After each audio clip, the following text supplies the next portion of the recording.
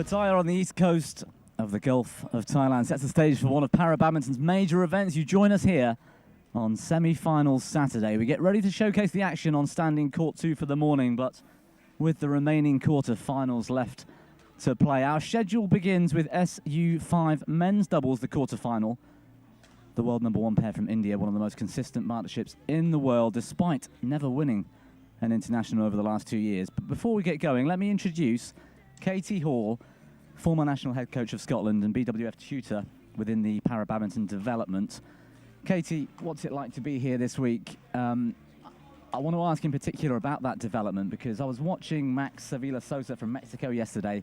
He came through the BWF Agitos project, starting from nothing back in 2017, and to see him here fighting for a place in the quarterfinals, for you that must mean so much.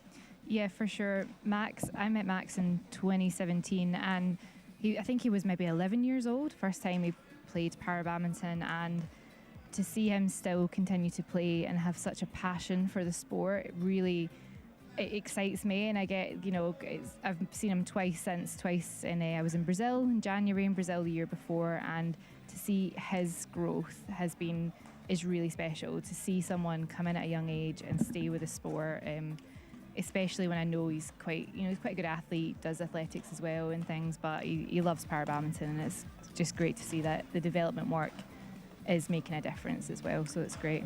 Well, we've got representation from all 5 of the continental federations this week, 52 different countries here, 5 debutante countries at the World Championships, Barbados, Brunei, Iran, Iraq and Azerbaijan. That in itself tells a big story. Yeah, definitely. And a lot of those countries have been part of, the projects that we've done with BWF. I know just before COVID, I was in Japan doing a workshop. We had representatives from Azerbaijan, Iraq, Iran at that workshop. And same in Dubai, we also had a couple of representatives there from those countries that are new here. So it shows that the work that we're doing is meaningful, and that people have passion for the sport and want to get to the top level. So it's humbling. It's great to be a part of it, and I'm very privileged to be a part of it. Well, yeah, fantastic. Well, we've got 2 more familiar badminton nations in this one. We're starting things off this morning with SU5 men's doubles.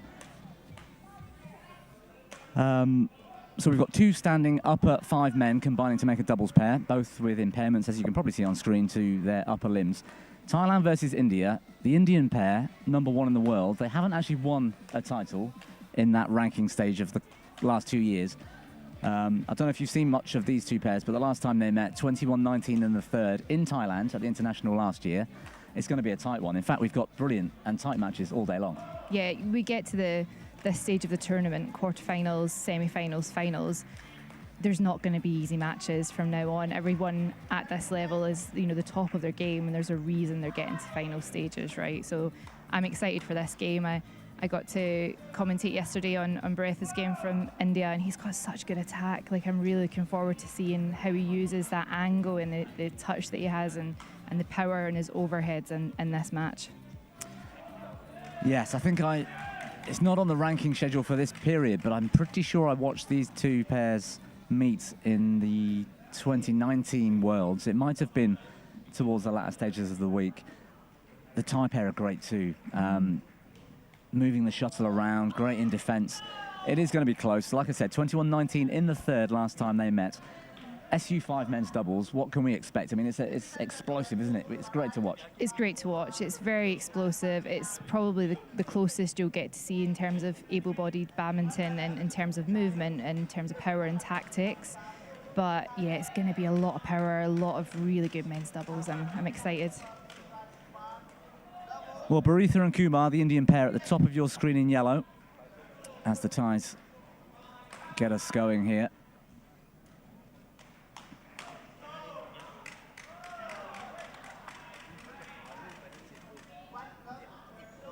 I think they've called that out. I think it was out. Oh, the umpires overruled it.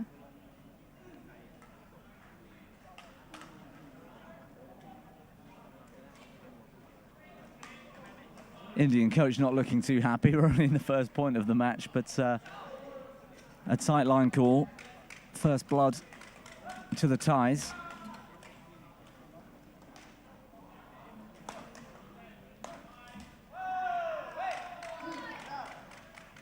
Good attack from the Thai pair coming straight out of the match here.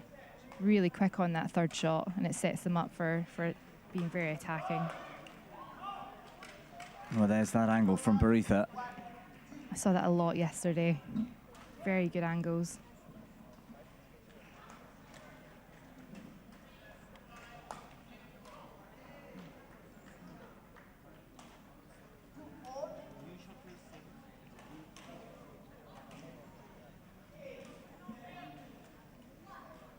I wonder how much playing at home is going to help them. I mean, that was their last match. Their only match in the head-to-head was in Thailand as well. The Thais came out on top. I think there's definitely something to a bit of home advantage, even just knowing that the majority of the people here, whether it's volunteers or the crowd, are going to be from your home nation. And even though, you know, line judges aren't going to sit and clap for their team on court, it's just nice to know that you're at home, and I think it does give you a bit of an advantage.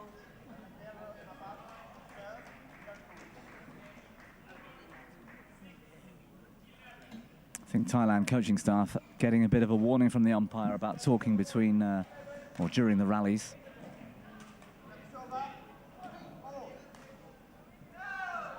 Yeah, I think for 6 points in the match, there's already been a little bit of drama. You can tell that what this means to them, and especially coming in with, like you say, a history of a 3-set match, a tight 3-set. Both pairs will have that in their mind as well.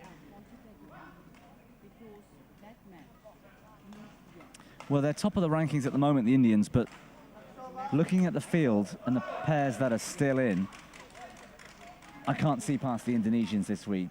The Malaysian pair with Chia Lei Kyu and his partner are strong, but Hafiz and Diva Amrimusti, I don't think I've seen them lose. Yeah. It's frightening. They're just so good. Yeah, no, I agree. I think the Indonesian pair are definitely the pair that are most likely going to take this title this weekend, but I do like an upset, so we'll see and come out on top.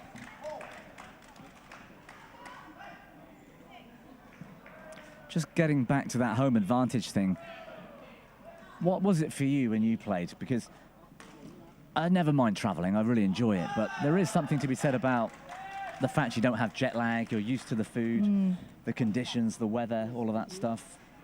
Yeah, no, it definitely. I think playing a lot in Europe kind of helped because there's very similar conditions for us. I think for me as a player, I like just a bit of home comfort when I was playing and traveling. You know, there's all that extra thing about, you know, you're not at home, you don't have your own bed as well.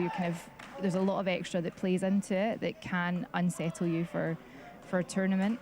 But definitely having the home crowd and having, you know, your family close by in a lot of tournaments. I know my brother appreciates, and my parents go to watch, and they kind of follow him through Europe, Commonwealth Games and things, and it does help knowing you've got family and you've got friends close by. But yeah, the jet lag's something that can really play into it, and if you don't have enough time to go over it, then some players struggle. Well, and if you're playing at home, you don't have any danger of losing your luggage, Katie. No. You've been a bit unlucky with over the last few months, I keep noticing on your social media. Yeah, my poor bag twice has gone missing. 2 times I've used this particular bag, and both times it's gone missing. So I might need to go in the bin, unfortunately. But it's tough for players, isn't it? Because, yep. I mean, on the Pro Tour lately, there's been loads of examples of airports losing luggage and players are starting match. Kirsty Gilmore, was it, might have been Denmark? Oh, there's been quite a few tournaments she's playing with brand new shoes that, yep. you know, you've not broken in, somebody else's racket, yep. you know, kit from sponsors that may not fit properly. It's hard. Yeah. I think the pro athletes, they're in a unique position where most of them do have sponsors. So for example, in that case, like Adam was the same. He's lost luggage, and luckily the tournaments he's been at have been sponsored by his sponsor, which means that he can get some kit, and he's borrowed kit from other players. But I think especially in para badminton, myself and Martin Rook, who's was commentating on the wheelchair badminton this morning.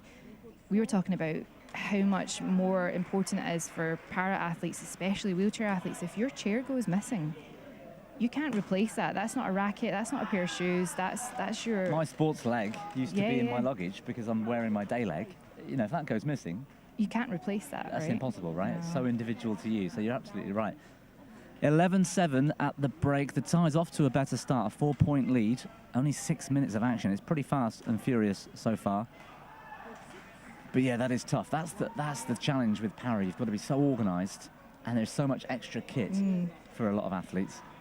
Yeah, you can be as organised as you want. If the airport loses your wheelchair or your leg or something that's really pertinent and personal to you, it can't be replaced, right? So it's just, there's that extra stress potentially, especially if you're travelling to a World Championships and you're from Europe or you're from, you know, the Pan American region, and you've got a long way to travel and you've got multiple flight changes, and you don't know if your chair's making it there. You don't know if your prosthetic's making it there. So it's a lot of extra. Yeah. You know, you need to worry about, I think, coming to a para event.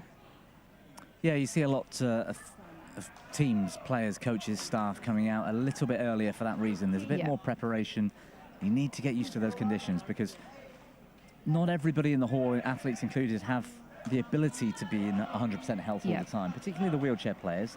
There's often a lot of other sort of ailments that go with that, carrying that disability, and so conditioning is so important, and if you haven't got your kit, you're in a bit of trouble, aren't you?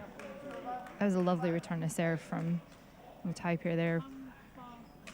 Just simple, wasn't it? Push it down nice and early. Took the serve so early. Yeah. Good pickup.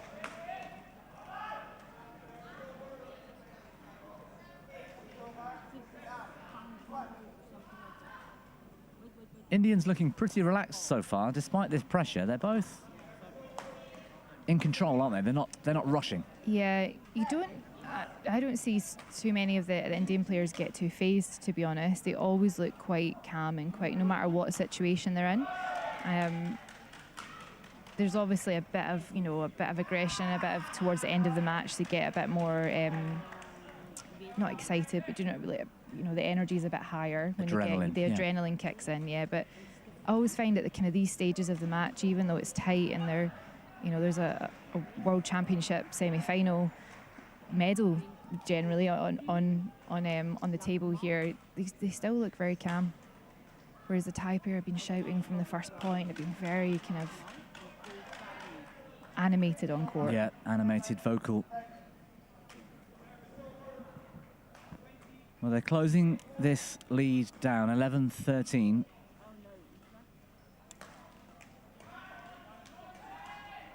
It's gone wide.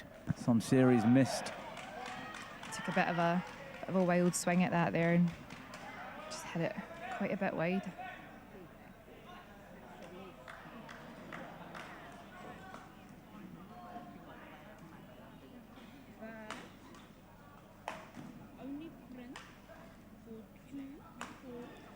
Good attack from the Indian pair, putting a lot of pressure on the Thai defence.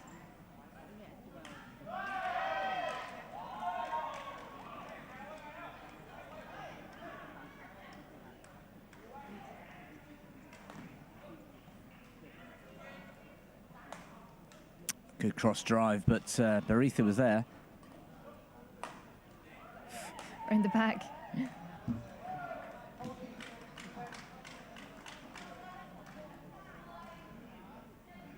Impressive racket skills on show in this one.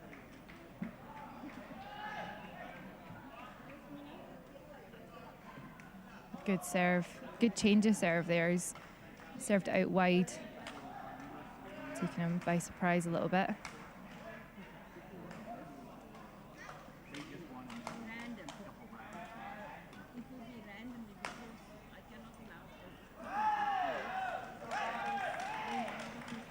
Thai pair needed that. They needed that mistake. They've lost 5 points in a row, and the attack from the Indians it was maybe getting a little bit too much for them, but they needed that break. Well, there's a couple of points not expecting to win, but it's 15 all.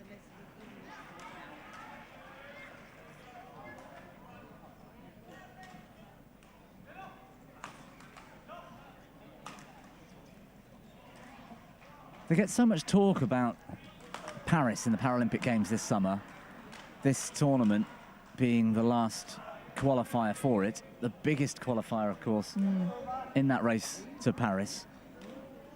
But this event isn't going to the Games, so I almost feel like these guys are out there trying for pride, but it's the World Championships, you know. Yeah. World champions in men's doubles in your sport class is a huge thing, isn't it? Yeah, it's huge, and people forget a little bit about world champs, especially, you know, when we look at para badminton. Not all, unlike, you know, able-bodied, where all categories, all events, all disciplines are represented. In this, they're not all represented. So the next best thing after Paralympics is the World Championships, and they come along more often than the Paralympics do. And to be world champion, you know, if this event was in the Paralympics, you'd be seeing the same people in the quarterfinals, the same people in the semi-finals, and the same people in the finals. So it's almost as good, but it's, you know, it's not quite that Paralympic medal. Yeah. I think for some of these players, the Asian Games and Asian Championships would mean quite a lot, because you're restricted at the World Championships by the number you can have from each country, of course. Being the best in Asia, I think for some of them, especially the Asian Games, it feels like an Olympic Games to them, a multi-sport event. And Asian Para Games is becoming huge as well, isn't it? And I think most of para badminton has now been involved in quite a lot of the multi-sport para games, which is just great to see. It's so good, because it should be included, and as should badminton and all multi-sport events, because it's widely played. It's very difficult to say, widely played across the globe, both in para and in able-bodied. So it should be included, it should be showcased. Yeah, and Europe did a terrific job at the European Para Games in Rotterdam in August. Might have been one of the best events I've been involved with, actually. It was done so well. And to see badminton up there with all the other sports as well was phenomenal. 2017, the Indians with 3 game points. They've been attacking really well in this second half of this game. Found the line. Great touch.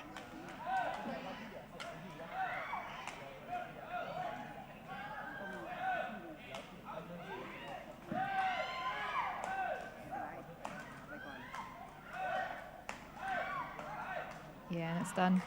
Pressure was too much in the end. Baritha and Kumar through the opener. Second time of asking, 21-18.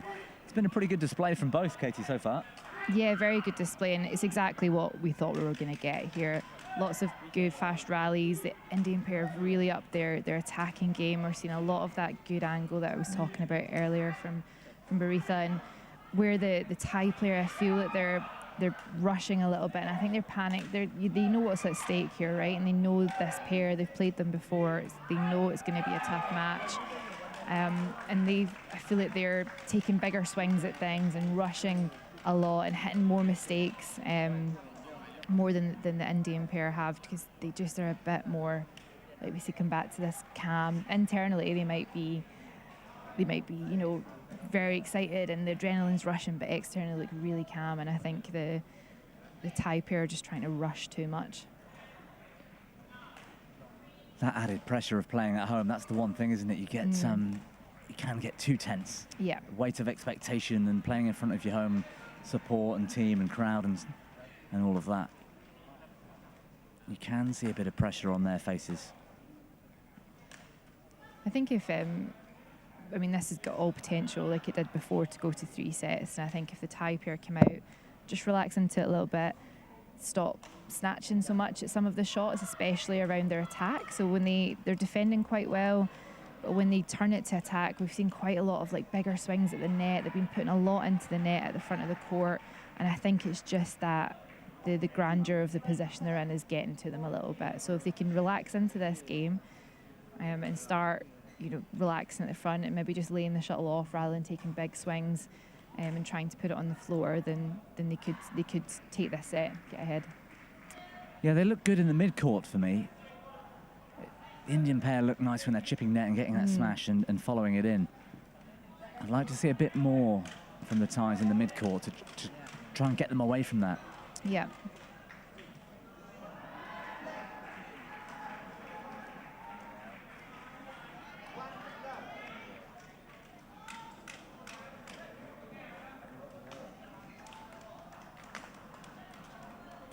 Yeah, good attack.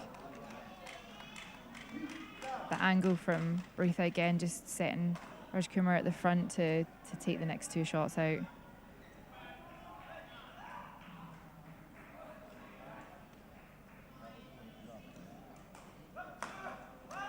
Good smash.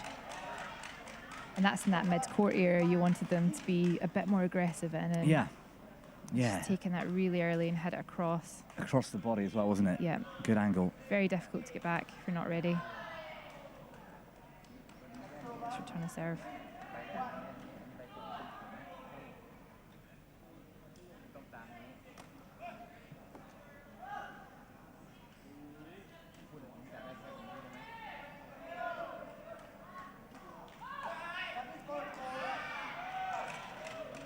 Well, Raj Kumar with the service fault. Racket head too high. Haven't seen a lot of activity from the service judges this week, if I'm honest. They've been pretty quiet in most cases. It definitely looked like a fault, though. The way he hit it, how flat the serve was as well. You could see he was trying to do something a little bit different, but it just creeped into that fault area.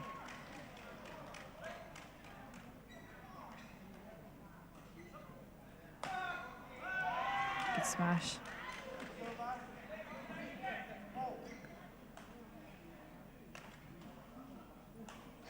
Set themselves up there with a really good return of serve. Wasn't the best serve from Rajkumar, but very good return.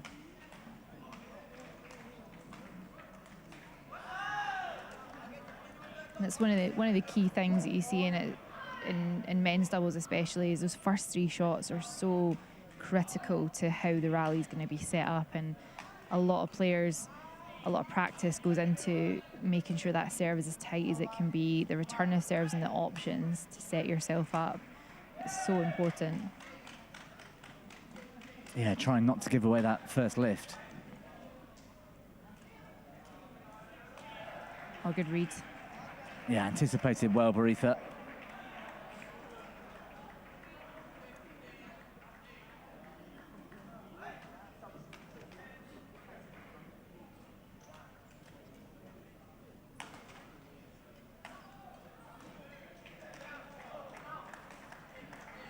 Back.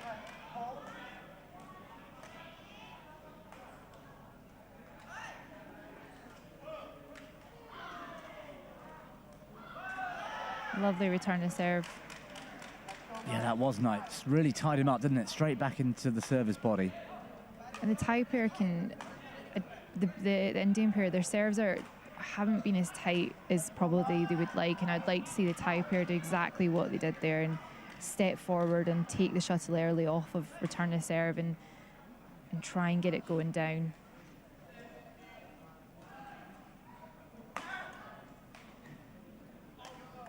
Yeah, well watched. Don't know if he quite wanted to hit that far over into Rajkumar's forehand. Maybe he was aiming more for the middle of the court. Just hit it a bit too far onto his forehand.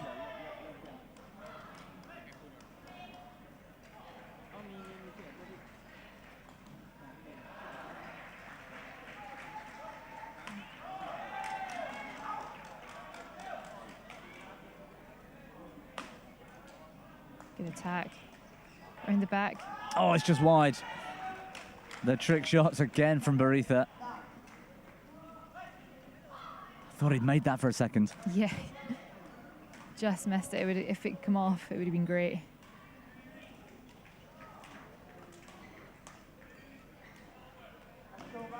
One of the biggest challenges, isn't it, SU5? Especially in doubles, that serve. Yeah. It must be so difficult to try and keep that serve going down when you're serving essentially with one hand. Yeah. And there's so many kind of variations depending on how much you can use the disabled limb and whether you have use of the hand or not. And what, again, if you have, even if you have that elbow joint, you can balance the shuttle on, or the service is so important and it's so unique to every single player in the SU5 and how they hold the shuttle and how, if they serve with the same hand, it's very, very crucial. And it's such an important part of the game, right? It sets the rally up, it sets you up. It's the one thing you can control, really. Yes. And to have that extra, I suppose, you know, thing to think about as to how you're going to serve is a crucial part of the SU5 game.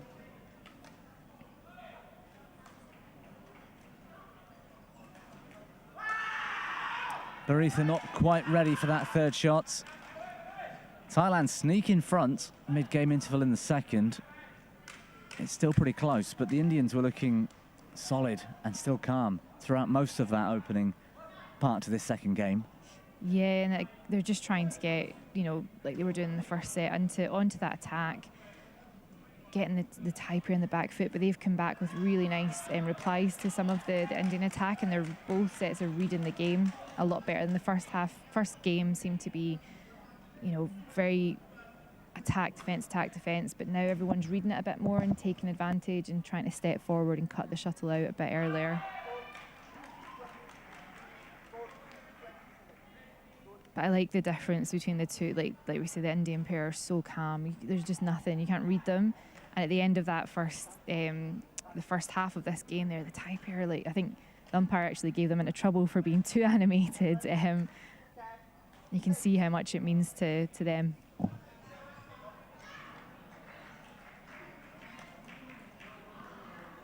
Good return off serve.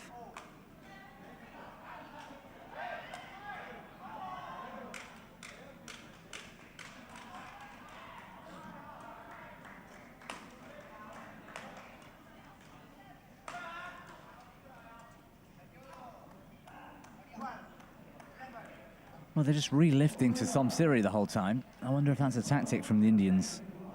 Allow him to attack. Yeah, potentially. I think they both know that they've got a good defence, but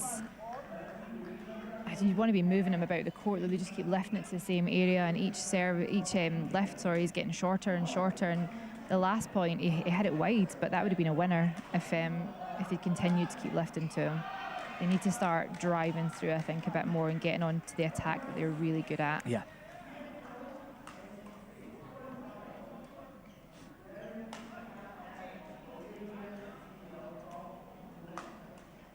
That's good. Good, yeah, good cross drive, wasn't it? It's exactly what they need to be doing if they want to be around the back. It's come back. Raj Kumar stopped. That's exactly what I was just saying. When the Taipei players are attacking at them, they should be trying to drive the shuttle through, change the angle, and get back on the attack, because they're very good at attacking. But if they're just going to lift back up the Taipei, they're eventually going to break through. They've made quite a few errors on their mid-court and their defence, that the Taipei are going to break through that. So they need to change the game up.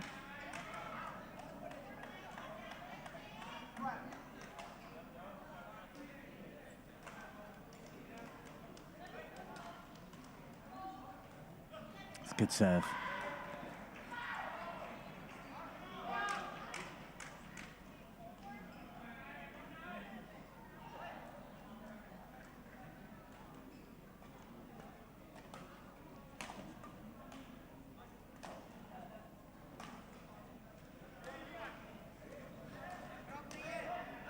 Really nice soft net shot there. I think he saw the gap. Instead of lifting it back up, he just changed the pace, and Raj Kumar just wasn't ready. He was expecting a lift. Yeah, I think Baritha walked off the net as well, though, after Raj's drop shot.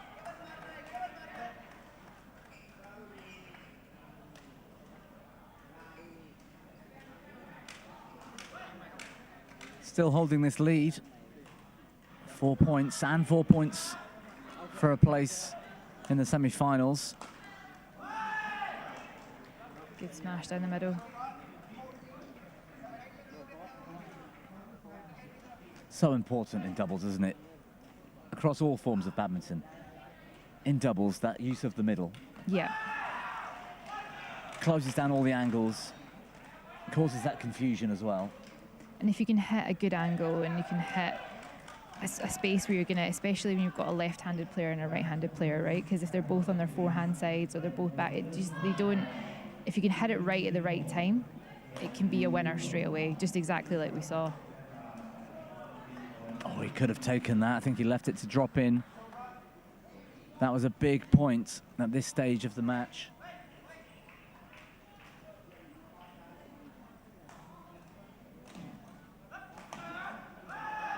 Too high on that serve.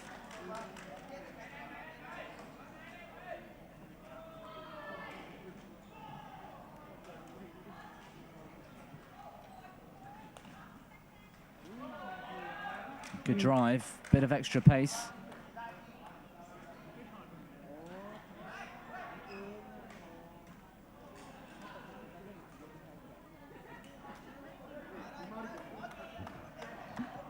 Yeah, it was nice. Bertha just stepping forward, again reading the game a little bit, stepping forward, turning the shuttle on that mid-court.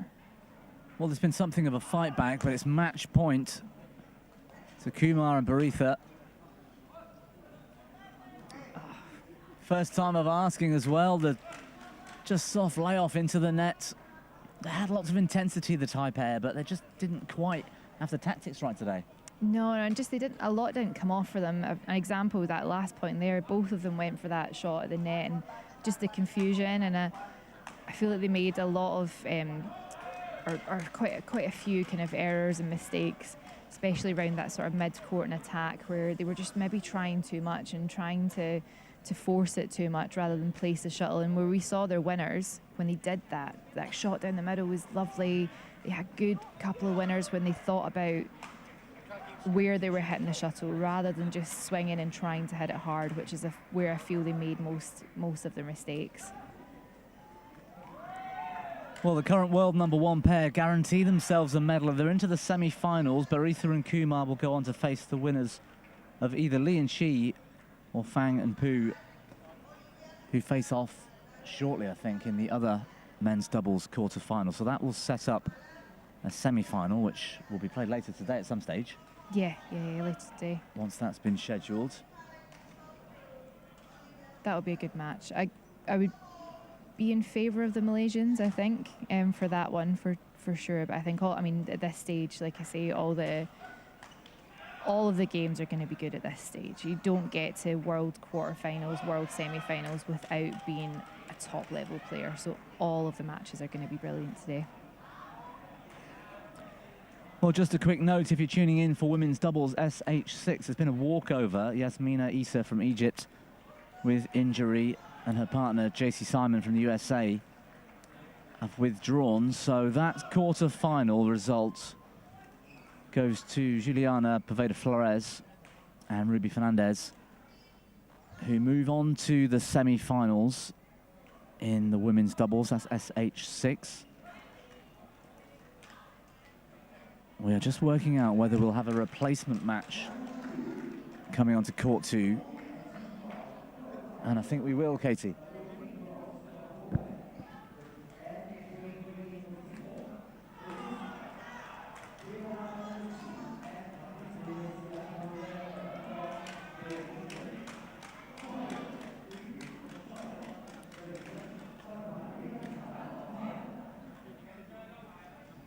Well, it's not a replacement match, it's simply the match has been moved up the schedule from 3 to 2, followed by, is the order today.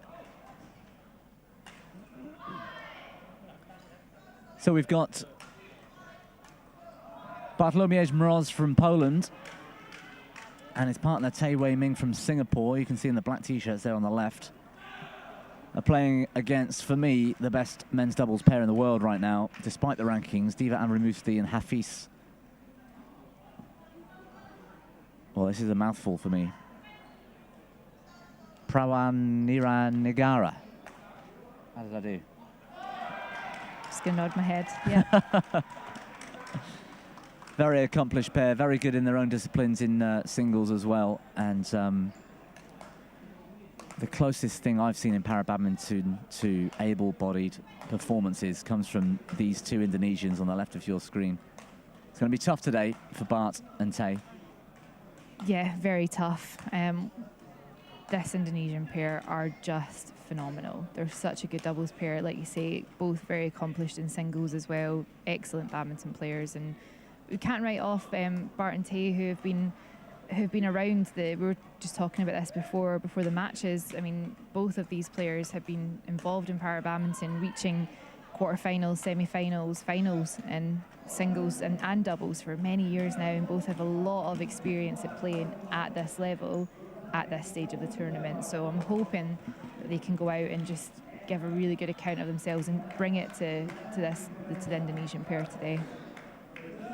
I can see a little bit of showboating from the Indonesians. Their defence is too good. They're so good in the midcourt. Hafiz in particular on the far side. He's brilliant off the body. And Amri Musti is one of the most consistent SU5s in the game. They don't mess about, these two. They played their home international in Indonesia. Otherwise, they haven't really bothered to show up because it's not a Paralympic event. Yeah. But when they do show up, they won the World Championships last time. They won the Indonesian twice in 2 years, and they've won the Asian Para Games, and that's all they've played. Yeah. But to win them all, and reasonably comfortably, it's yeah. I mean, I don't want to say too much too early and look foolish, but it's going to be tough for Bart and Tay for sure. Yeah, no, it's going to be a big ask for them to you know, really even get close to them, I think. But I hope they can go out and do something to scare them a couple of times. You know, give them, you know, stop that showboating, and I hope they can give a good account.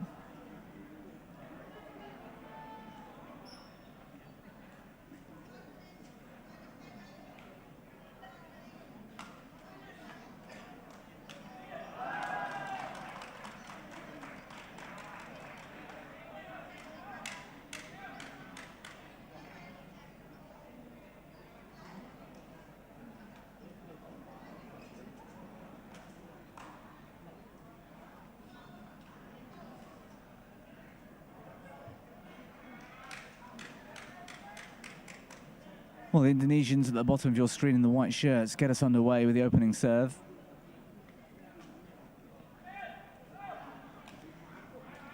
Bart just being a bit scared to lift there, I think.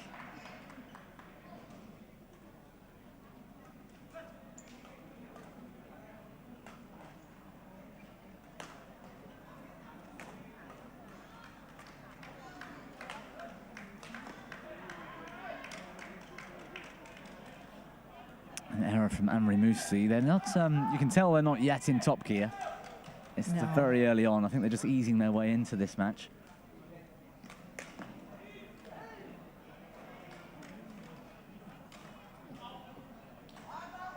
I'm not sure. I'm hoping that, like I say, like Bart and Tay can get them to a point where they have to play their top gear badminton, but I fear that they might not get to that point.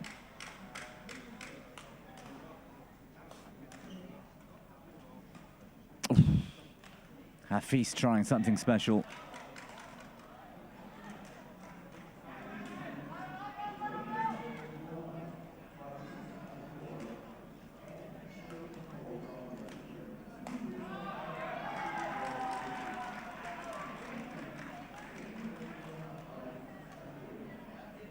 Confident start for Bart and Tay.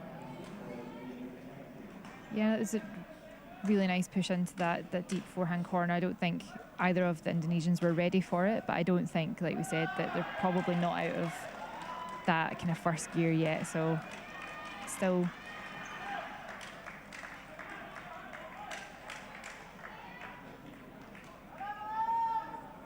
Whereas the Tay and Bart are coming in thinking, playing against the best doubles pair in the world here, I've got absolutely nothing to lose, let's just go out and play really good badminton. Give a good showing of ourselves.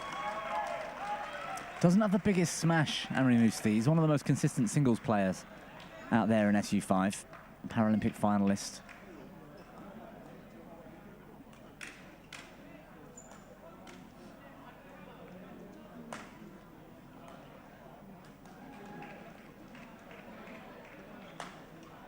It's not all about having a big smash, though. Sometimes he knows where to hit the shuttle, and he's got a very good placement, and he knows where tactically he's going to hit the shuttle. So if he can hit an effective half smash as a winner, it's sometimes better than just hitting for power.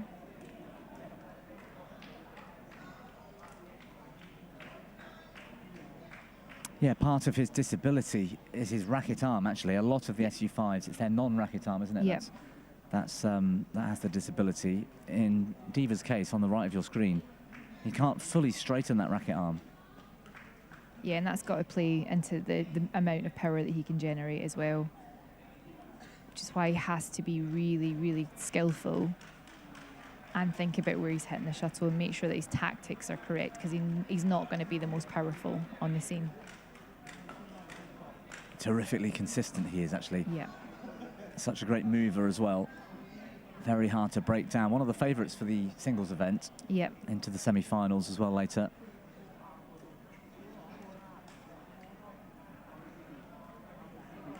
Clever serve, that variation.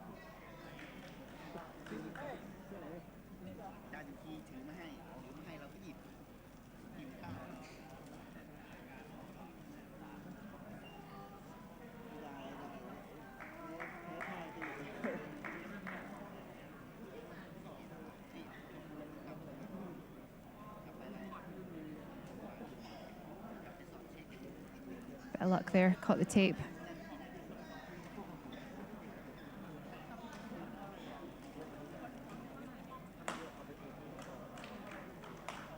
Good defence. He's so good from that mid-court, right? Fantastic. He just read that so quickly and took the shuttle so early, whereas a lot of players that would be a really effective shot that Tay played, but yeah. Hafs is just on it. Yeah. He knew Diva would take that on the step out, and he had his racket ready, didn't he, to take out the cross drive. Effortless power, really strong wrist. I really like watching him play doubles. Yeah. He just makes it look easy, right?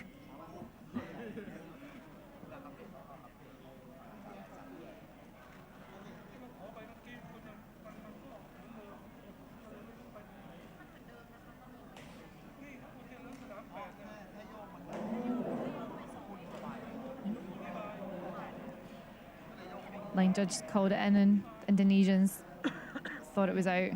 Umpires keep giving it to keeping the line call as it is.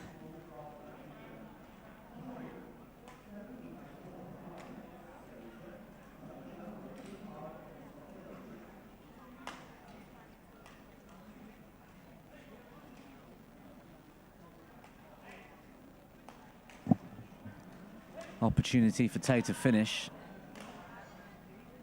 Yeah, a bit of confusion. Barted hit a really nice angled kind of fast drop rather than a smash, and then I think he expected to come forward and take the next one, and Tay kind of got in the way, and a bit of confusion there.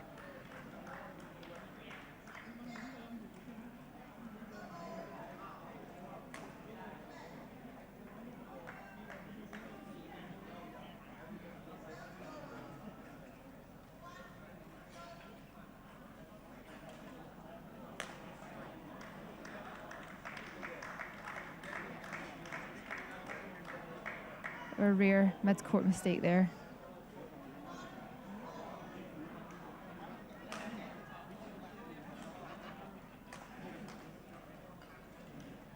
Oh.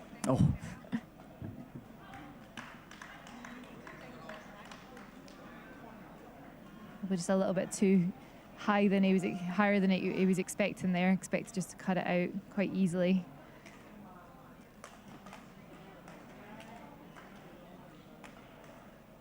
Well, it's gone wide. Scoreline suggests it's reasonably close. I don't think, like we said earlier, the Indonesians are really into their top gear yet.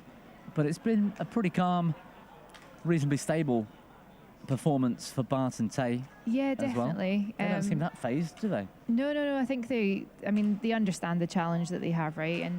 And both of them are really geared up and are attacking quite quickly. They're not looking to give away that attack, and I think both of them you know, they want this kind of score there, and they want to be bringing their A game to this pair and, you know, pushing them. And I don't think the Indonesian pair, one, are out of their first gear yet. Maybe they're in second gear now, but I don't think they were expecting this level of intensity quite quickly from Bart and Tay. We're probably expecting a little bit of an easier run in this first half.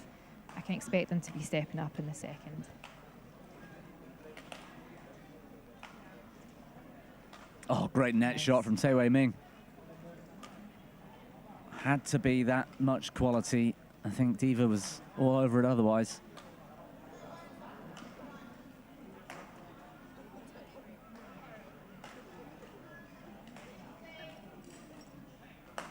Yeah, well played. Yeah. Well played. I like the way he laid off at the right time. He was just out of position, off balance. Chose the softer option. But that dropped to the middle as well. Yeah, and that one. The Indonesians just confused as to who was getting it, and it just gave them an opportunity. Very smart play.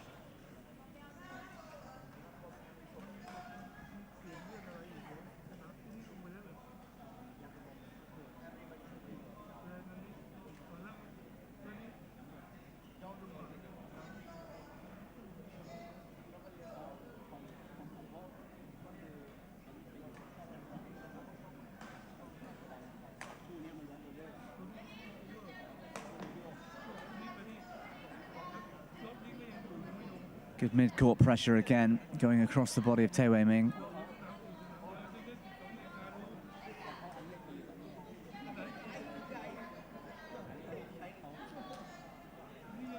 So quick on the net. You can't be giving net shots that high off the serve, especially not with Hafsa at the front. He's just going to take it out.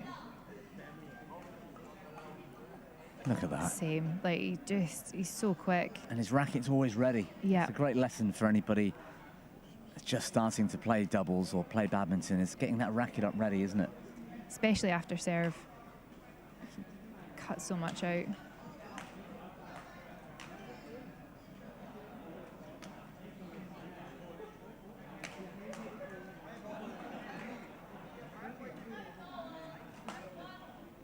A good change from Bart there. Unlucky. That is unfortunate. You're right, though. But he's playing well. Playing really well. Bart Moros. Yeah. He's playing smart as well. I think he knows that they're not going to power through the Indonesians quite. You know, they're not going to power through them. They've got their defence is too good. And they're too good on the mid-court. So you have to be a bit creative and you have to change up a little bit and play a little bit unconventional as to what they're probably used to at this.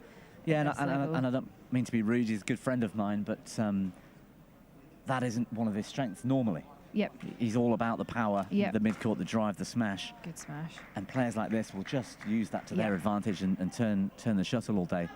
So he is playing clever today. It's really good to see.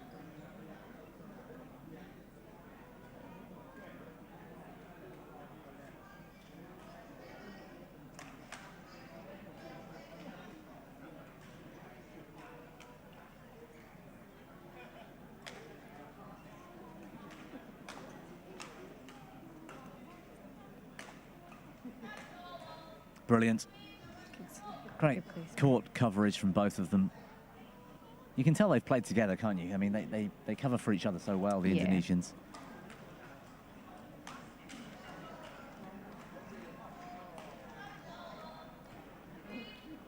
Even the way well played. Good pick up from Diva.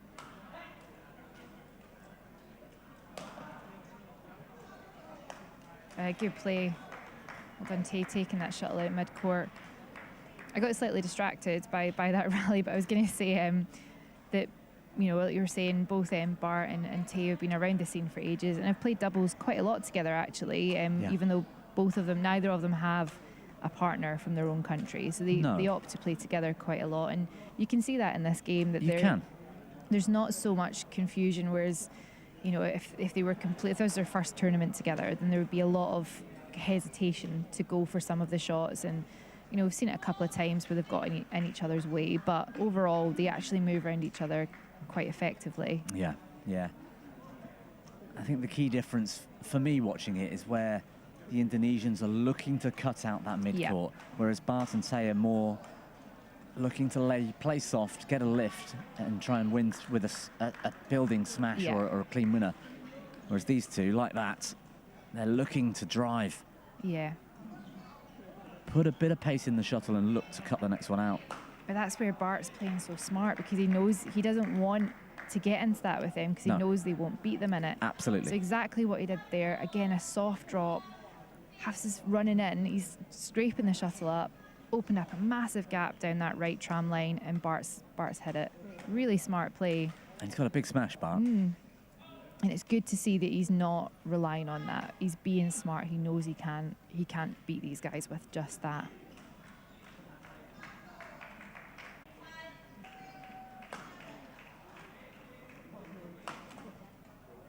Expected that to come back, didn't he? That's Yeah. where Bart's instincts take over. Yep. Because Amri Musti he didn't need to lift it as much as he did, but he put it just where he knew Bart would have a go at it and got his racket up ready. And that cross smash that Bart played straight onto his backhand, just lethal. Nice.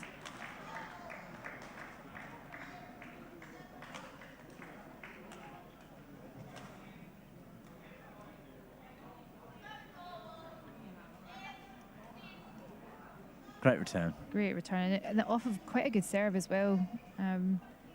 Just take the pace of it into that space.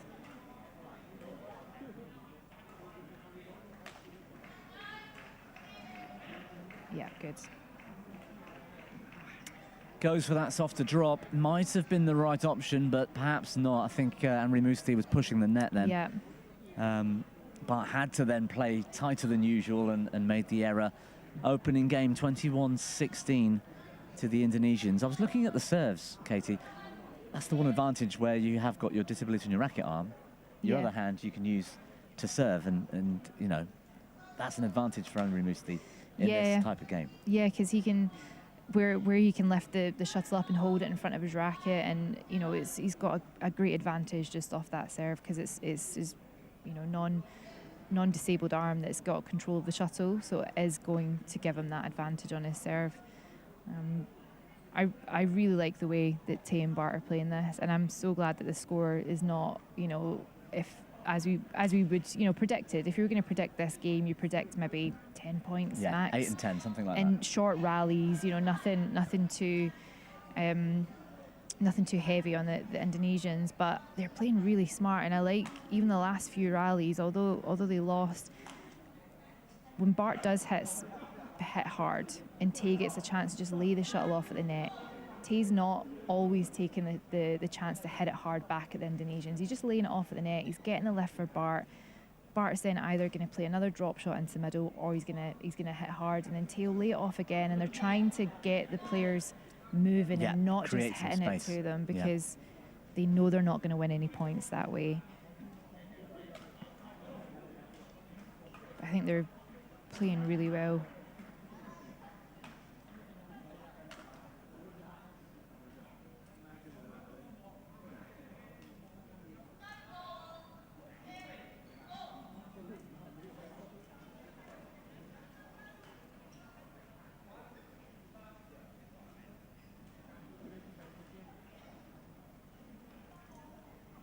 So 21-16, the opener. Hafiz back on serve, restarting the second. Oof, well, the shot looked nice. Yeah. Just wide. Missed. Yeah.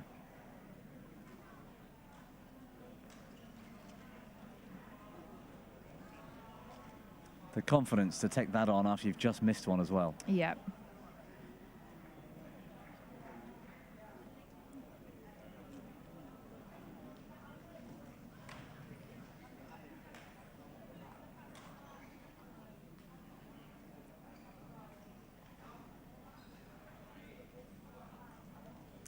Couple of errors from Bart. He's just rushing it a little bit.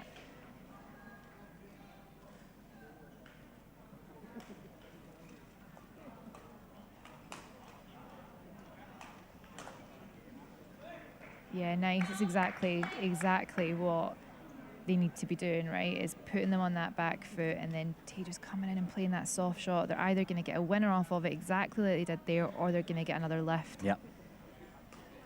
Oh, beautiful. That's that reverse That's slice so again. nice. But rooted to the spot, couldn't even move, expected the pace.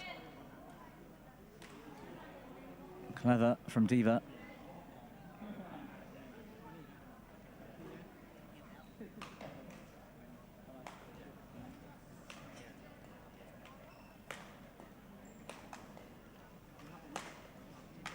Yep.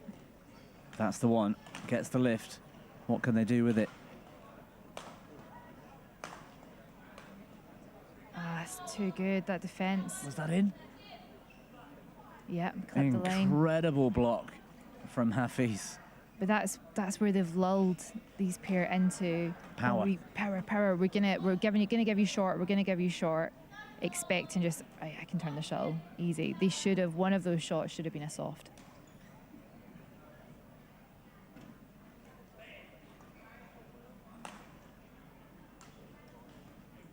Good pick up. Another one. That's in. What a clever shot, the punch clear. And again, I think Bart left that in hope, or perhaps it just beat him. He was moving forwards. He did a good bit of running about there, Bart, and picked up some shuttles, 2 shuttles, one at the front left and one in the rear backhand. I didn't expect him to get, so he's maybe, in the end, it was a bit of hope that that was going out. Yeah.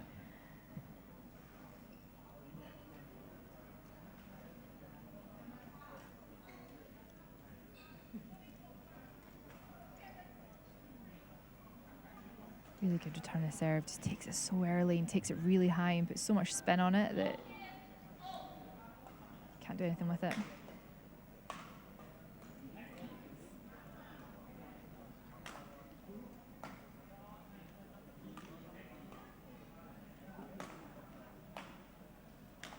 Yeah, good change. Nice. That Really variation, good. yep. Use of that punch clear. When they get that sort of opportunity, you expect the power. Yeah. And that's right, isn't it? But they have to build the rally first and move their opponents out of position. Find spaces, there we go. Yeah, And good. here we can hit power, if he wanted to. Oh, that's unfortunate. But see how Deva, he moved in looking for Bart's drop shot. So when that punch clear came over Hafiz's head, Deva moved forward and looked for Bart's drop. And that he's expecting that now. So that's where Bart could have played a punch into the round the head corner. It's cat and mouse, isn't it? Oh, good return. Nice return of serve. Fist pump from Roz. I think he feels he's really in this, you know. I don't think he's wrong, to be fair. Like it's still quite a tight scoreline. I still think the Indonesians are going to win this game, but they're in the rallies and they're playing quite smart, and you got to believe you're in it, right? You can't be going on court thinking, oh, I'm going to lose this. You know, you've got to believe that you've got a chance of winning it, or else what's the point, right? Yeah, Good angle. Steep from Bart Mraz. Very good return of serve. Yeah, it was. Set them up perfectly for that smash winner.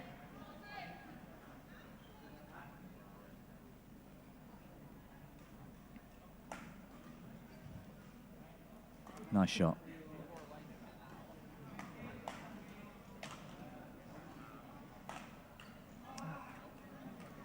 Nice control from Anri Musti. Just cruising around, moving the shuttle into space.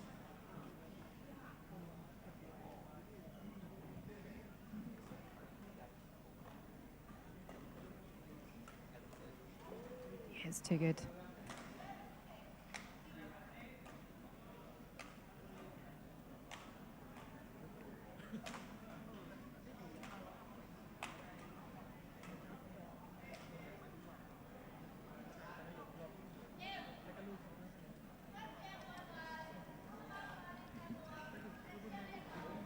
Well, 11-6, 5 points to lead. I think there's been a couple of points where and Tay have just sort of got a bit excited, snatched at the shuttle and made a little error where they must feel a bit frustrated because, like you say, they are very much in this second game. Yeah, and we've seen kind of the last couple of points as well. They've got on each other's road a little bit, so they're both trying. You know, when you're only 5 points off of a first set and you're playing really well against the top men's pair in the world, you are going to start being. There is going to be that belief of we might take a set. We could. You know, we're bringing it to them, and like you say, they're both getting a bit tense now and snatching a little bit of things, and you know, getting in each other's way, which is given the Indonesians a couple of easy points.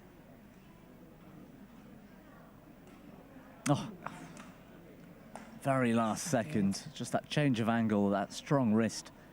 It's so nice to watch sometimes. One shot does huge damage.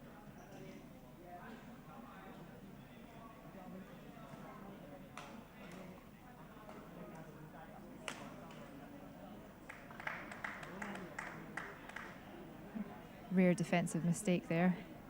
I don't think Tay's smash was quite as hard as he was expecting.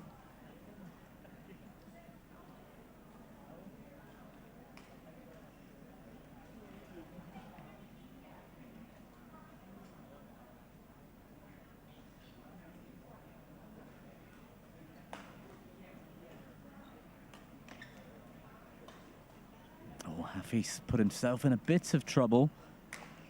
But he knows he can get out of it. He does. Good coverage by his partner.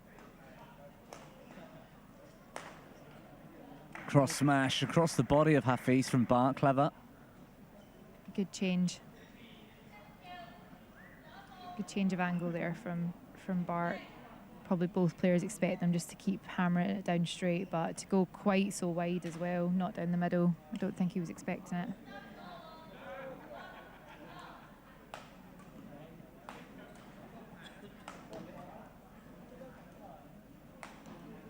Good defense.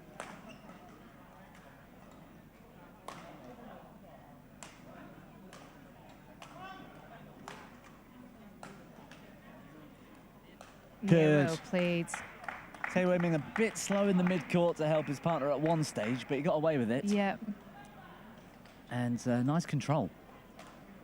There's that little soft layoff, that little drop, that little net push, just to kill the rally and make them lift. It's working really well today for Tay, like you said, Katie.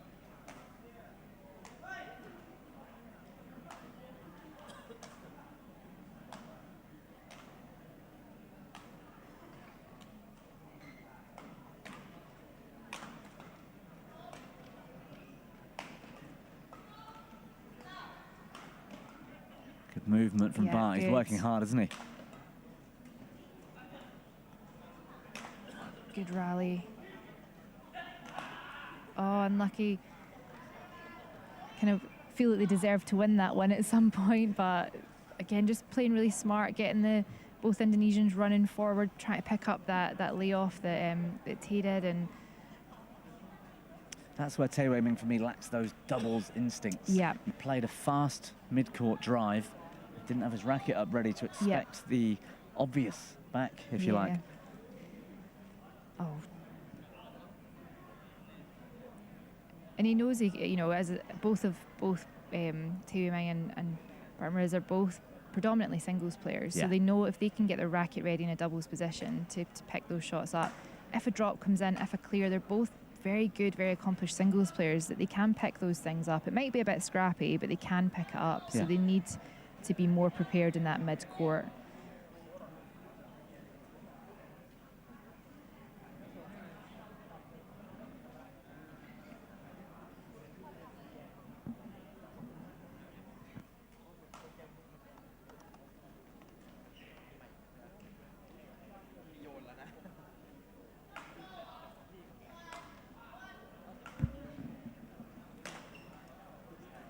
Good cross block again, Hafiz.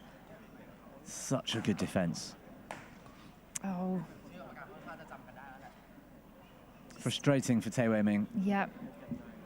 Just saw an opportunity, wanted to hit it hard when, again, that softer shot that he's been playing really well would have been effective there, but just snatched at it a little bit and put it into the middle of the net.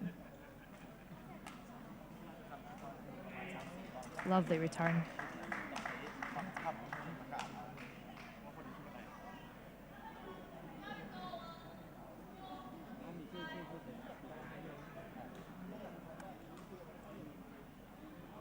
That's wide. A little bit ambitious, perhaps, from Hafiz.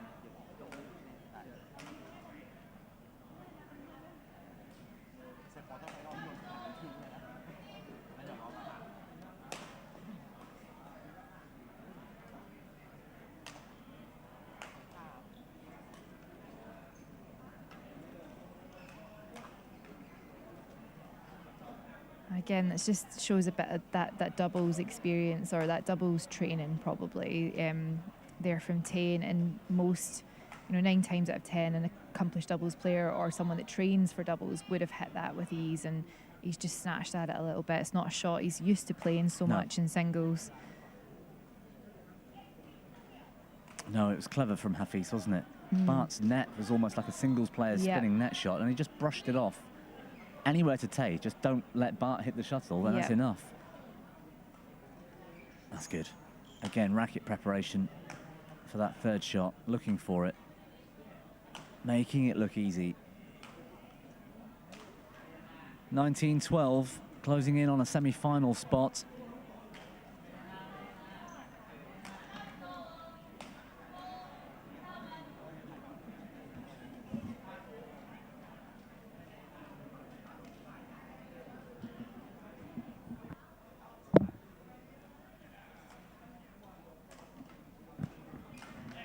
So 8 match points. Amri Musi and his partner Hafiz. That's a nice early shot from Bart. Very nice. Good turn of the shuttle as well.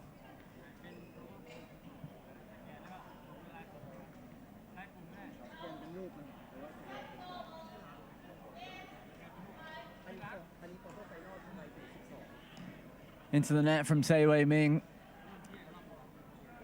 Couldn't find the defence. I think the scoreline is pretty fair, actually. I mean, they gave it their all, particularly in the first. I think a few little mistakes, a bit too keen in the second. A couple of errors flattered the Indonesians a little bit. They weren't in top gear, though, and it was still comfortable for them today. Yeah, no, I agree. I think both Bart and Tay should be very happy and proud with how they played against them. I think they played smart. They weren't trying to outpower them. They tried to create gaps, and they did that successfully quite a lot. It's just those finishing moments that, as players that don't play doubles and don't play doubles together as often, they will probably only play doubles at tournaments. There's no prior training, there's none of that, so to come out and give a really good account of themselves. I mean, easily if the Indonesians were in top gear, playing like they would do in the final, which I expect, or at least the semi-final, because they're going to have a tough semi-final. We would expect that, that if they played the same way, then that scoreline would have been a lot less. But I think they should be very happy with how they played and how they kind of brought it to. I think the Indonesians a couple of times are a little bit scared, a little bit, on the back foot. So, they should be happy and proud of themselves. Straight games win then for Diva Amri Musti and Hafiz.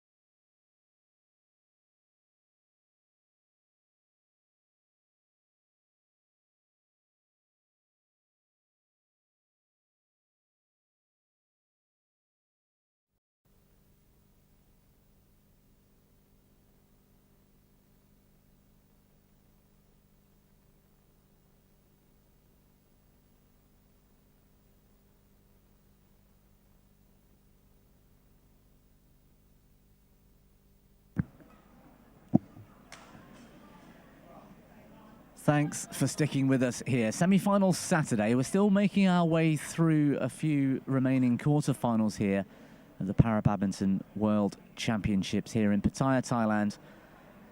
I'm joined by Katie Hall for this morning's session. We've got women's doubles action coming up next.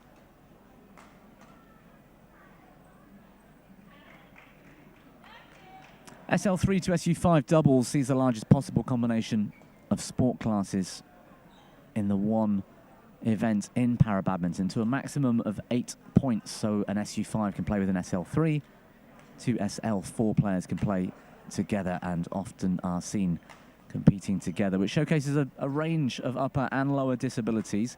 We've got that on court here today on both sides, Katie. SU5, Li Tongtong from China, her partner, the SL3, Liu Yumei. And for the Indian teams, we've got Manisha Ramadas, the SU5, and Mandeep Kaur, the SL3. It's going to be a hard one to call. It was reasonably close last time. I saw you looking at the head-to-head the last time they met, what, 2 years ago, 18 months ago? Yeah, 15 and 19 in favour of the Indian pair. And I think this will be quite close. It's been 2 years, roughly, since it's 18 months since they've seen each other in tournaments, and both pairs will have been working very hard for this moment. So I think this will be a very close match, and also a very tactical one. When you've got an SL3 and an SU5, obviously one of the players at SU5 on court has got better movement skills than the SL3 and better range of movement. So it'll be interesting to see some pairs, if they have a bit of a weaker SL3, tend to play a bit more of a mixed doubles style, especially within kind of ladies doubles. But all four of these players are technically quite strong and can move. The SL3s are fairly good at moving. And they're fairly good. I think we will still see that sort of mixed doubles kind of style. We'll still see it, but I expect there will be a bit more of there will be a little bit more rotation. There might be with if there were weaker SL3s, but it'll be a close game, I think, this one. Interesting. Yeah, I think so. Ramadas, the Indian, is the #1 in her singles discipline, SU5 at the moment. I wouldn't argue she's the strongest player in that class, but certainly with the highest ranking points. I was watching Liu Yumei play yesterday. I haven't seen a lot of her, but like you said, she's actually reasonably solid. Yep. Racket skills are there. She's got power. But again, Li Tongtong, a great mover around the court. She's been playing, I think I had to face her in mixed doubles back in 2015 in China. Yep. And it was a pretty difficult prospect. Yeah. So yeah, I'm excited to see this one, see how it pans out.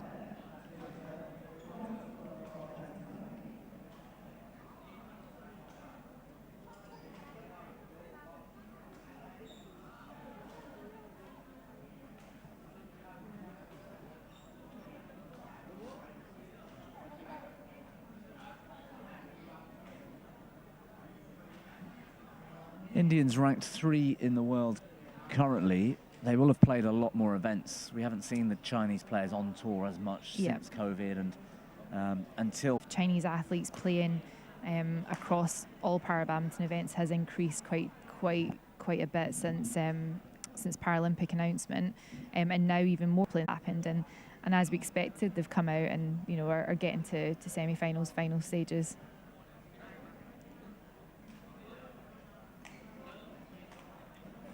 Well, that's one of the challenges. The SL3, Liu Yumei, has to try and cover the net, but it's difficult when you've got a fast player like Ramadas returning serve, who can choose straight net or cross net to either tram line. An SL3 player is going to struggle to move sideways to pick it up. It is the challenge here when you've got that combination of the sport classes. Yeah, especially a 3 serving to a 5 is exactly like you said. You're going to see there's so many gaps at the front of the net for that 5 to play into, and it doesn't need to be a particularly tight shot. It can just be block over the net. As long as it's out to the side, it's going to be more difficult for that 3 to get to.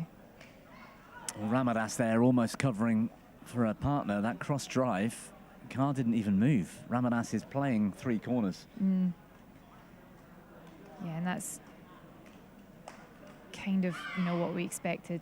However, I would have expected Carr to be over the court a little bit more towards the middle with her racket up, looking to crouch defend that, which she did do a few points before, so it might just be that she wasn't ready for the speed. A good drop shot. It is. Seems like the obvious return of serve. If you're going to flick serve the SU5, Yeah. any straight drop, the SL3 is going to have to come over and try and cover. Yeah. Because if the SU5 on the other side comes over and cover, you've got a huge Massive amount gap. of space to play out. That's unlucky.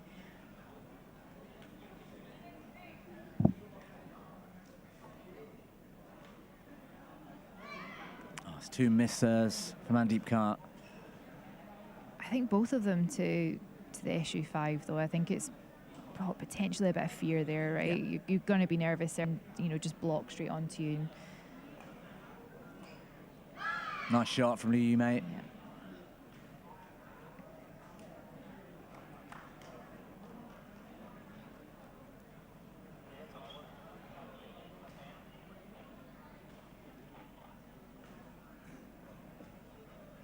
Yeah, just short.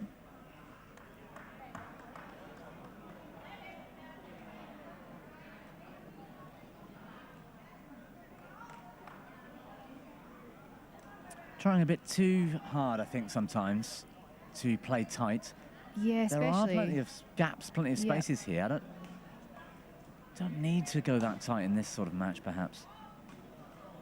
Oh, well played. Good cut out from there, from Kaur.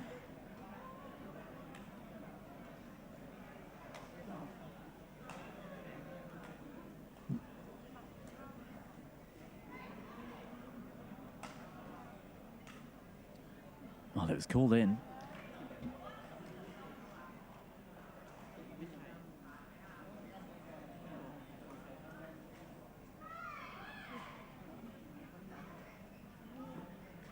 Well, it's littered with mistakes so far on both sides. I think they're just struggling to settle into this match. Yeah, and I think it's especially from the fives point as well. You've got to think about how do I make sure I'm playing the right shots to not open up too many gaps, and it's just trying to get to hit those shots too early. I think both players, or all 4 players really, are making mistakes trying to win too quickly because they don't want to open up too many gaps. Just caught the racket on the way through, I think, of Liu. 11-8. Only 4 minutes played so far, but we've seen, I think, a few more missed shots than we have winners. Yeah, for sure. Especially off a return of serve. I think both pairs appreciate how important that return of serve is and how quickly you can get a winner. We saw Ramadas hit a couple of winners straight off return of serve, and the Chinese pair both have hit a couple of errors off of return just to try and get a quick, easy winner. Where I think the Chinese pair, they've got a really good, strong 3 in Liu. She's strong, she's got good racket skills. But I think Lee is trying to do way too much to try and cover her, whereas she should trust her a little bit more to be able to defend and to be able to even come forward and move a little bit, because she does have good skills. She does. I saw her playing the world #1 on SL3 on this court yesterday in singles, and she put up a hell of a fight. Yeah, she's a capable player.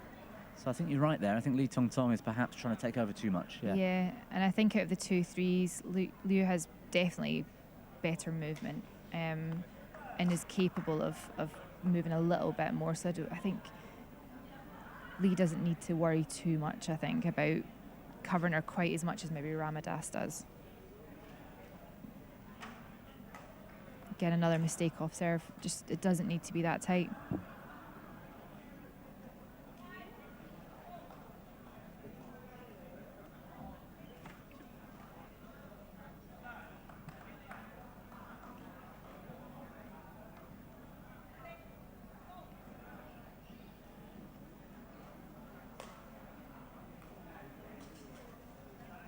Nice. Yeah, good anticipation. She's played a really nice punch clear into Lee's backhand and just stepped forward, not expecting anything other than what Lee played. Net cord helping Ramadas. Indian pair pulling ahead by 7 points now.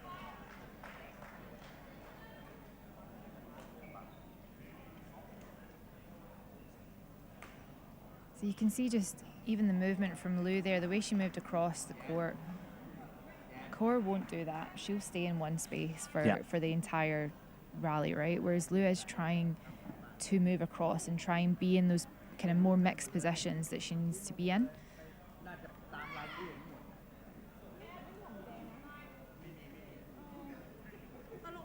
I don't think Lee's quite ready to cover as much. She doesn't seem like she's moving quite as efficiently.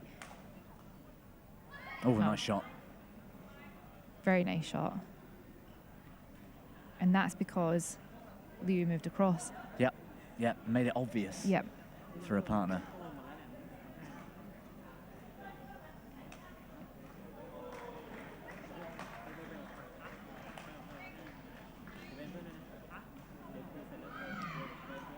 Just wide. Ramadas is having to cover a lot of court.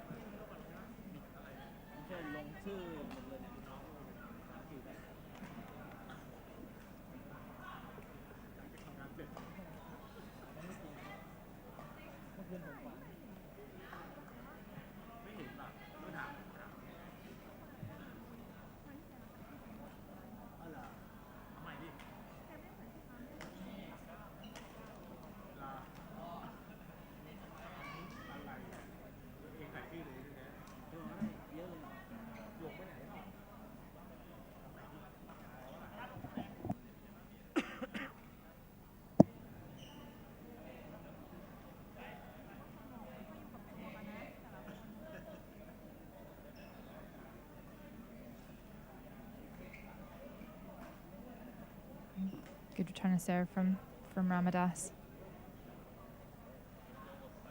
A little bit higher than I think Lee expected. Another return of serve into the net.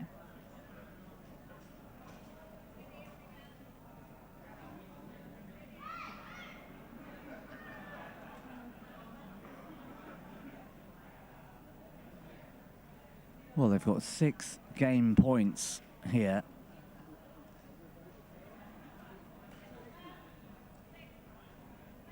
And that pushback from Ramadas doesn't come back from Lee Tong Tong. 21-14 the opener.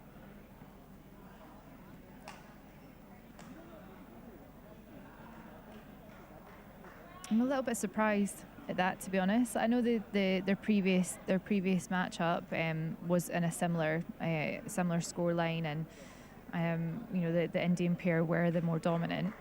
But I'm surprised that the Chinese pair haven't put up not as much of a fight, but they're making a lot of mistakes.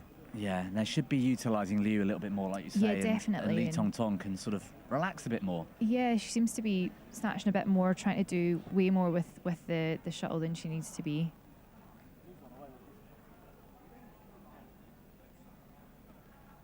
All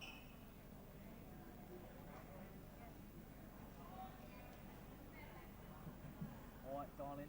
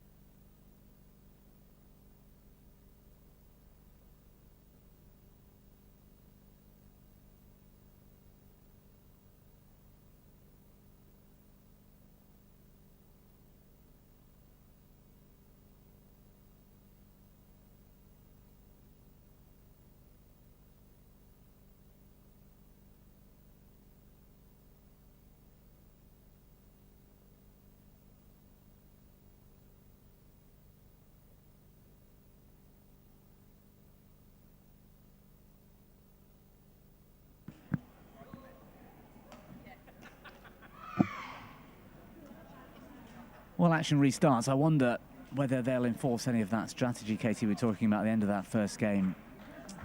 Because I think they were allowing Ramadas to dictate that opener. Definitely. I mean, Kaur hardly saw the shuttle, I don't think. She had a couple of good defensive moments, but she's been stuck to one corner, and where Lee and Liu aren't taking the advantage is by using Liu's racket skills. And look at that movement there. She's actually trying to cover. Look at her movement. Look how great setup.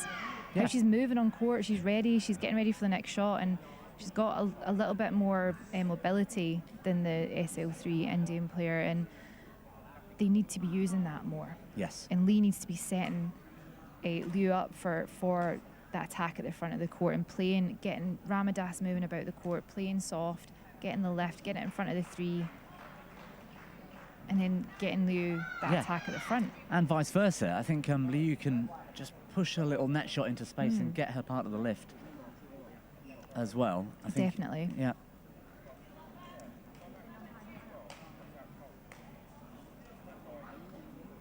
Oh, it's unfortunate.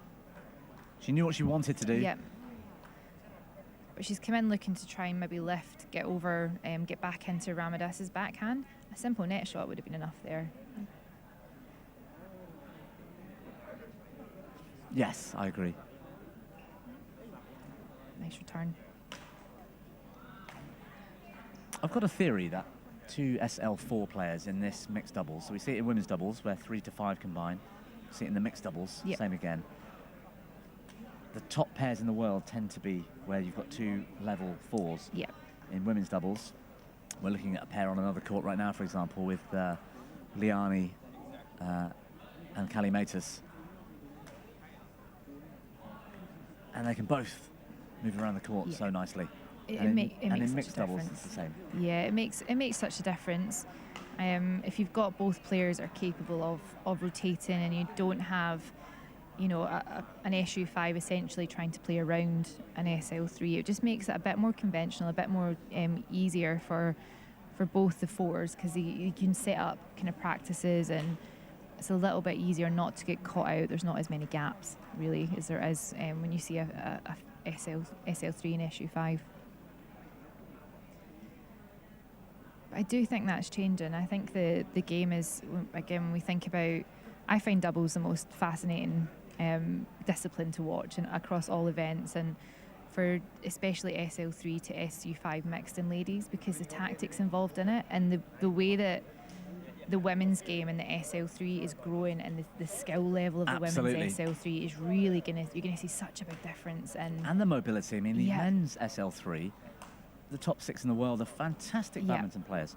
There's no reason why the women shouldn't be the same. Exactly. And it's starting to go that way, isn't it? It's getting there. It's 100% getting there. Think of SL3 women's even 4 years ago is nowhere near the standard it is now, and that's going to make a big difference in doubles and mixed doubles as we go forward. Yeah, absolutely.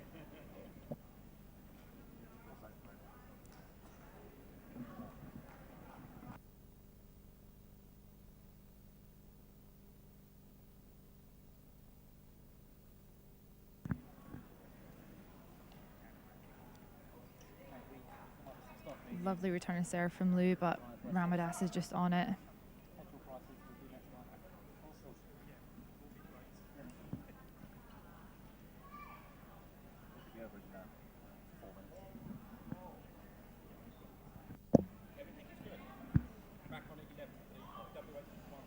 It's a shame that Liu's struggling in some of those positions, because she's there. Yep. She moves well. She's not moving early, but I think her physicality just means she's off balance, and she can't control that shuttle, can't control the racket. Yeah, and there's the fear of Ramadas is such good attack, and her mobility is so good that if she just lifts it, she's going to put both her and her partner in a lot of trouble. So she is looking to just try and just push it over the net. But when she's in a position where the person across the net from her is Ramadas, then that's not what you want to be doing either. So no, tough. Just a little bit of indecision. Like you said, fear factor earlier. I like that. That's exactly what we're looking at. Yeah. 11-4, 7 points. Mandeep Kaur and Ramadas still in control of this one.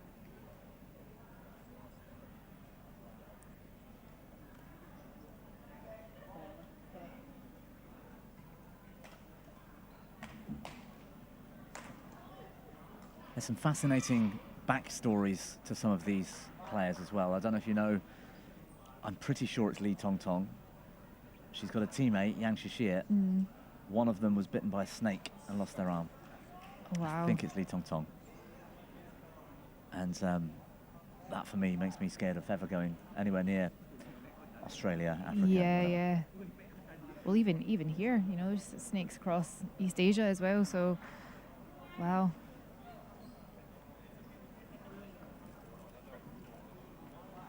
Yes, found that on her BWF profile. I think previous time we'd called one of her matches.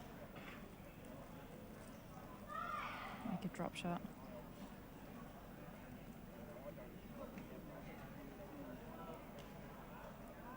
I feel like there's still time for the Chinese to get back into this.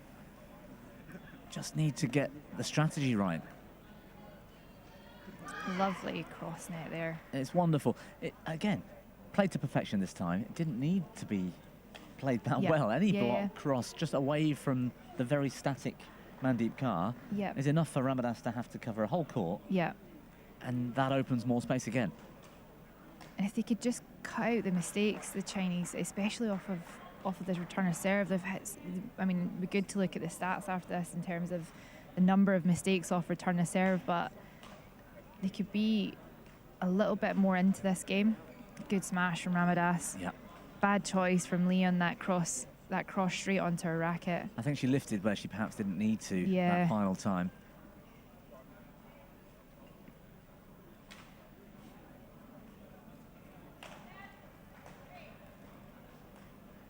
Yeah, well played for Kaur. Really straight clever onto play. her racket. And that's what we want to see from the Chinese. You just said earlier about the SG5 setting up Yeah. her partner because they forced the shot to come back to Kaur at this side of the net, and it was easy for her. Yeah, When she but doesn't have to move. They've got great racket skills. yeah, exactly.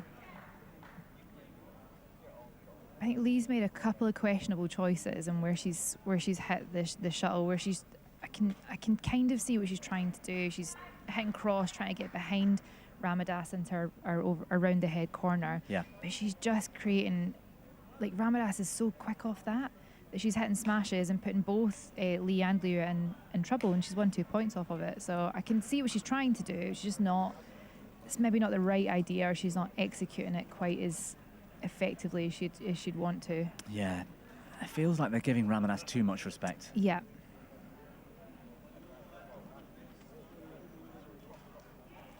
Oh. Oh, what a shame. I thought there was going to be a clash there. But again, that's Lee coming, thinking I'm going to get it, Liu coming back, and a bit of confusion, and Liu just. Well, just Lee Tong Tong in swiping the at it. end said yes, you know, Yeah. telling her partner to go for it, but she would already made half a movement towards her and kind of gets Yeah. in her space. It's enough to put you off, isn't it? Yeah. 28, game 2, Mandeep and Ramadas in full control of this remaining quarter final. First time of asking they take the match. It's taken just 19 minutes, Katie. Yeah. Ramadas just took charge. Dominated, completely dominated. I think the Chinese pair weren't playing the correct shots, hit too many mistakes. Vast difference from when they played 18 months ago, definitely. At least on the scoreline, I didn't see the game, so I don't know what the game was like, but at least in the scoreline, vast difference. And I think the Chinese just need to maybe work out how to move around each other a little bit better to make sure that they're not creating too many gaps, because Liu is quite mobile, and you could see the way she was moving across court. You don't see that so much in SL3s, and I think she's trying to do something that no other three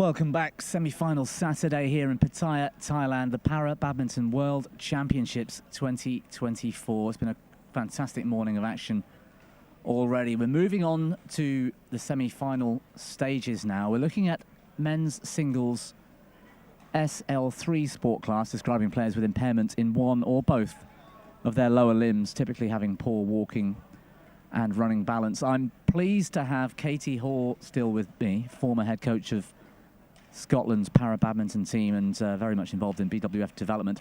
Katie, it's great to see two very different disabilities on show in the latter stages of an event, because so often in some of these, the most physical players have got such an advantage. But Nitesh is a above-knee amputee, Danny Bethel cerebral palsy. How nice is it to see that kind of range on show at this stage? Yeah, it's very great to have a range of disabilities on show at final stages and all the standing lower sport classes and upper as well. And the thing about Nitesh, and he's so skillful, and it is his. I was saying yesterday, his slices and his overheads are great. He's got great defence, good backhand, and that skill level kind of helps him out with his movements. Probably not as good as Dan Bethel's, but the advancement in technology of prosthetics has really enhanced and made these players who do play with a prosthetic have that little bit more advantage than, say, 5-6 years ago. Yeah, I completely agree. I think particularly in SL3, where the above-knee amputees are now using different kit, so to speak, to support them. Dan is one of the most physically able players in SL3. He's also very strong, and he's also got a good racket. But Nitesh, like you said, terrific defence. He gets himself out of trouble. He's got one of the best backhands, I think, in para badminton as well. And quite frankly, despite Dan being world #1 and barely losing a match since the previous Paralympic Games, he doesn't really like playing Nitesh. No, and he's such a tricky player, Nitesh. He's got very good deception, and I think he can get himself out of a lot of problems just with his skill set. And he's a strong mover, considering, like we say, he is an above the knee amputee, but he's still a strong mover. And Dan with cerebral palsy, he's got that disability all the way down his right side. You can see the way he's standing, holding his right arm. You can see the slightly weaker right leg. That causes its own problems too, doesn't it? Because of course, your ability to turn, he can't push off that right leg very easily. He very much favours his left side, and it's a big, strong left side. Yeah, and I think that's the difference between probably when the GB programme got set up is I've seen a huge difference in the strength and Dan Bethel and on his strong side. And even though he has, that weaker side, it puts him off balance a little bit occasionally, and like you say, he can't push off that right leg, but he's so consistent and really, really strong that it kind of makes up for having that weaker side. Well, I work with him daily with the team GB back at home in Sheffield. He can squat, single leg squat, 300 kilos now. Wow. Which is quite insane, isn't it? Yeah.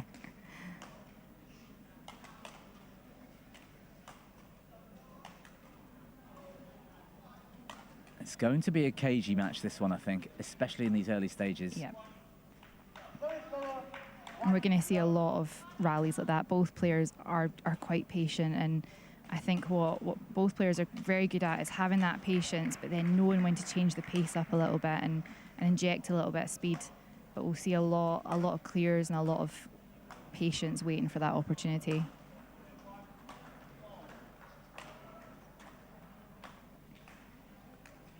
It's one of those brutal forms of the game, isn't it? Yeah. Half-court singles. It is relentless. Yeah. It's the longest rallies we're going to see. These guys have to be super fit. Super fit. And considering when you think of, what their abilities are and, how to create that fitness, it's a lot of on-court, it's a lot of repetition. And just these long rallies. I mean, I'm pretty sure the World Finals in Korea, the SL3 men's singles final went on for about an hour and a half. I was there in 2011, actually, in Guatemala. Your countryman, your friend Alan Oliver, was in the semi-final. The other semi-final, I think it was Vietnam, India. And it was something like 16 all in the third. An hour and 45 had gone, and one of the guys got stretchered off. and had to Wow. retire. I mean, that's how brutal this sport is. Yeah. And that's over 10 years ago, before it's now taken these extra steps to develop. Yeah, and the games aren't potentially as long as they used to be because of the level of skill increasing in the players and the shot variation. You know, before it was more kind of clears, drops, lifts. Now there's so much creativity in the game and knowing when to inject a bit of pace. And you didn't really see so many like smashes and attacks because you don't have the space. But if the players put that attack in the right place, they can create really good opportunities.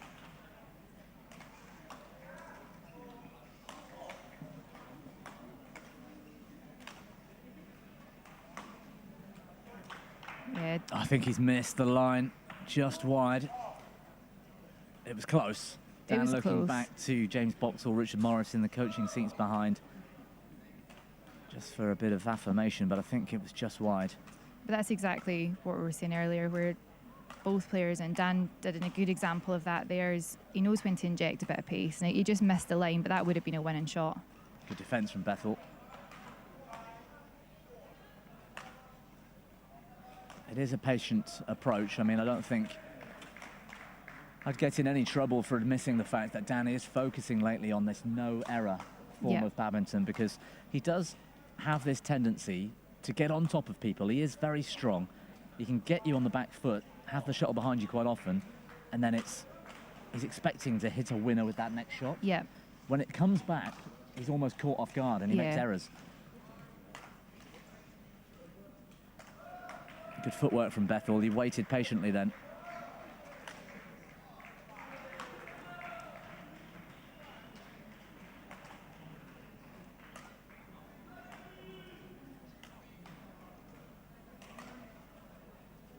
He's using that slice a lot today in the Chesh already. We're only 4 points in, but you Yeah. can see he's trying to find some form of variation because Bethel is so solid.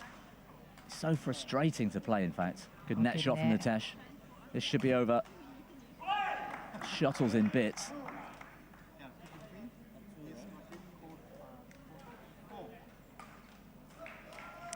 what I'm liking about, and we say this with Fujihara as well, the Japanese player who's been doing this style of movement since I think 2015 was the first time I saw him World Championships at Stoke. Is with the advancement in the technology, I think he might have been the first player I'd saw with a blade in his Fujihara? prosthetic. Yeah, back in 15. I was talking about it yesterday, actually. Yeah. Probably talking to myself about it. I think Yeah. I was on my own. But yeah, you're absolutely right. Oh, it might have been you and I. He kind of started, Yeah. springboarded that use of the blade. And what it helps the players do is that scissor kick, that jump movement and landing on the blade, whereas before the prosthetics were probably too heavy and they didn't have enough bounce in them to give the players that cushion when they landed, which is not, you can't do that in a solid prosthetic, right? I mean, you'll know being a prosthetic user yourself, Yep. SL4 player, but it's really changed the game up for the amputees that have a good blade and their movement. I mean, you can see it there, that switch. That switch again, you didn't see that before. It used to just be a step out. Well, it's a hybrid running blade, so in essence, they're designed to propel you forwards. Yep. Which means backwards is okay as well. You can push off it to come backwards. Moving sideways on a blade, however, Yeah. is not great, and a lot of the above-knee amputees will therefore find doubles quite Yep. difficult. Or if I was to use one as a below-knee amputee on a full-court singles moving sideways, again, I'd find it too slow because you have to land exactly right on Yep. it to stay in balance. Yeah. When you're only moving forwards and backwards, mostly on a half-court, Yep. it's a lot easier.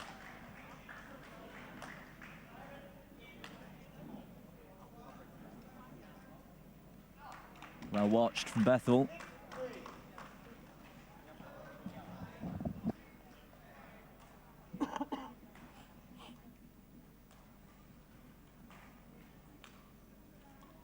Good defence from Nitesh there. Dan holding and flicking quite a flat lift, and he just managed to defend that really well and get back into the rally. That's where his retrieval skills So good. earn him more points than really a lot of the other players get away with in Yeah. the world. So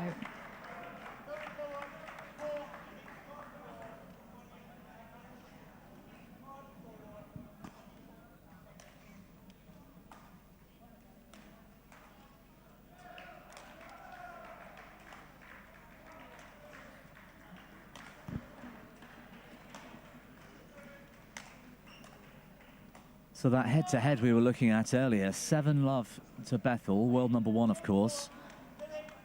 However, quite a lot of Nitesh's scores have been high, haven't they? They're a couple of times taken into a third game, and 19 and 17 their last meeting.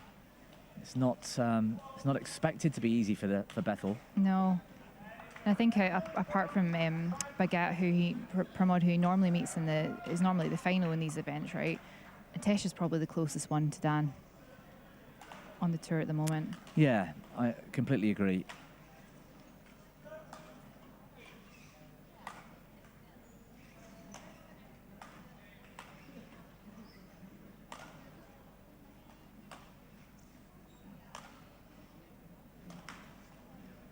Yeah, nice shot. Placement from Danny Bethel down that racket side. Why is it so difficult to defend, Katie, when if Dan is to smash to Nitesh's right shoulder or right hip, for example, what makes it difficult to get back? It's the racket position, really, and I think as well, with Nitesh having his more dominant leg predominantly forward in that position, having the shuttle come to that right-hand side, it's a lot harder to get your racket around it. Especially that top shoulder, because you're having to bring the racket up, turn it onto like a backhand grip and push back in. So to not have your racket in a position to do that quickly, it's really a tricky shot to get, especially with that right leg being in front, because there's not a gap to step back and get a swing onto it. Yeah, I see. Whereas that one there, for example, Dan hit more towards the left hip, and he's got the space there to defend quite nicely. It's a lot easier to defend from there. Good push from Nitesh over Dan's head, but Dan retrieves well. They've both got this incredibly strong wrist where, even when they're a bit late and the shuttle's behind them overhead, they can just snap that wrist and clear out to a decent length. They're both very good at getting themselves out of trouble.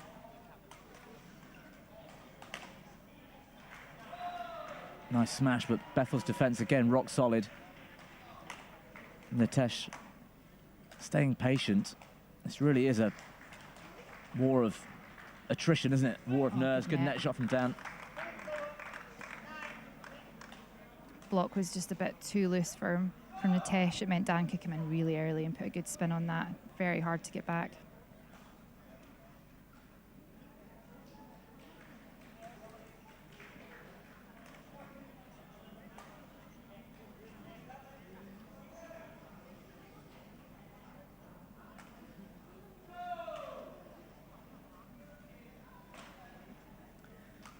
Dan nearly 4,000 points clear at the top of the rankings at the moment, and he's only played 7 tournaments.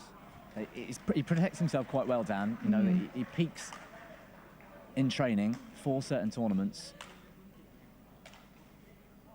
Whereas Nitesh in 3rd and Pramod Bagat, who you mentioned, both have played 11 tournaments and still can't catch Dan. It's that's where he sits right now.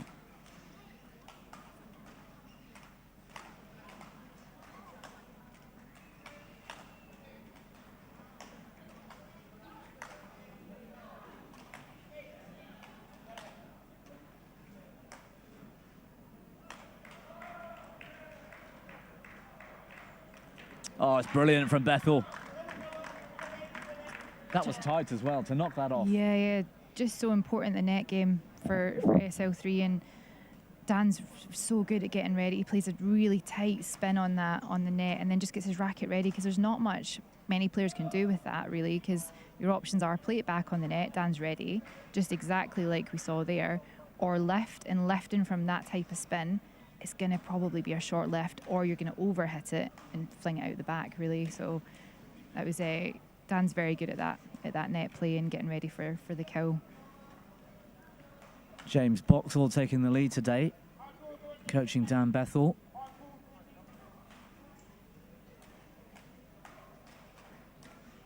Richard Morris behind, both former England badminton players themselves. Nitesh looks pretty calm, though, pretty composed, as he's just drying off that prosthetic side.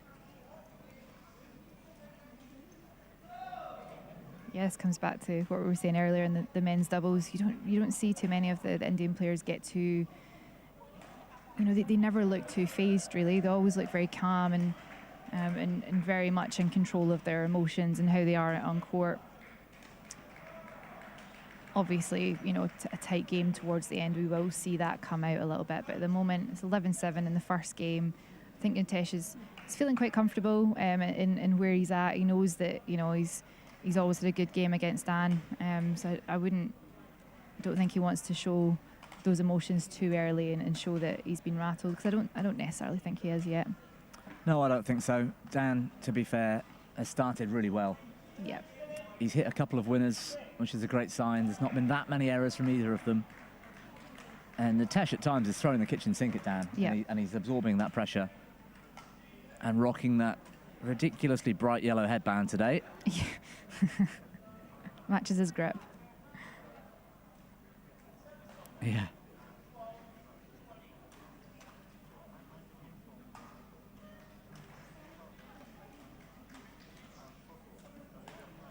He's not quite set the trend with that headband yet. I don't see that many players out here in para badminton with the headbands, but I think he's persevering with it. He's trying his best. That's all you can ask. Good defense again from Bethel. That's a big area of improvement for him, being ready in that mid-court, expecting the drive back. And that's another advancement of... Oh, he's cut the tape. That's another advancement of the SL3 game is there is more attack, more aggressive attack. Before it was, like we said earlier, the games were, you know, an hour and a half, an hour and 40 minutes, and it was clear net. Now there's a lot more pace injected into the game, and the players have to have good defence. I was going to say patient and control from Bethel, but just went for that spin. He did. I think Nitesh was edging forward, and that put him off a bit.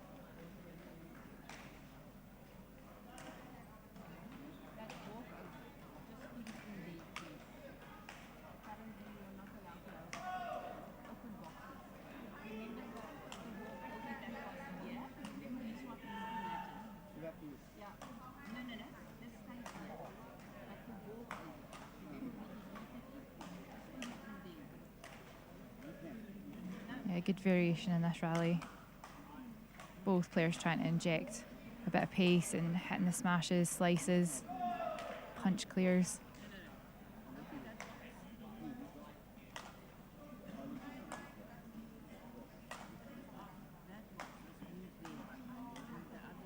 Oh, good slice. Wonderful shot, yeah.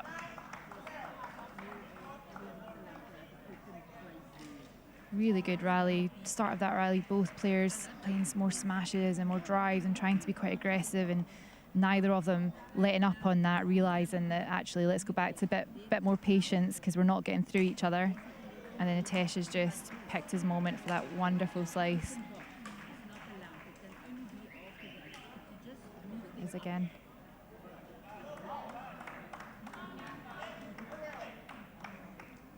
That's quite a tricky shot for Dan to get back because he's having to push off on his right side, his left side, come across onto his weaker leg. So that is a bit of a problem area. It's an area that is quite tricky for him to get to.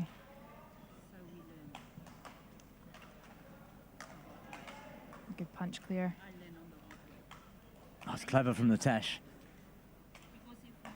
Bethel, solid this time.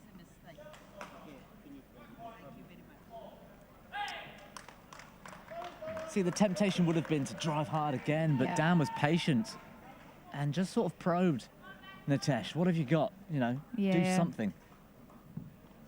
And Nitesh trying to hold the attack makes the error. Very clever from Bethel. He did a good job to recover from that punch clear from Nitesh. I think if Nitesh had went a slice to his backhand side, he might have won that last rally a bit earlier, but he let Dan back in. Oh, the lift is in as well. Bethel regaining that 4-point lead.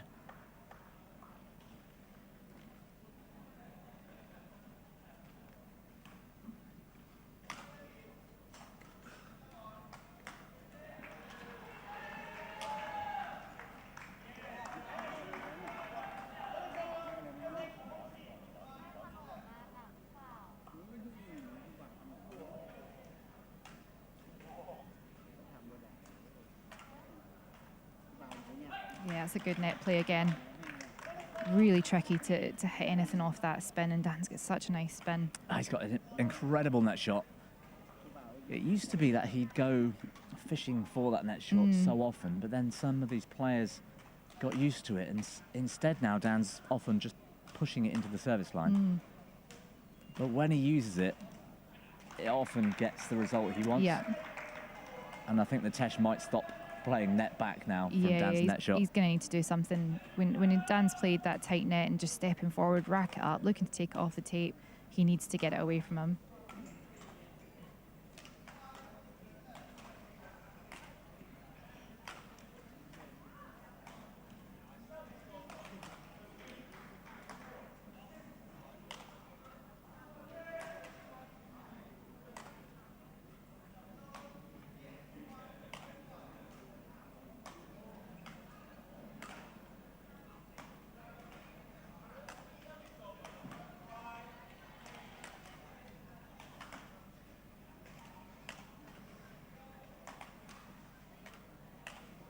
Patience again from both.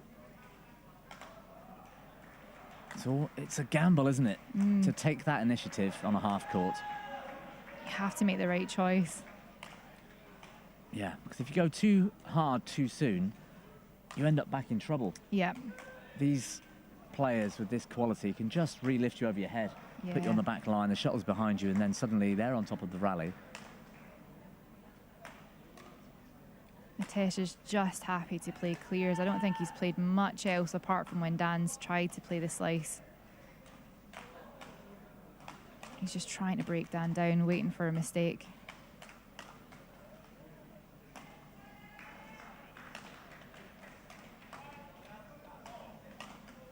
Probably the longest rally, right?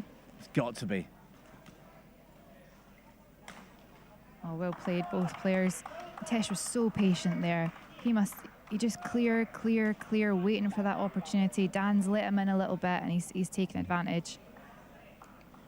Yeah, one good slice. He does have a nice slice. Yeah. Sets up the smash.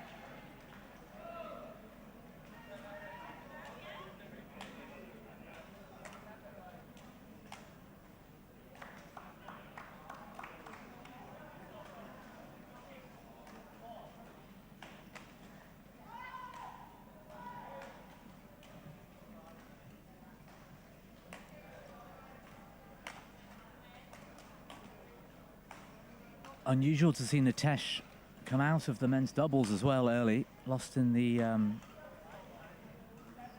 round of 16. The quarterfinals, rather, to their teammates Gupta and Sivakumar.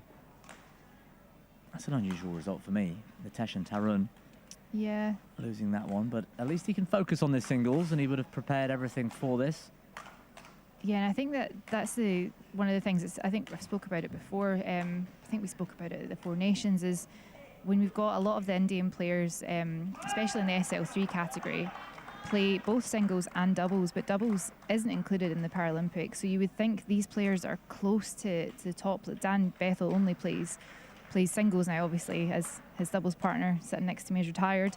But they play two events. That's got to take a lot out of their body, and would just focusing on singles put these players in a better physical condition to be closer to beating Dan.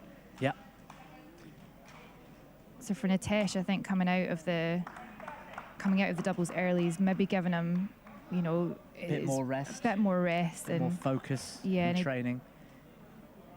As much as it's like we were saying earlier, it's a world championship, so to be the gold medalist in any event at World Championships is just incredible. It shows you're the best in the world. But if it's putting you at risk of, losing in an event that is going to be included in Paralympics,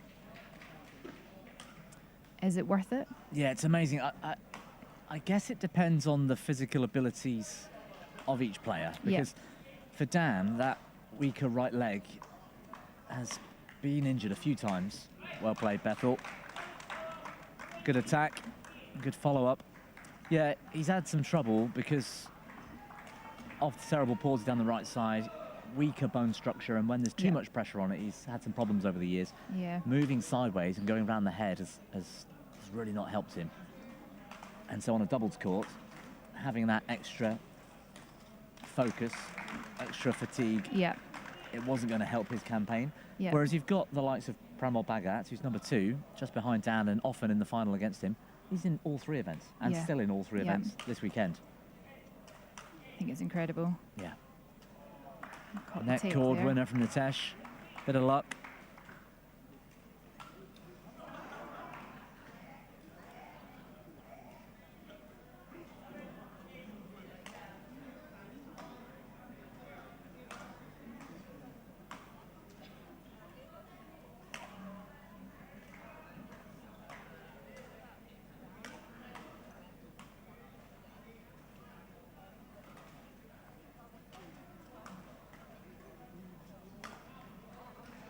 Really hammering Bethel's left tram line, isn't he, with that attack.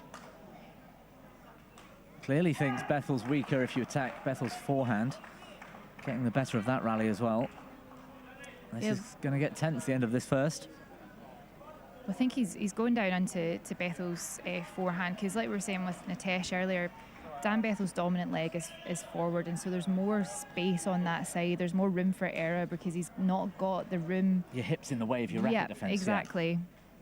Shot from Nitesh. Brilliant slice. Squares things up at 18 all.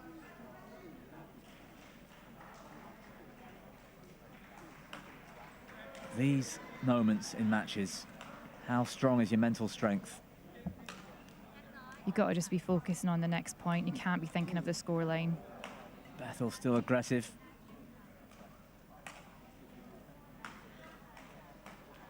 Brilliant. I thought Dan might have been too focused on attack, getting that shuttle to the floor, but he played with control there. It looks pretty fresh still as well.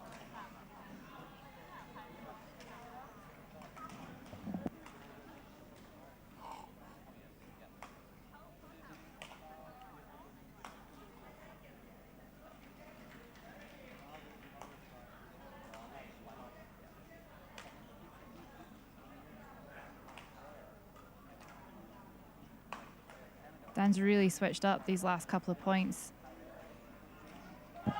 Well left. Yeah, he's become a bit more aggressive, hasn't he? Yeah. He's taking the attack to Nitesh. I think he's trying to get out of those situations where Nitesh has got a few points catching him on that forehand slice. And if he gives Nitesh the time and the opportunity and the height and the shuttle to do that, he's putting himself in trouble. So to stop that from happening, he just wants to get some pace in for these last 2 points, give him a bit of a surprise and hopefully win, which he has done. Got to a point where he's won 1 point off of the game. Yeah, 2018. The world number 1. Lets that one drift along. Takes the opening game in 25 minutes. Tell you what an epic. That was a great opening game. Both players in form here. Yeah, very much so. And I think the change of pace that Dan put into those last 3 points there was needed for sure, because especially when Nitesh was coming back at him, bringing it back to 18 all, he needed to do something a little bit different to change the pace up, to stop Nitesh's momentum, and he did that, and it paid off.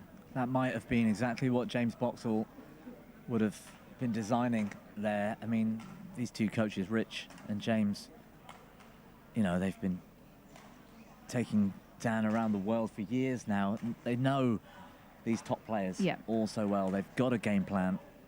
They know when to push, when to relax, when to defend. Yeah. It's really important, isn't it, the coaching? I mean, you were head coach for Scotland. Yeah. I'm not sure if we didn't have Scottish para players quite at Dan's level in half-court singles.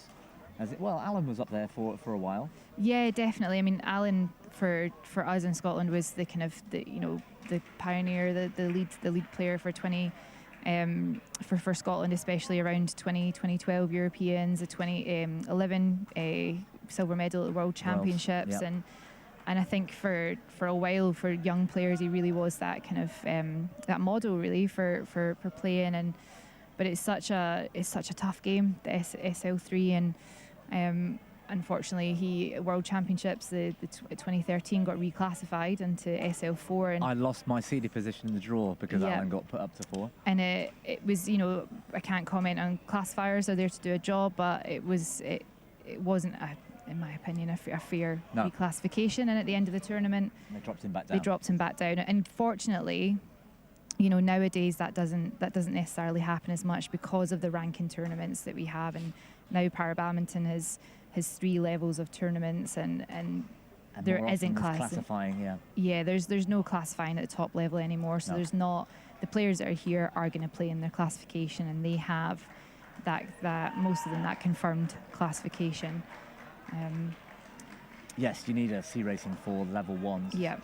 And I guess top 32 in World Championships means you can be well outside of qualifying for level 1s, but like you say, having that C rating so important just brings that extra level of professionalism to the sport as well. Yeah, for sure, and it means that we saw it when we both started, and about 10 years ago, players would be coming to their first tournament, and their first tournament might be a World Championships, and they're getting classified there, and they might not even get classified, and they've went all that way to a World Championship and not getting classified. So luckily, that's no longer the case in this level.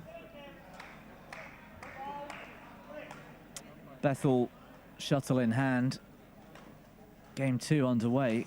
Only 4 consecutive points for either of them in the first. Just proving that both men are in pretty good form here. That mental game is so important in SL3.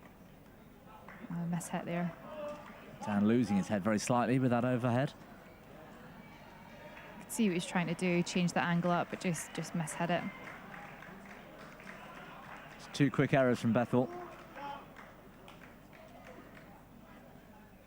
And a change of racket.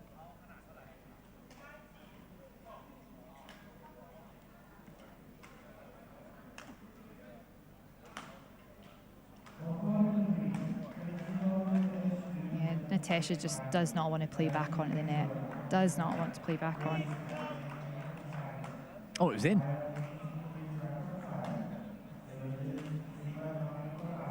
Great length. 3 quick points from Natesh. That's a shame because Bethel started this second game a little rattled with those 2 errors and that bad judgment on the back line. Bit of patience from Natesh. Might have just put some pressure on Dan Bethel here.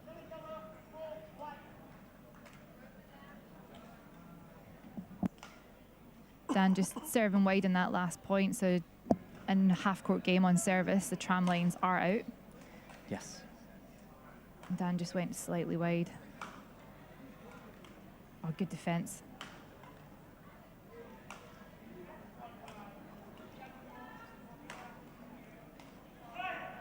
Well, Bethel's just lost his head slightly here at the start of the second. Barely made an error in the first, really. Yeah, he did really well to get back into that rally because Natesh was in such a good position to really kill the shuttle off, and Dan got back into it, and then just a easy error on that attack, mid-court attack.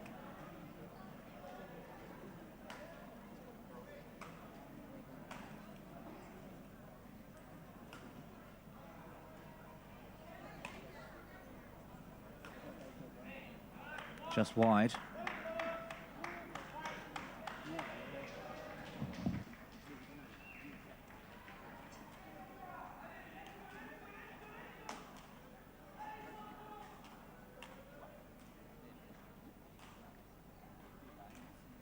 It's a good net shot. I thought Natesh might have attacked that lift. It was a good net shot. I think he knows that, Dan's still got a half-decent length on that left, so if he attacked it, Dan would be ready to step in and drive back, so I think he made the right choice. He's a smart player too, Natesh. I suspect he can see when Bethel's a bit rattled, making errors, and so he's opting for patience.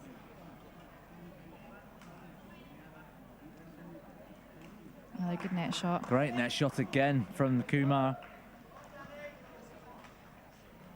He's really trying to work the four corners a bit better now than he was maybe in the first set. Even on that net shot there, just playing it out onto Dan's kind of forehand side and trying to move the shuttle into the four corners.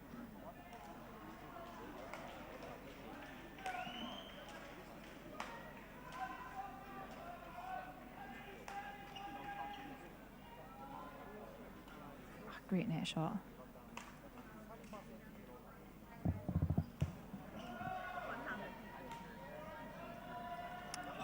Unlucky, Dan. That was the absolute correct shot to do. Mitesh was on the back foot, really struggling, and just needed to knock it over the net. And even if he'd just pushed it that little bit harder, he would have got probably a weaker lift. Just opting to play it too tight, making the mistake. Yeah, he's looking quite frustrated, Bethel.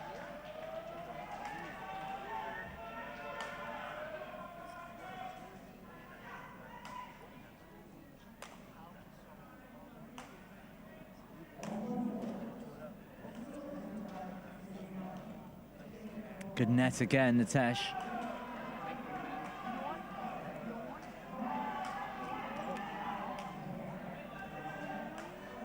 Really working the four corners.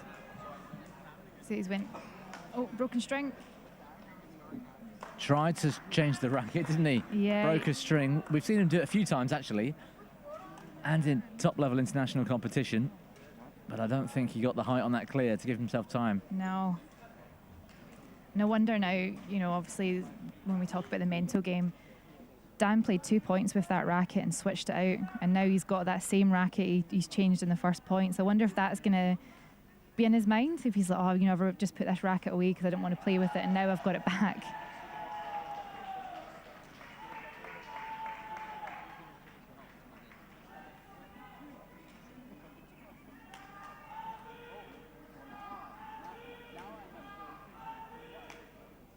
Good punch clear.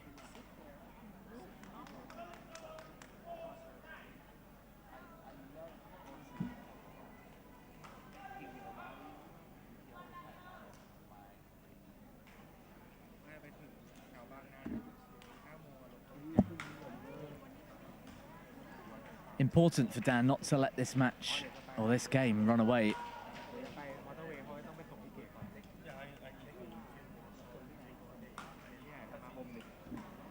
Oh, he's waiting for it. That's he was ready, wasn't he? Yeah. Anticipated that push through the mid-court. Backhand drive, rack it up, just ready for Nitesh to hit it hard back at him, and he did, and he's just put it out the side. He's got to get back to being patient, Dan. I think he's trying now. He's getting a bit flustered. Going over the top of Nitesh, who survives well.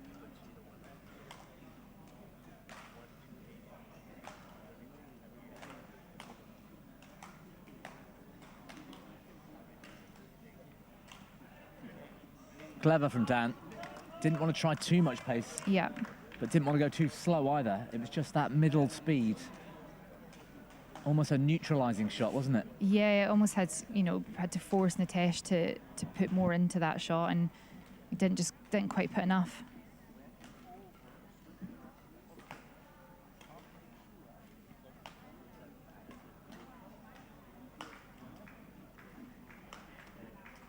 Oh, well played by Nitesh there, putting more pressure on Dan and attacking him more and just getting that short lift. Putting him 6 points ahead now. Yeah, 11-5 at the break. It'll build loads of confidence, I think, for Nitesh. Although, deep down, you know your opponent's making a few errors. It's not necessarily you're hitting through every time. Yeah. But on a half court, on this sort of form, that mental game, that confidence is just as valuable as the score, isn't it? And yeah, I don't think Dan will be feeling all that great at this very moment.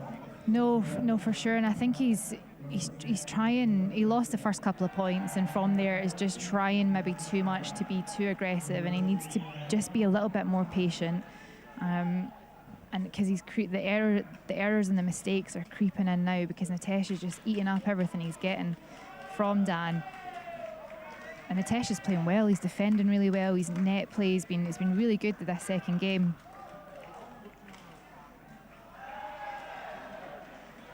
Dan just needs to get back to being a little bit more patient, I think.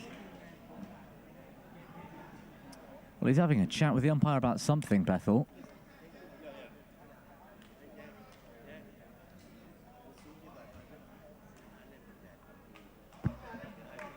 Yeah, not too sure what that would have been about.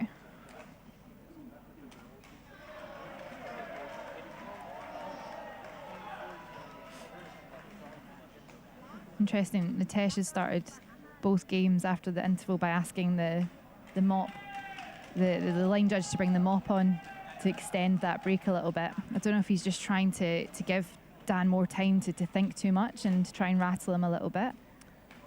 Yeah, I think you could be right. I think he's on top mentally right now. He might be behind a game down, but this second one, he's definitely got the mental edge. Yeah. And if he can draw that out and make Bethel have to think about that a bit longer.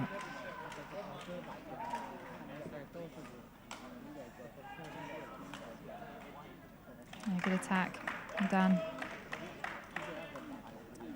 I mean, he's a fit guy, Nitesh, as well. They both are. But the fact that he has to stop, take the prosthetic off, dry it, you know, it's energy sapping actually doing that, and it's whereas Dan sat there comfortably having a rest. So perhaps Nitesh is just looking for an extra bit of time to recover.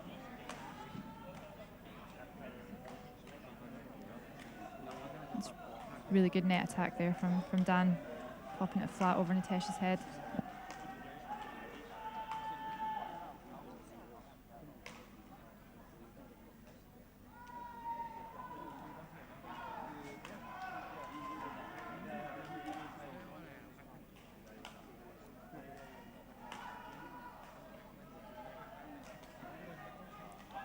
Another mistake from Nitesh, and that's 3 points now from the interval.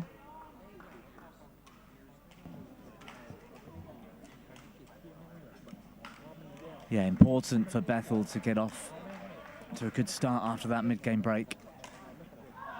Close that scoreboard down, because it's so hard with these two at the level they're at on a half court, and neither of them are hitting the floor that often. It's hard if you're 5, 6, 7 points behind. You can't think of a way to catch up. And Tesh needed that point there.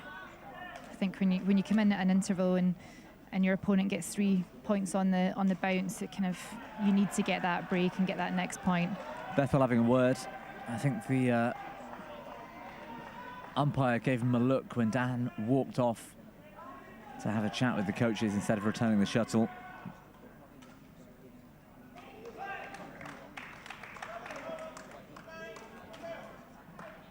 Dan this time just trying to slow down that momentum from Nitesh, I think. As a player, though, these days at the top level, you do try and get away with anything that's going to give you an advantage somewhere, don't you? Yeah, because when you're playing players that are, you know, very similar level to you, and you have to find those little gains. Well, the beginning of this second half of the game, exactly opposite to the first half, is Nitesh has just made 4 errors in a row. Bethel this time too good and closes that score to within 1.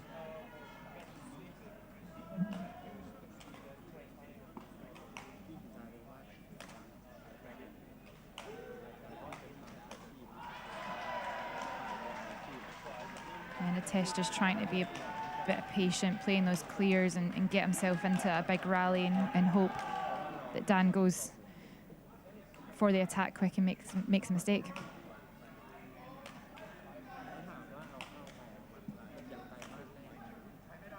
You almost need that in the SL3 game. If you've made a few mistakes, you almost need just a big rally to get back into it.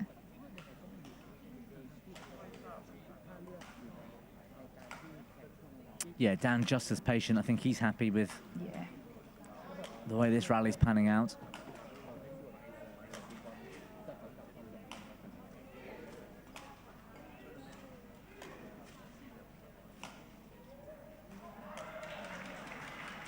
these long rallies are really important, like mentally as well. When you come out of a win of a long rally from that, it's a bit of a boost, you know. And when you lose a point out of a long rally, you're kind of like, oh, do you know, I've just put all that work in and lost. Yeah, soul destroying.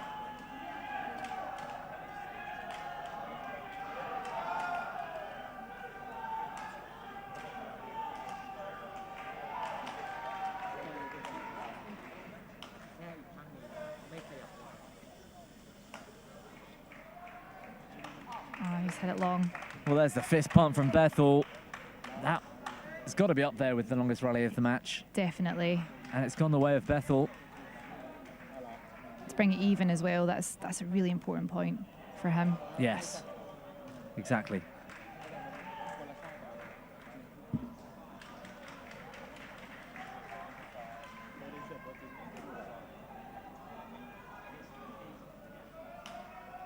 Seven out of the last 8 points now to Bethel. He's missed the line again, Nitesh. Yeah, slightly mishit that on his, a bit lower on the forehand side, and has just mishit it.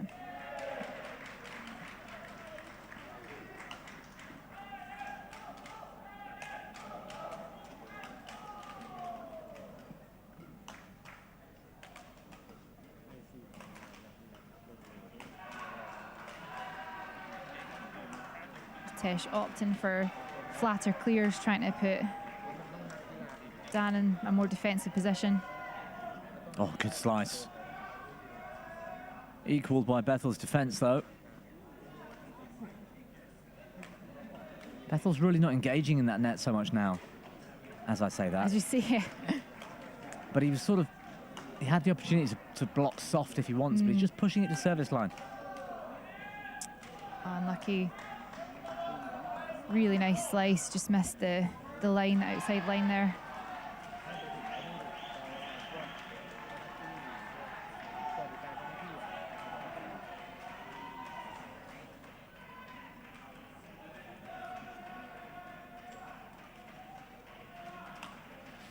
Thirteen all here.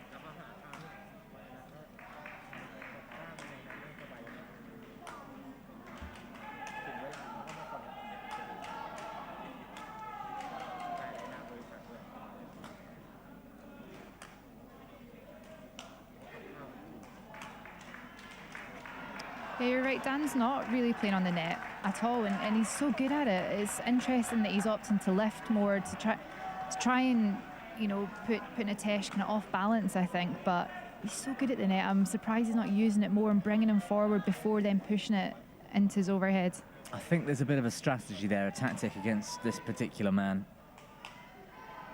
I think given time, Nitesh has also got a good net. It's just that he doesn't get in early enough against Bethel to be able to use it all that often.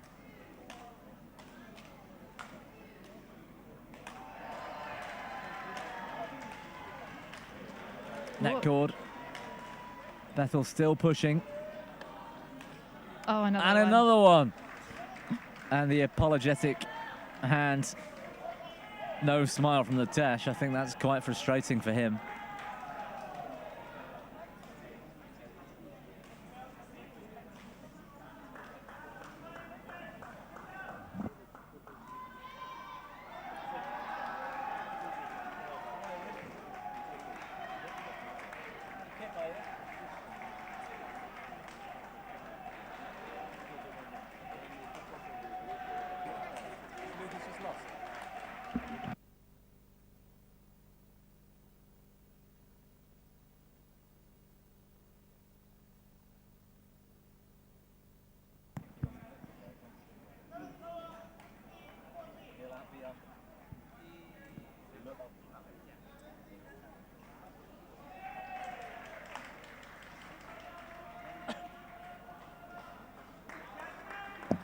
Just wide from Dan, giving Nitesh 2 point lead.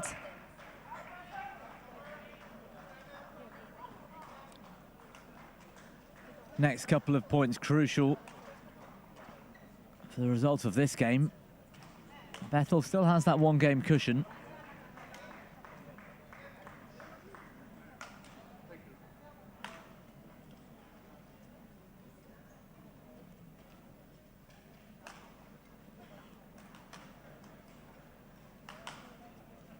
That's wide. Nice looking shot. I think he just tried to force that forehand slide Yeah. again of Bethel's defence a bit too much. He was really on top of that rally there. He put Bethel in a few difficult positions, and just to make that mistake on the last shot.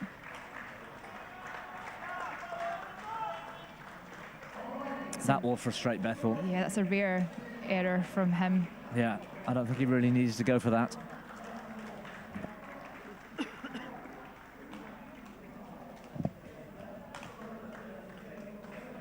It's up short. Surely he's got Natesh it can back. finish. Bethel's defence, rock solid. Oh, Superb well from done. Danny Bethel. Really impressive getting that back and over Natesh's head. He was not expecting that. He thought the rally was over. Fighting hard to close out this match in 2, Bethel.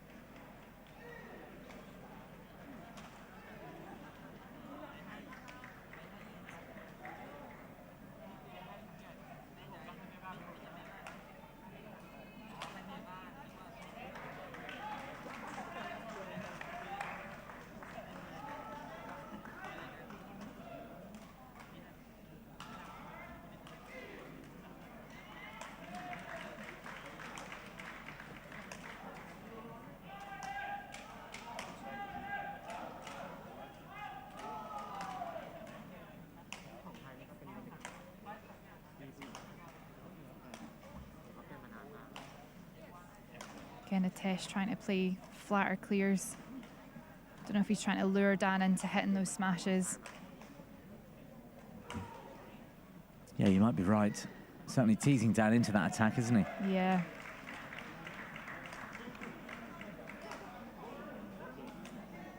That's wide. Getting 2 out the side from Dan there. He's just going for the line, just trying to hit the winner, and doesn't need to be. He's got a good angle, so doesn't need to be quite that tight to the line.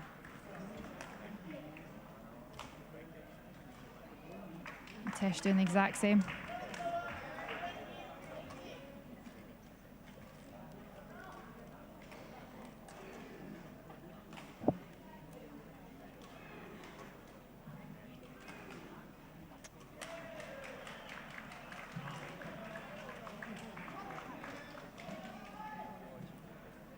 .49 minutes so far, just ticking on to 50.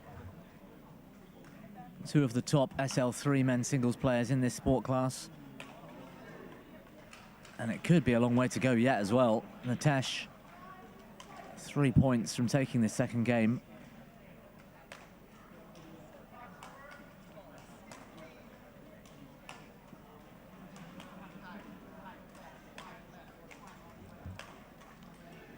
Good attack from Dan, just unfortunate that mistake at the end, but the variation in where he was placing the shuttle on his attack there gave him that opportunity to come in and take that net early. And again, just similar to his slices, he's trying to play too tight.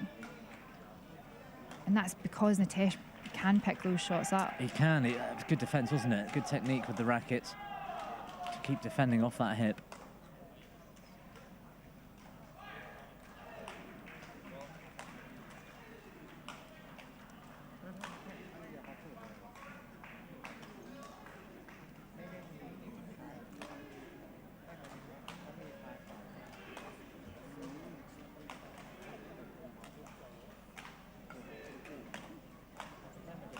Natesh is really trying to bring Dan into attacking in this game. He's not hitting length at all, really. He's getting, you know, double service line at most in his lifts and his clears, and I think he's trying to get Dan to attack and put in some force so he can just, you know, block it back at him. He's such a strong player. I can't imagine the ND conditions are that bad that Natesh is struggling to get a length. Yeah. I think you're absolutely right. I think he's basing Dan into hitting hard and using that pace against him.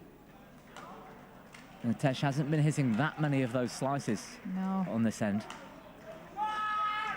He's gone for one. He's missed, and Bethel's back on level terms.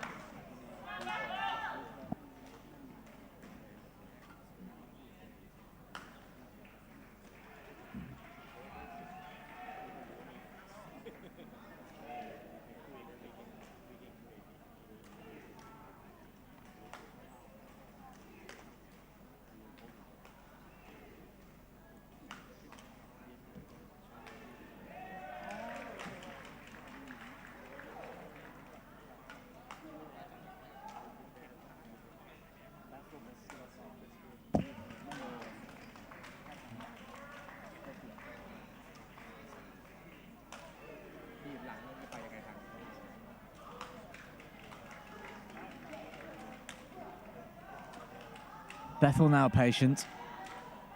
That lifts in. Poor decision from Nitesh, really. Yeah, it's not the time to be leaving those shots that are close. Not when your opponent's just about to go match point up. 2019 in the second, Dan Bethel.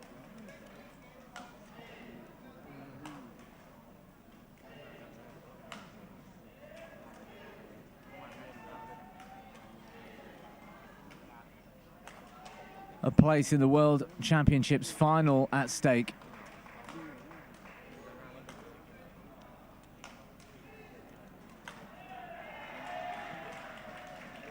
Dan's been really good in these long rallies. I think the longer the rally gets, the more Nitesh is thinking Dan's going to make a mistake, but actually he's been pretty good, and the last rally was an example of that. Oh, it's wide. He's went for it and he's hit it wide.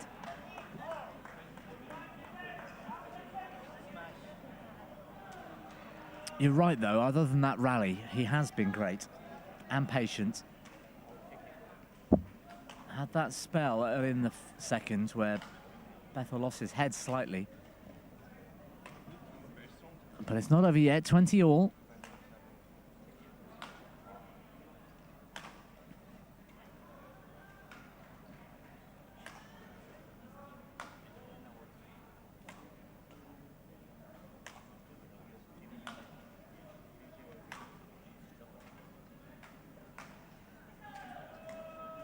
Great shot from Dan. Can he build on it? Nitesh gets a good length. Bethel's back into the clears.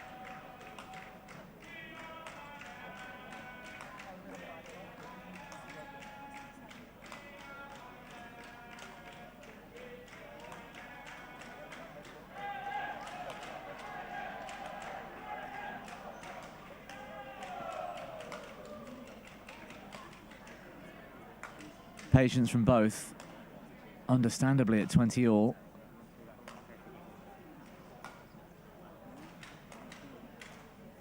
So who's going to make the first move? Oh, it's wide. Well, that punch clear was great from Bethel. He forced a weak reply. Just tried to change the pace up. They got into that just clear, and Dan played that flatter clear, put Nitesh in a more defensive position, went for the winner and is missed it.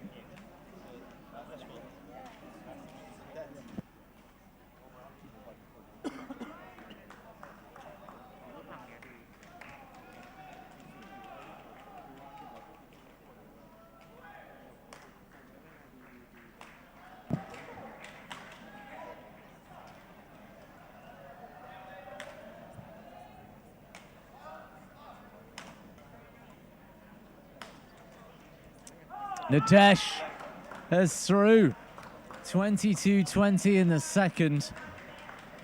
Well, that was tough to watch because it could have gone either way. Yeah, both players just equal all the way, and Dan did such a good job in that start of the second end just to build himself back in to make it equal, but Nitesh is just a little bit, towards the end, there's a little bit more mentally strong, I think, and just stayed really calm, and yeah, maybe he shouldn't have probably left the shot in the 19 all to take Dan to 20, but it didn't faze him. He was happy to stick in the long rallies and just wait for Dan to make a mistake or the opportunity for him to attack. And yeah, that's got to be tough for Dan, but he's got to come back into this game and just refresh, right? Yeah, absolutely.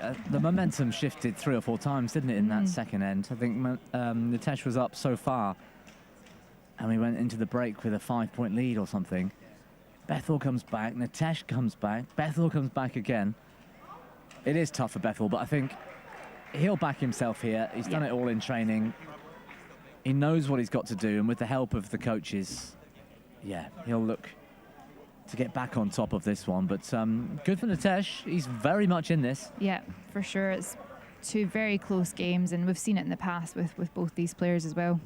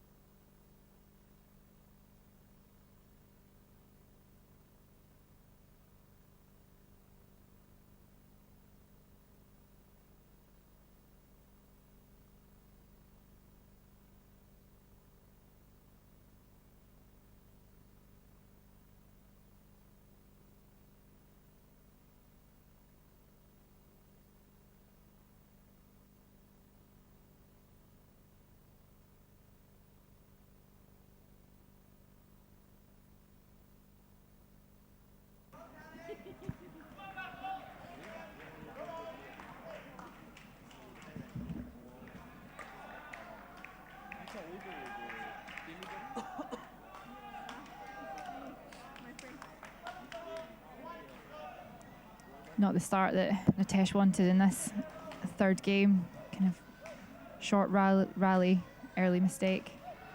Good smash from Dan. Closing in on the hour mark as well already. It's going to take it out of these two. That being said, I think the other SL3 semi-final, Pramod Bhagat, Manar Sarkar, they're 10-all in the third. Yeah, another close game. That's also the same amount of time, 58, 59 minutes. That one won't last quite as long as this one. But either way, tomorrow's final will be hard worked for. Yeah. I predict it'll be another very long match tomorrow.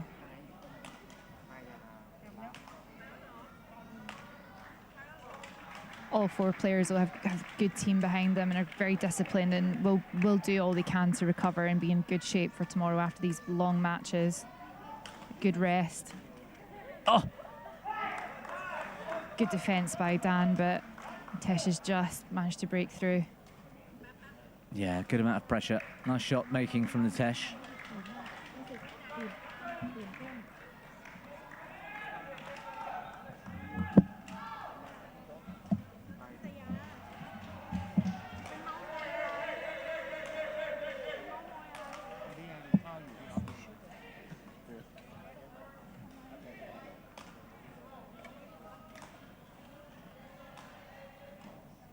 Good slice.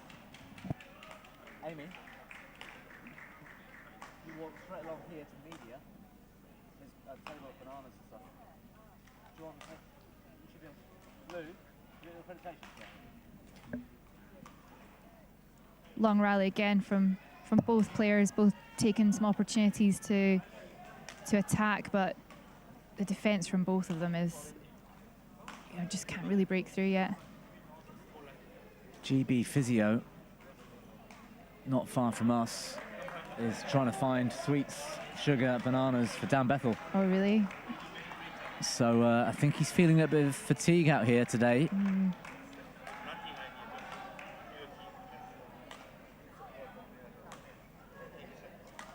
Feeling a bit low. Not good signs for Bethel.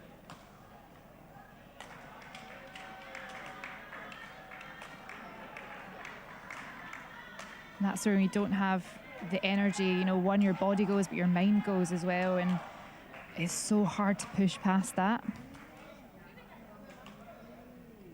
And with these long rallies, he's got to be feeling it mentally and physically.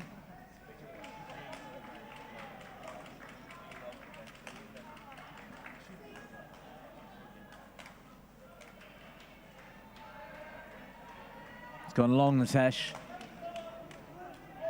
Another epic rally. It's going to be taking it out of these two.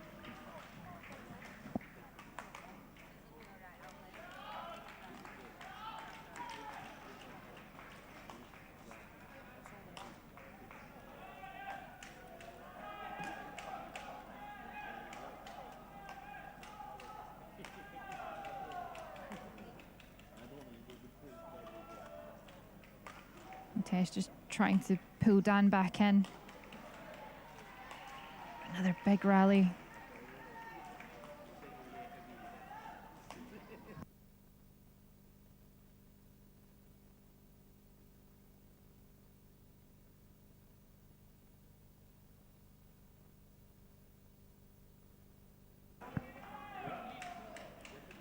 Let's hit another one long. Nitesh giving Dan a point lead.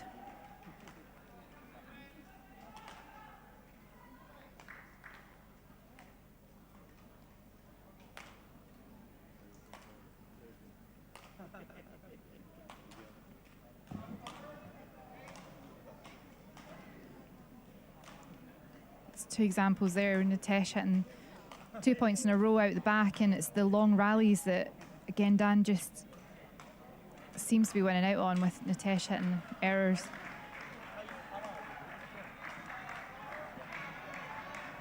Good net shot from Bethel. Really brought the Tesh in close on the full stretch.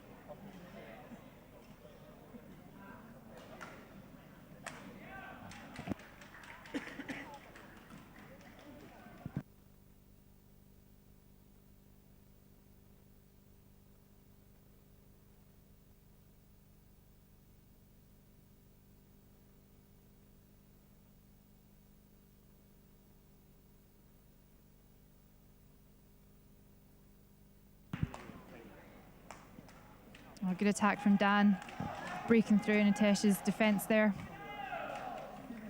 65th minute we're into. Bethel asking to towel down. It's good to see Dan winning with his attack the last couple of points. Yeah. That'll build some confidence. And we've seen it in the second set where he won on his attack. He's varying where he's hitting Natesh, and it's like we were saying earlier, it's tricky for him to go, if his strong leg is forward, it's tricky for him to go backhand defence, then into his hip, and then back onto backhand. So varying that defence, that attack, is really helping Dan here.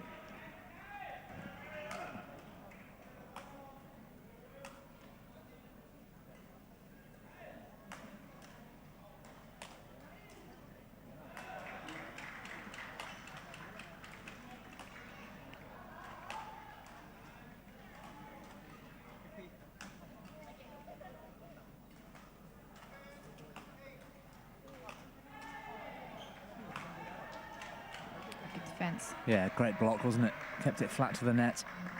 Didn't give Dan any opportunity to do what he did in the last point and step in and continue that attack. It's wide.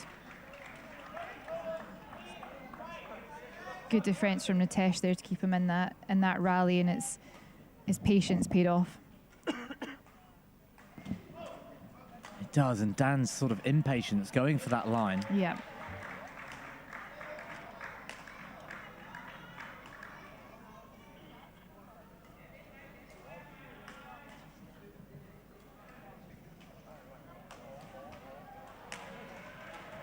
Neither player really using the net at all. They didn't really use it in the second game, and there's hardly been any net play. It's been more pushes into the service line off of defence or off of fast drops and cuts, more pushing in rather than neither of them want to give each other the opportunity to play tight net. That's it, isn't it? There's too much value in it. Yeah. So they're trying to be a bit more patient.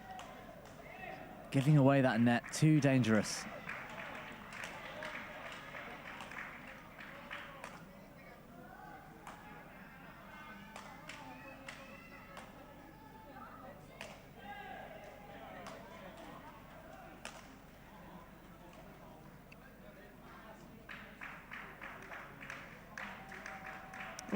Oh, Dan takes it off the back line. The Tesh caught by surprise.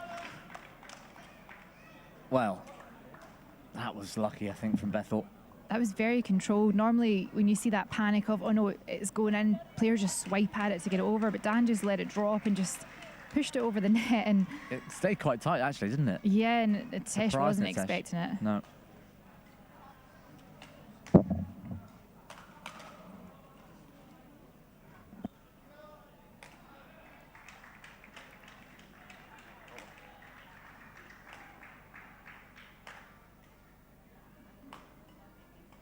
Good attack from Dan.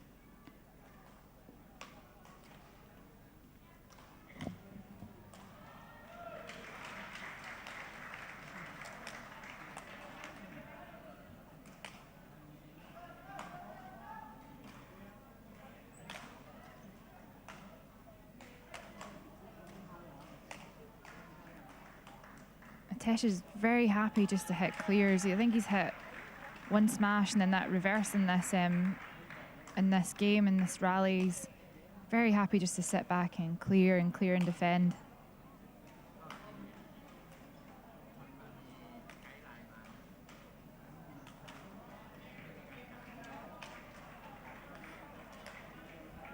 It's almost like teasing one of them to fall asleep. Yeah. Yeah. Almost like one little shot somewhere will just come off half-hearted or miss-hit.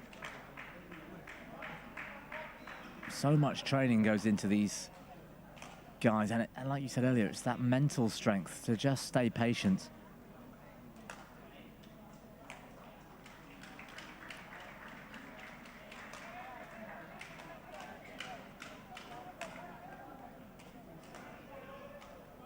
This is a big rally again.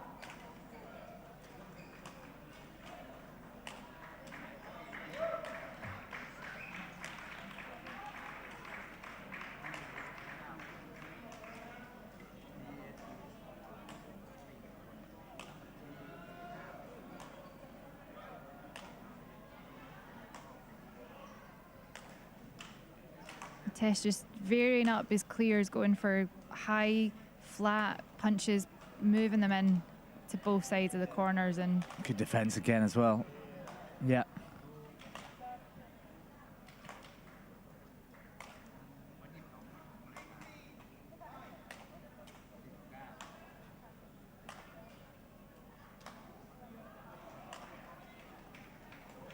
It's another incredible rally. It's got to be up there.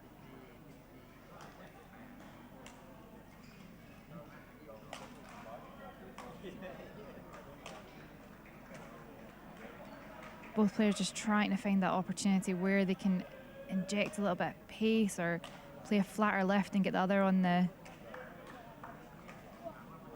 It's wide. Well, a very delayed call from the line judge. Very delayed. Nitesh questioning the umpire. Bethel did watch it all the way, and just based on his body language, I think the decision was correct. Nitesh still arguing. I'm not sure if the line judge was so delayed that I'm not sure if he fully saw it, because Dan was right next to it. I do think the call's correct. It did look out from here, but I'm not sure if the line judge fully saw it.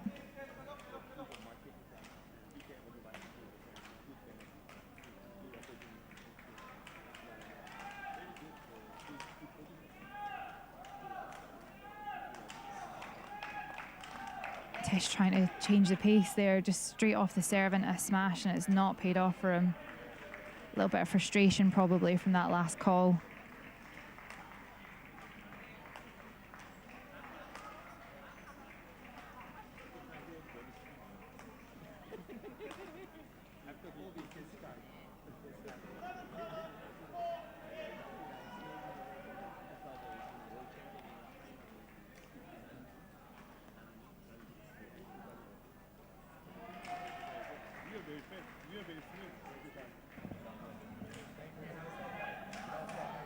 '72nd minute of play, one of the longest matches we've seen this week. The other semi-finals still going on between Manoj Sarkar and Pramod Bhagat. 18-17 in the third as well. Same time on the clock, 71 minutes.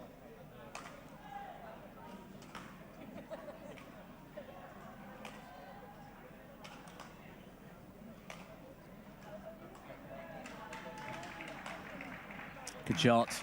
Good attack. Just a touch of straight slice, wasn't it? I think Nitesh was expecting the sort of straight power. Yeah. Just taking a little bit of power off it is not giving Nitesh the opportunity to hit it back.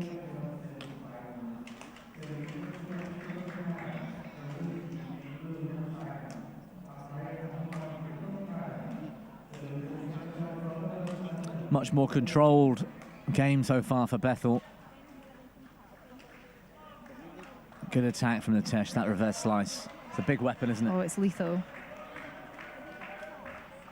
And when he hits it so effectively like that, it really is such a weapon. Another forehand slice mistake. You can see his frustration.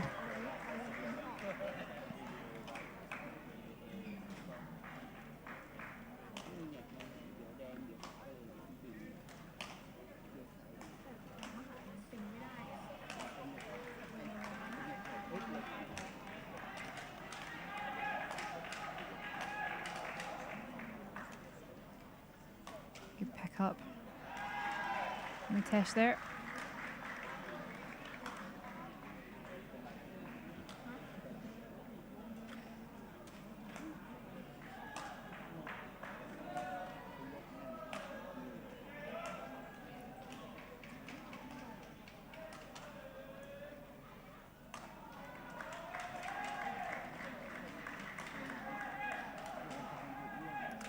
was close to the line. Yeah. Might have gone wide. He's went long. That one is long. Is it long? Yeah, it was out. It was out.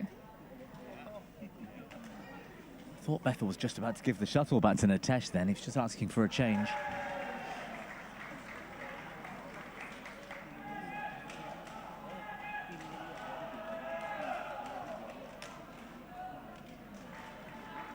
New shuttle, slightly quicker in speed. Nitesh is clear straight out the back, 11-6.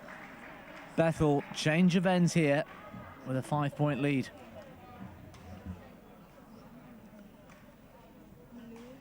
I'd argue Nitesh is suffering more in this third. Yeah, I think so. He's made more errors and more mistakes. I think four of the 11 points that Dan has have been out the back of the court. Two quite quick in a row, and Dan's made a couple of unforced errors, but generally in this game has been a bit more solid. Yeah, mentally Dan looks strong in this third. I think physically, I don't think there's much in it.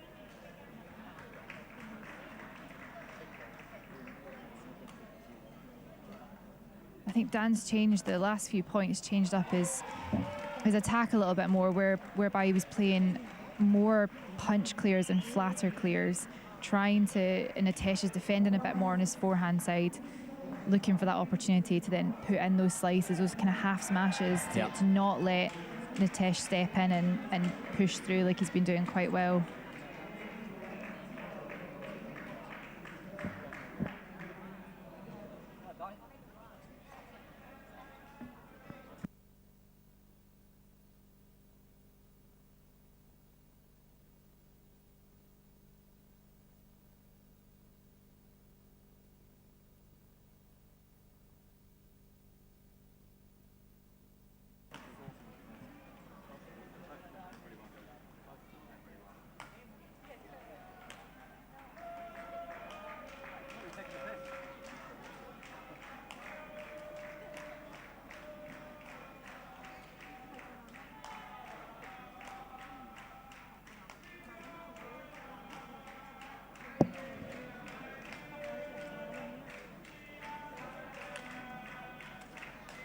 Well, Bethel was beginning to wobble at the beginning of the second, but the beginning of the third, he's rock solid so far. Yeah, he just needed a reset really, and he's done that. He's done that well. Come into this, you can lose the momentum a little bit, and he's come into the third game and has just played solidly. He's not let anything kind of phase him. These first couple of points after the break, crucial, I think, to set the tone for the rest. I mean, if Dan can take two here, 13-6 would be tough to come back from for Nitesh, but if Nitesh can close that gap to 2 or 3 points, he'd feel like he'd have a real chance. Yeah. And winning that long rally straight after the break is got to be a good boost for Nitesh, and exactly like you were saying. If he wants to close that gap, he needs to do it early. Yeah. Great smash. I think Nitesh really looking for that forehand defense. Whether luck or judgment, Dan chose the right side. It was a poor lift from Nitesh. It was a hard shot to get back from Dan initially, and Dan's just chosen the right side on his attack.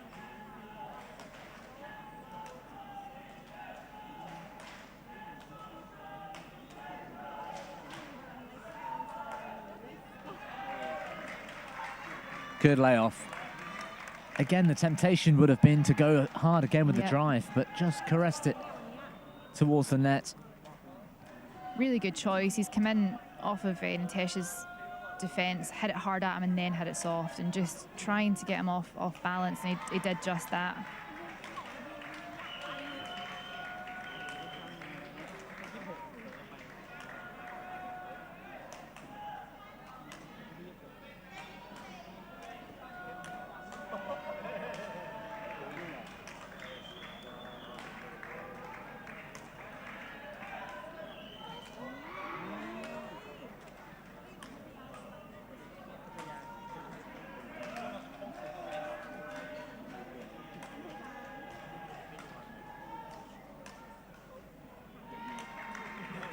It's going wide. Oh, he's in. Oh, Bethel. He looks so confident with the leave.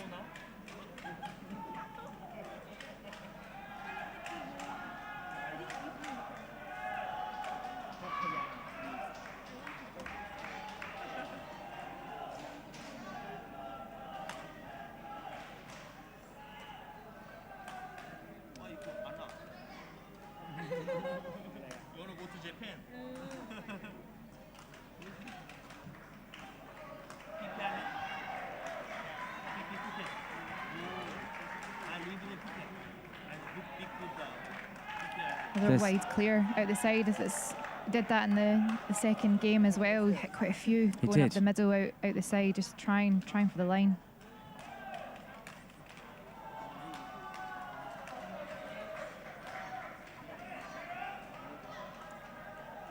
Great slice from the Tesh. Bethel struggling to read that. Such a good shot. Such a good shot. Terrific reverse. He's got the forehand slice as well, hasn't he? So from either corner, he's very dangerous.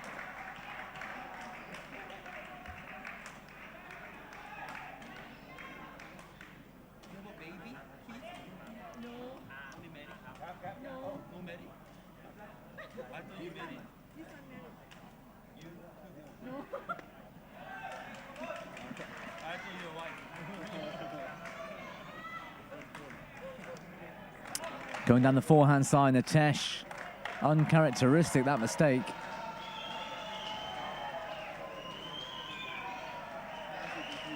(15-10). Bethel starting to feel confident, I would think, of that place in the final tomorrow.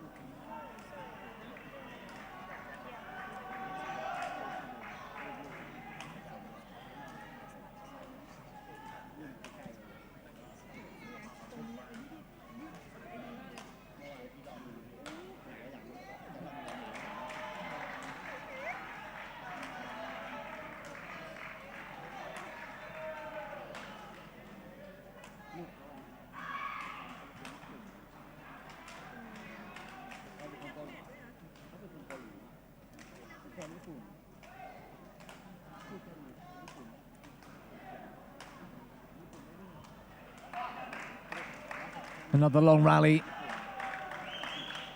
Another mistake out the back. Yeah, Natesh, he's trying for those lines, isn't he?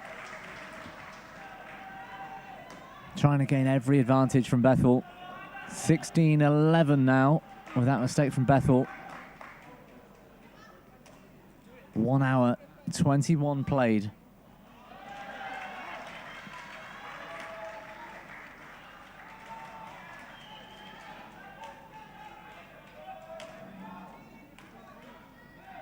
A good attack.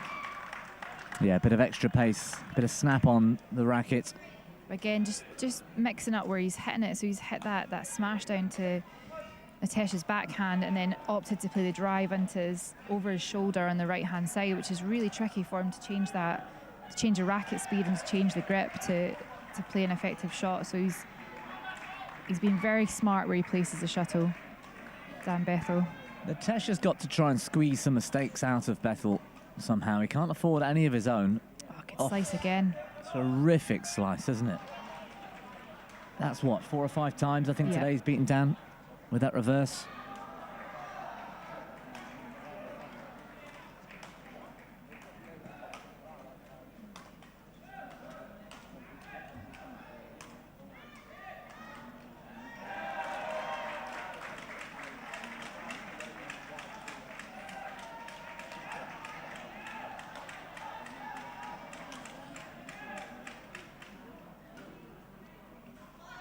Bethel doesn't want anything to do with that net exchange right now.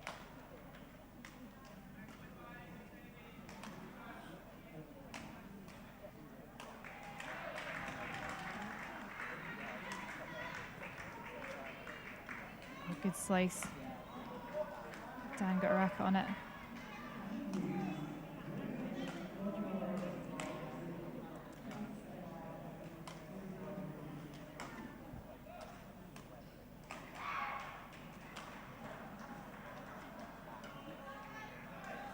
It's another terrific rally. It's a big point for Nitesh as well. He needs this to have any chance. 18-12 would have been too much, in my opinion. 17-13. Nitesh still has hope. 84 minutes in this SL3 men's singles semi-final. Pramod Bhagat came through the other in 1 hour 14, 18 in the third against Manoj Sarkar. So he awaits the winner of this one in the final tomorrow.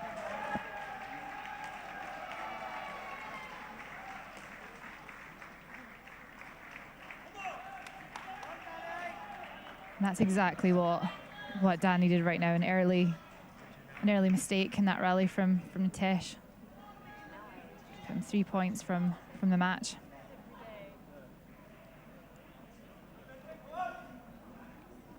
It's difficult to use these little intervals to reset after you've worked so hard in the previous rally, and then to bring yourself straight back to where you were for the next point.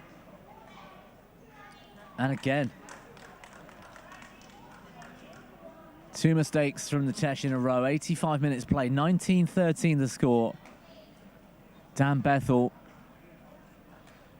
nearing the World Championship final.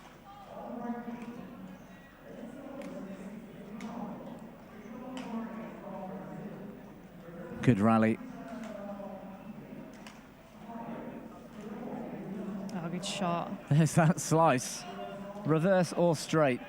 Nitesh's slice is dangerous. Yeah.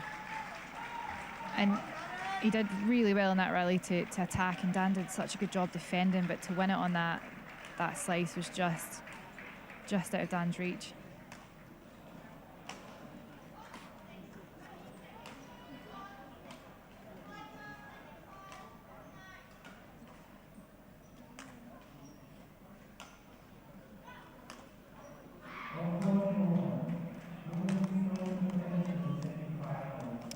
Well, it looked like it was going wide.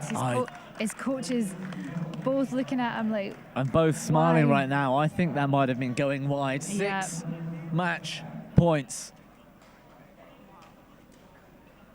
England's Dan Bethel, 2014.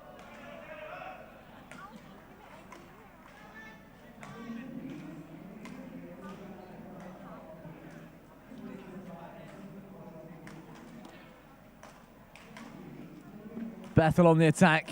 Can Nitesh survive? No, Bethel, fist in the air, comes through a thriller. What a match. 21-14 in the third. That had everything, Katie. That was fantastic. Fantastic display of men's SL3 singles, and, you know, Dan to come down in that second game to then bring it kind of equal for then Nitesh to win at 22-20, and then this last game, Dan just had that little bit extra, I think, in terms of, you know, rally length and being able to sustain those long rallies and not as many mistakes. Resilient, wasn't he? Really resilient, but it's a real testament to both players, and especially Nitesh, who's so close to getting to Dan, and each time he gets a little bit closer, so he's got to be confident in that what he's doing and the training he's putting in and the work that he's putting in is getting him just that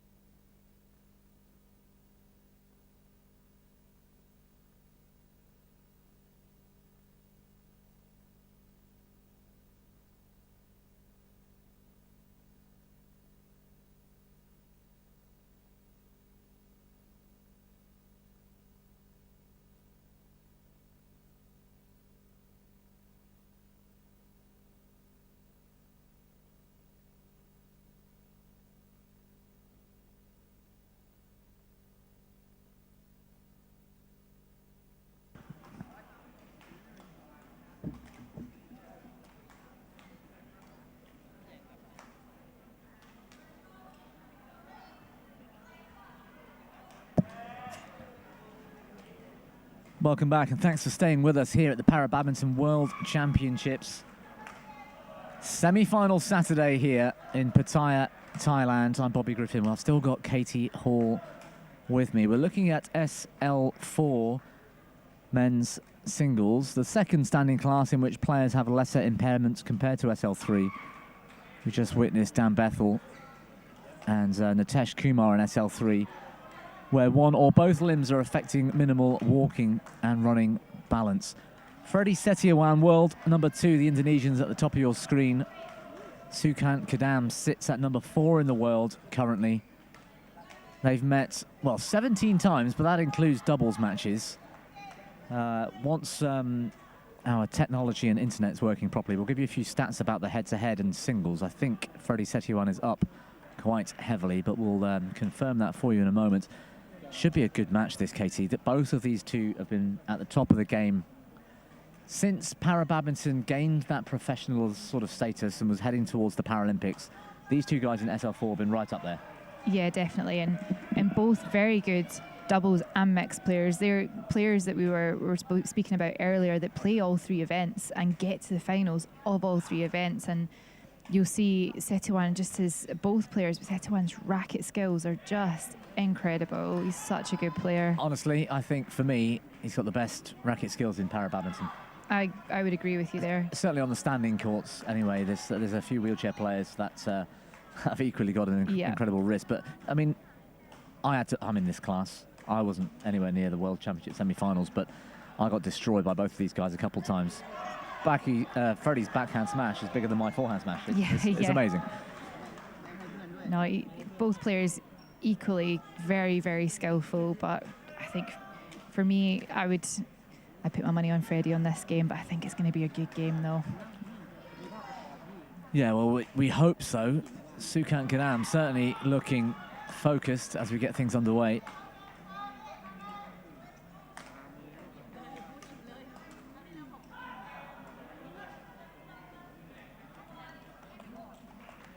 They're both so light on their feet as well.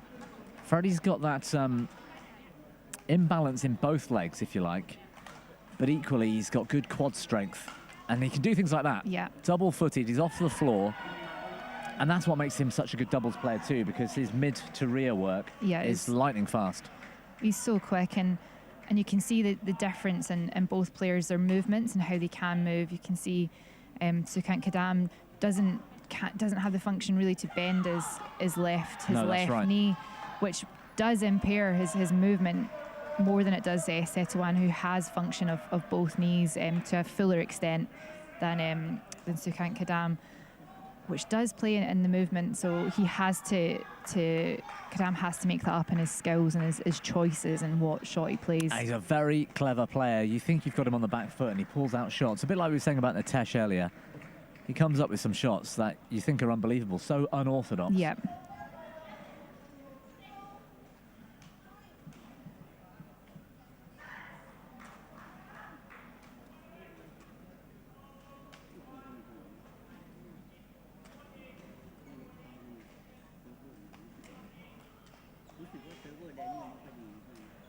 Bit complacent, perhaps, Freddie. A little bit. He is trying to, I mean, you'll see this game, he'll be trying to move Kadam in all 4 corners and open up an opportunity to hit his very effective smash and attack. But the key is to get Sukant really in the corners first and moving about and open up the spaces. Backhand drive from Setiawan. Again, just effortless power. He's not the biggest guy in the world, but technically so good.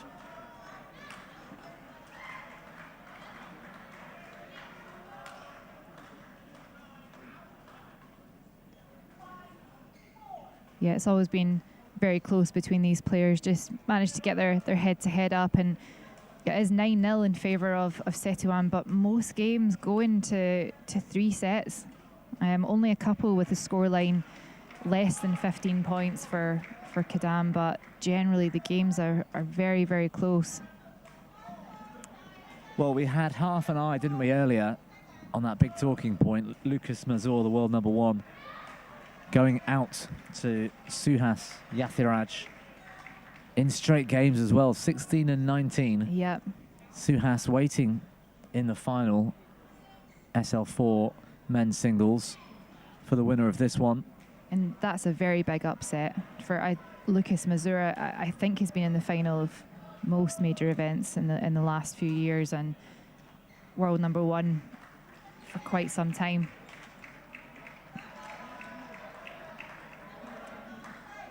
Yeah, world champion until now. Yeah. He's no longer going to be world champion, Paralympic champion. So to lose in the semi-finals will be a big, big blow to Lucas Mazur.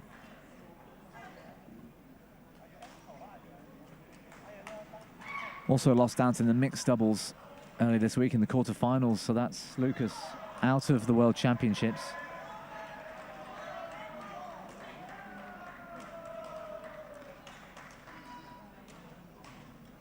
I think it's a bit of a testament to the size of the Indian team and the depth of players that they're producing in para badminton. And we've seen the same trend in badminton as well, you know, apart from, you know, the ladies singles have always been really strong, but now we're seeing men's doubles are taking men's it. Singles too. Men's They've got singles 4 players, I think, inside the top 30. It's impressive. And it's really growing. I think in para badminton, I can't remember who I was speaking to, but they said the national championships for India had over 1,000 athletes for para badminton. Yeah. And what's the UK championships? We'd 45, 50. 45, yeah. And I mean, obviously the size of the countries. They have 100 or 200 in the SL3. Yeah, it's event. There's such depth in the team, and they're producing some very good players, especially in the standing category.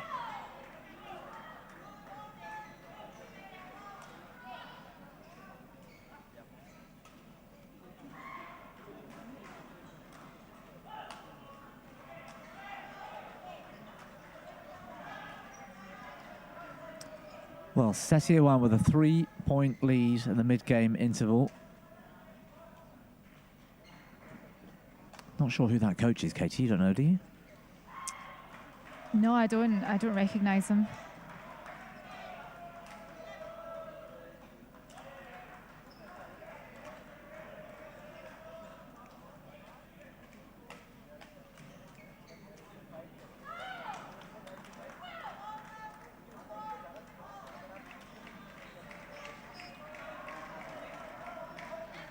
Kadam's got a good chance here. I think, like you were saying earlier about not allowing Freddie to use that big attack will be the key. Trying to get him late, use those skills. Yeah. And not getting into, you know, that attack defense, like hard attack defense with Freddie, because he's so good at it that you don't want to be getting exactly like that. You don't want to be that with Freddie because he's so skillful. Yeah, skillful and powerful, and he just whipped Sukant cross court with ease. Great return of serve. That's what he needs.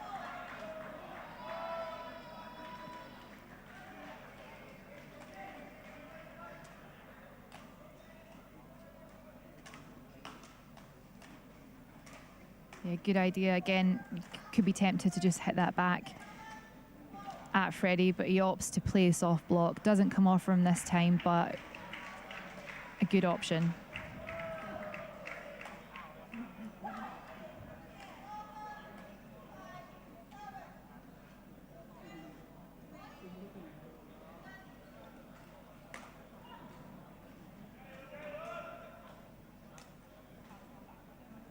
Yeah, nice touch. Going cross too early is always dangerous, whether it's singles or doubles. Yeah, it wasn't the best across slices, to be fair, and Freddie was one step away from it and could have done anything with the shuttle, and it would have been a winner. I would say, because it just wasn't probably as well executed as Kadam would have liked.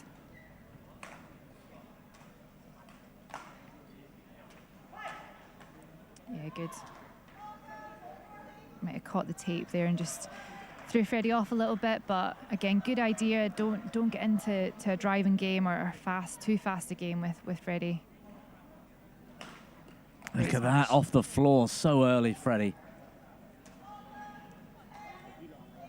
He's so quick in that, his racket skills, and you saw it right there, just one step, one jump, shuttle's on the floor.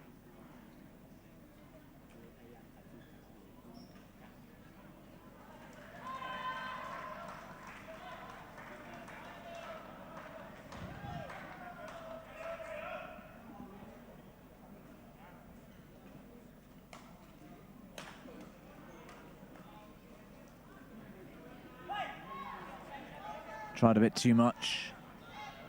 A bit too cute, Setioan.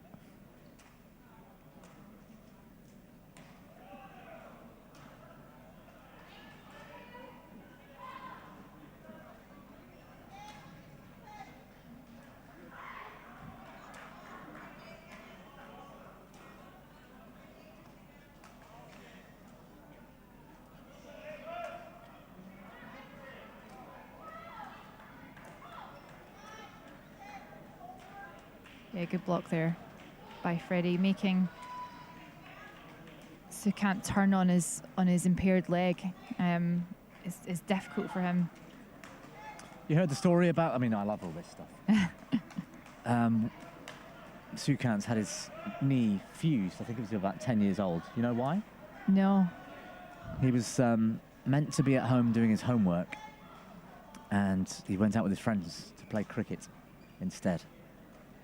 And was bowling in cricket and fell awkwardly and hurt his leg.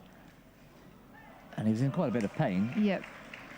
But because he was meant to be at home doing his homework, he couldn't admit to his parents that he was out playing sports with his friends. In their culture, he would have got in trouble and whatever.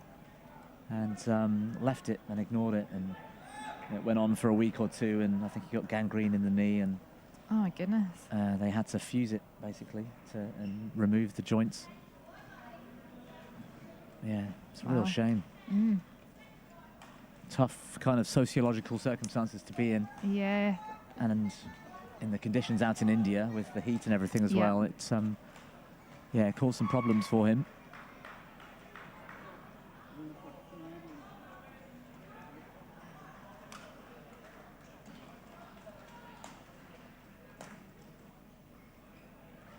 Well, first game, Freddie Setioan in just 10 minutes. Sukant on the back foot quite a lot here. Yeah. Freddie's very much in control of this game, and Sukant, he's made too many errors, I think, too many mistakes on shots that he doesn't need to be making mistakes on. He's trying to play too tight occasionally. He doesn't want to give Freddie anything. I mean, I wouldn't want to give Freddie anything, but he's just not hitting the mark, really. And Freddie's just in control. And the problem is with Freddie's attacks, Sukant just doesn't want to give him that. He doesn't want to give him the opportunity to put the shuttle on the floor that he's so good at doing, and it's trying to be too tight because he has to be against Freddie. I'd like to see a bit more intensity from Sukant, not necessarily pace on the shuttle, but just his eagerness to return serve or that first initial movement. Freddie's very quick off 2 feet, explosive in that midcourt, but actually you get him on the long diagonals. Yeah. He's not quite the same player that he is just in the midcourt with the drives. Yeah. And that's where Sukant's had success, is been more when he's been proactive, especially off of serve, and just playing like cross nets or tight nets. He's going to win points from that. He's going to win points from making Freddie move, and exactly like you said, doing those long diagonals. He's not going to win against Freddie playing smashes and drives. He's not, because Freddie's too good, and he's too good at turning the shuttle and making something out of everything. Yeah, absolutely. I think Sukant just needs to use a bit of skill and hold him, and then try and make him get second him to guess. run. Yeah.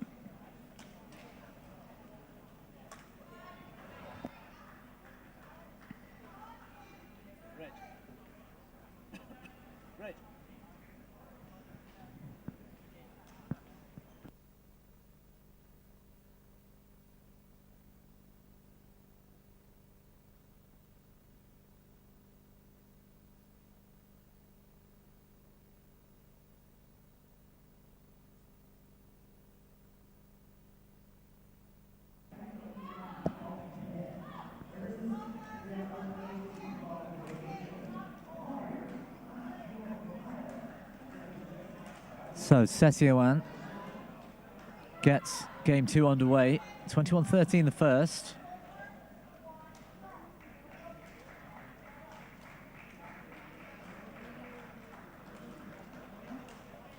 Finalist last time out, Freddie Setioan, silver medal at the World Championships in Japan 22, lost out to Lucas Mazur. Mazur, as we said earlier, out of the semi-finals today. Yep. To Suhas Yathiraj. That's a big win for him. I caught a glimpse of his celebration, and he was doing laps of the court, jumping over the A boards. Like, that's a huge win for him. He's got the better of Lucas a few times in finals, but it's over the course of 2 or 3 years. A World Championship event.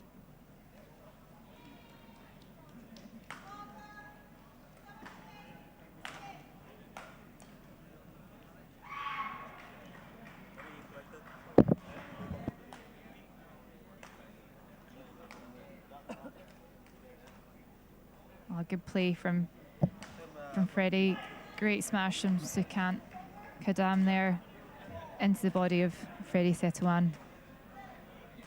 Big smile on the face of Freddie.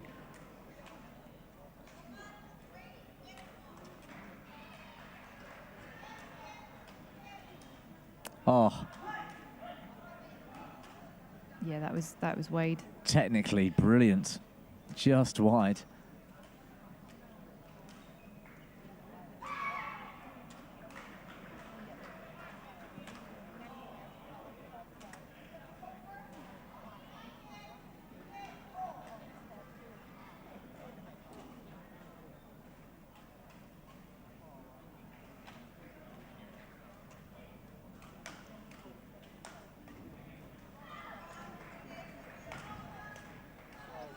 So well balanced, Setioan.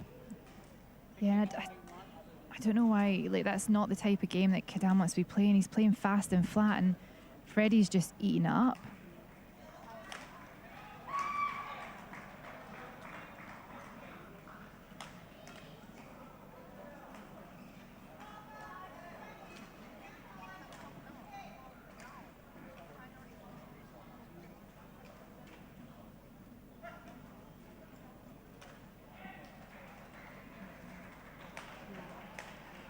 Look at that big left leg jump out.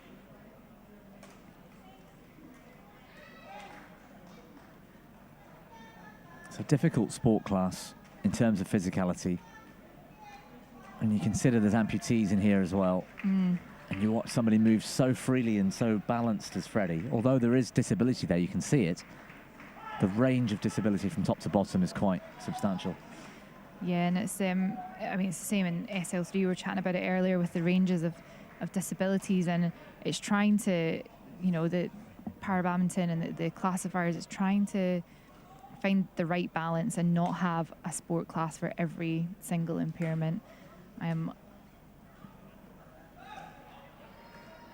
it's trying to find that even balance. You Very difficult. See the same in wheelchair 1 and wheelchair 2 with athletes, especially those with trunk impairments. It's where that level is, and I know there's quite a few athletes who are right on the cusp of wheelchair 1 and wheelchair 2, and I would not want to be a classifier. No. That is for sure.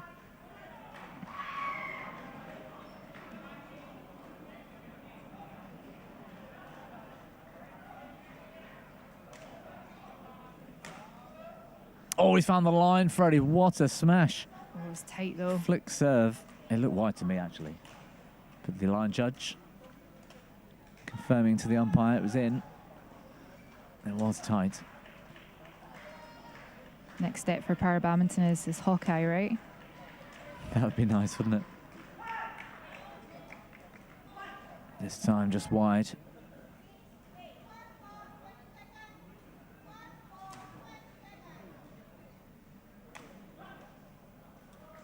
The first of 3 semi-finals for Setioan, all against Indian opponents, all against different males in each event.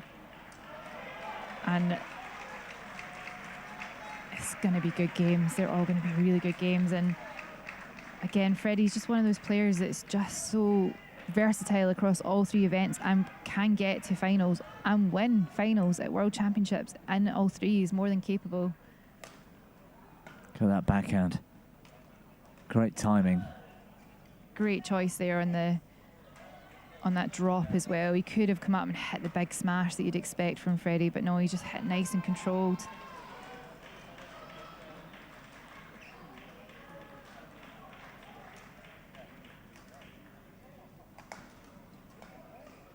Good defense. But not enough. With Kadam right at the front, just waiting for it.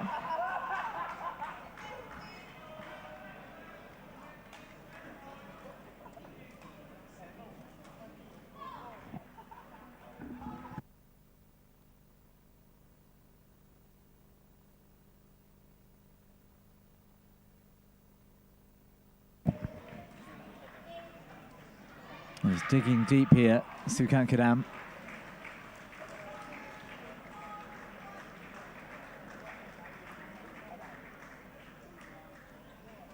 Yeah, nice idea into the net. However, Freddie Setiawan with a 3-point lead at the mid-game interval in the second. Similar to the first so far.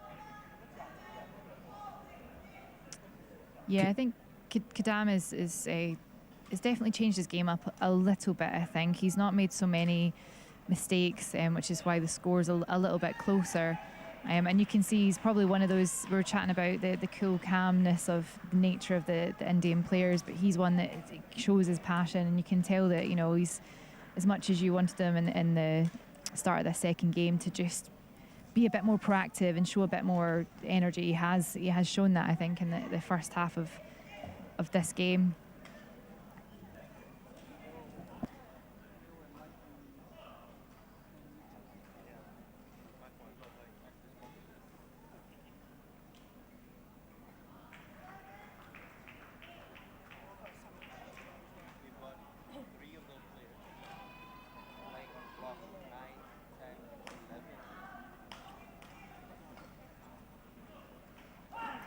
Great play by Sukan Kadam there, just taking the power that Freddie gave him on forehand, put it into his deep forehand corner. Great first point from Kadam in the second half of the second game.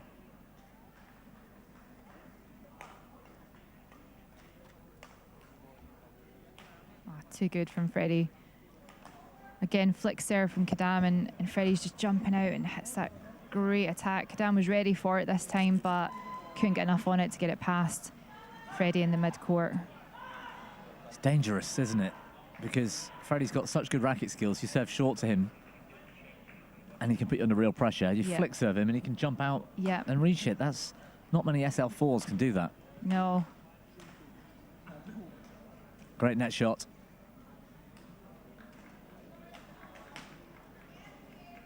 Just soaking up the pressure, Setiawan.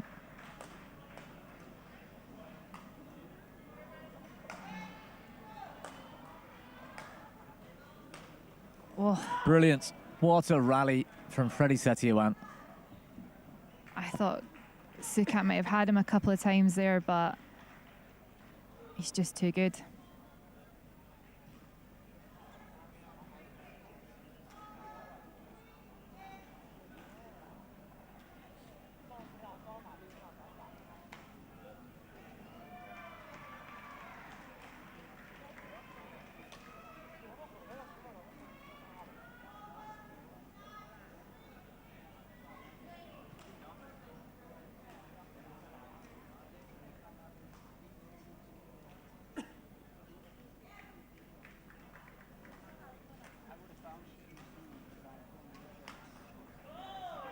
He's cut the line.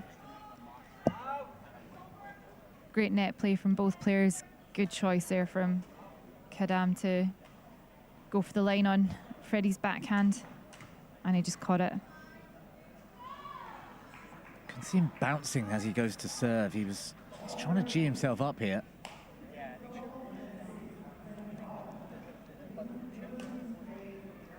Oh, great shot. Yeah, well played. that's what he needs to be doing. He needs to be turning the shuttle and getting Freddie twisting and turning on the court. And too many times as he just whacked it back at him, basically, and Freddie can do what he wants with it, and that's what he needs to be doing. He needs to be turning the shuttle and getting him off balance. Yeah, I'd like to see Sukat just sort of edging his bets a little bit, looking for corners. Difficult when Freddie can get on the attack like that, however. Such a good smash.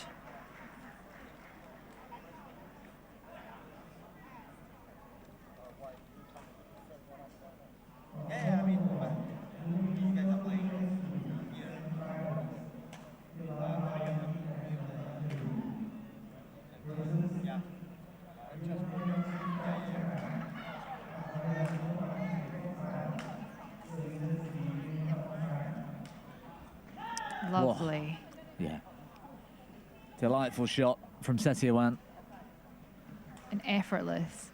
He chooses his moments, doesn't he? Because he's been using that power so much. And then this time just brushing across the shuttle, all the pace off.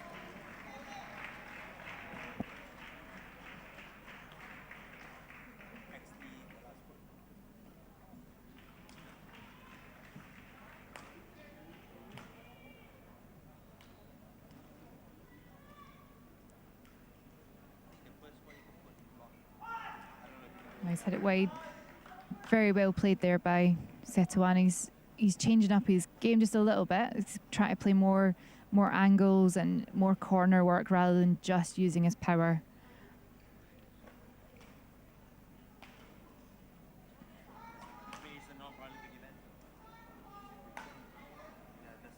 A good attack from Kadam. But well recovered from Setiawan. Great attack from Kadam, and just Freddie just got an answer to everything.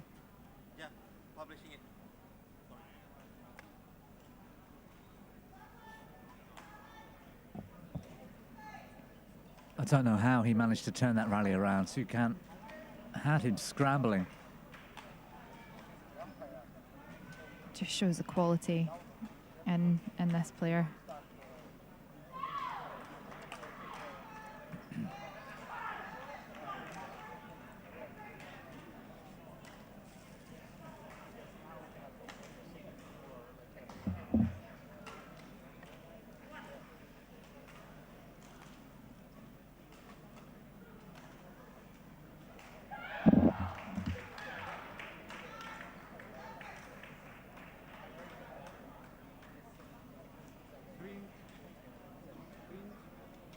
Kadam getting that towel down he'd asked for in the last point, just trying to slow the game down a little bit, give himself a little bit of a break.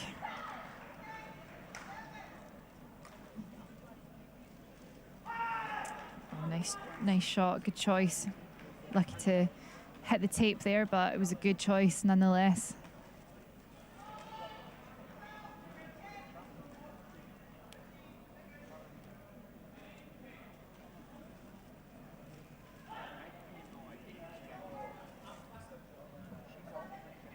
Well, 17-14. Freddie Setiawan getting closer to joining Suhas Yathiraj from India in the men's singles final. If that is the final, if Freddie makes it. Great return of serve. Yeah, that was lovely from Sukat. Freddie just stepping forward, looking for the net shot, and Sukat's held it just a little bit longer, flicked over his head. Great return. So.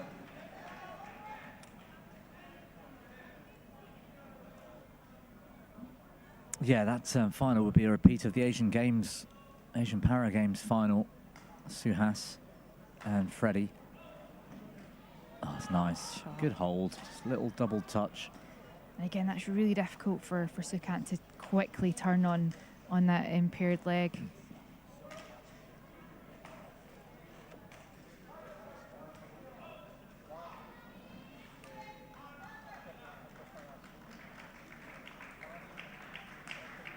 Controlling the shuttle well, Freddie. Into the net, however. That control at the front, though, to take the shuttle that tight, because Kadam played a really nice tight net shot, and he just, tiniest movement from his forearm and wrist, and he got the shot right into his deep, Kadam's deep backhand. It's too easy. Can do that all day, every day. Yeah, that's where Sukant, you were talking about it earlier, that's the wrong strategy for Sukant. Yeah. Going hard, especially out of position and cross. Yeah, he's just too easy for Freddie. Match point for a place in the final. Men's singles SL4, Freddie Setioan 2016.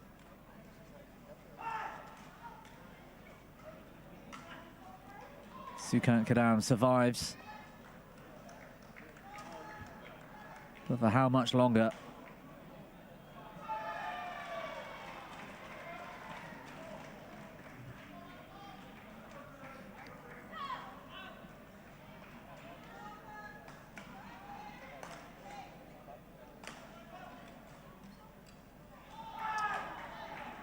He's still scrapping, Sukant.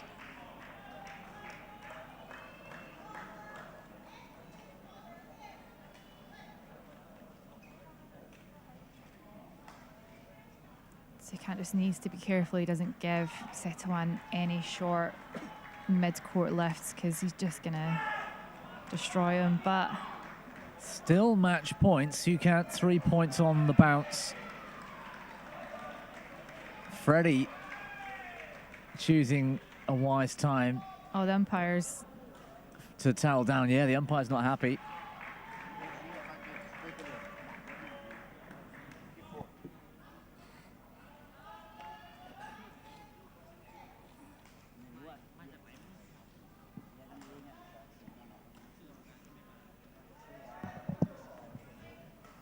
One more point for Sukant to salvage something here.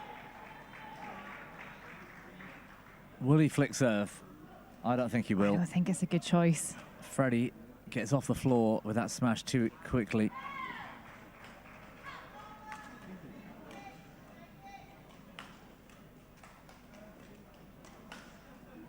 Good attack by Kadam here, really putting the pressure on. Oh, and he's done it, Freddie. Error into rally. the net, wasn't it, from Sukant? Yeah. I think he just went a bit too tight with that drop shot cross.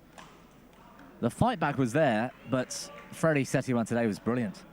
Absolutely brilliant. He's such a good player, and you know, the composure as well from him on court there. Just to be, you know, to lose a couple of points when you've got match point can rattle some players, because it's, you know, it's a lot of pressure. You got one more point and that's you World Championship final, and he just stayed really composed. And even that last rally, Kadam was all over him, and it's unfortunate that he just made that mistake on that drop shot, because he had Setioan on the back foot on the last rally there. He did. Well, it was straight games in the end. 31 minutes. Freddie Setioan coming through against Sukant Kadam in the SL4 men's singles semi-final. 21-13, 21-19. He'll face Suhas Yathiraj in tomorrow's final, after Yathiraj took out Lucas Mazur from France earlier on today. Plenty more to come. Don't go anywhere. We've got women's singles SL4 coming up next. Norway's Helle Sofia Sogoi against China's Cheng He Feng in just a few moments. Katie, you're off to the wheelchair court, is that right? Yes, I'm off to wheelchair. Thank you for today. It's been a pleasure. It has. Enjoy a bit of a chat with Rookie. Yep, and looking forward to some wheelchair matches, and you know, looking forward to watching the standing players at a later date. See you again tomorrow. See you.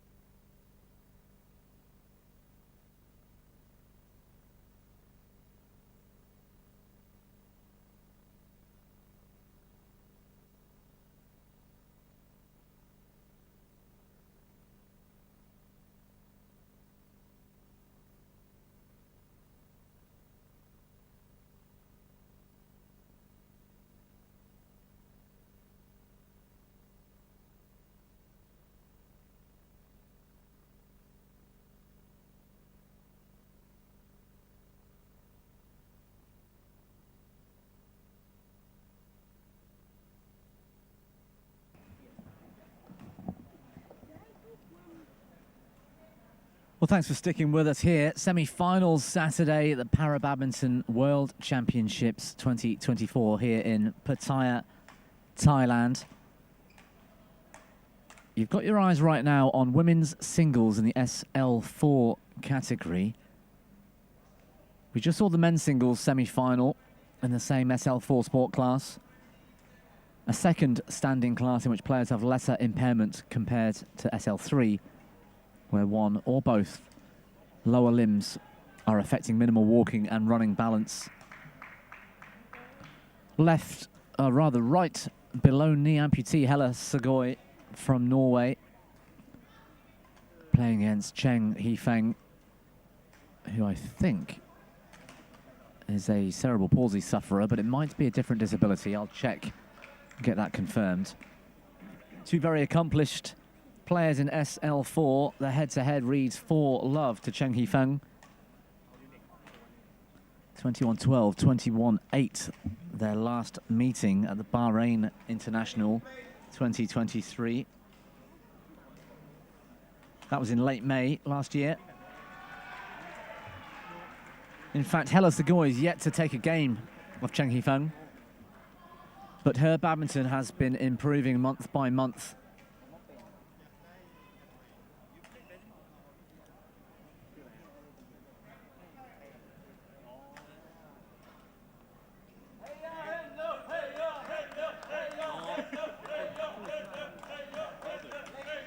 Sagøy, number 1 in the world rankings, but she's played 8 tournaments.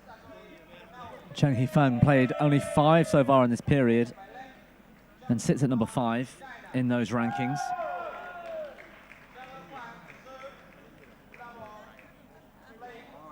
It could be closer than many of their previous meetings due to the improvements of Helle Sagøy.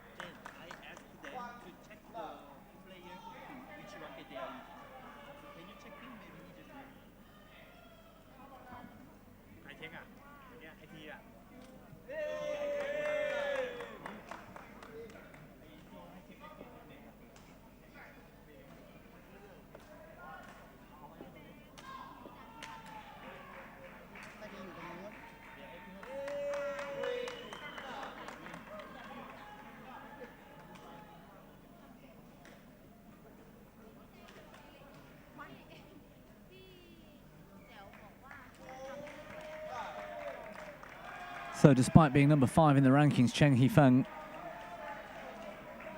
5 tournaments, 5 wins in that ranking period. Dubai was the last title she picked up, the Japan International last year, Asian Para Games champion, and a couple of other titles in 2023.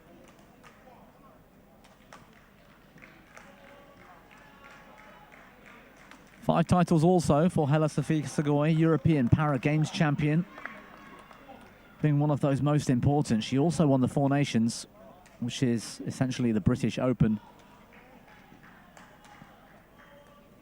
last summer.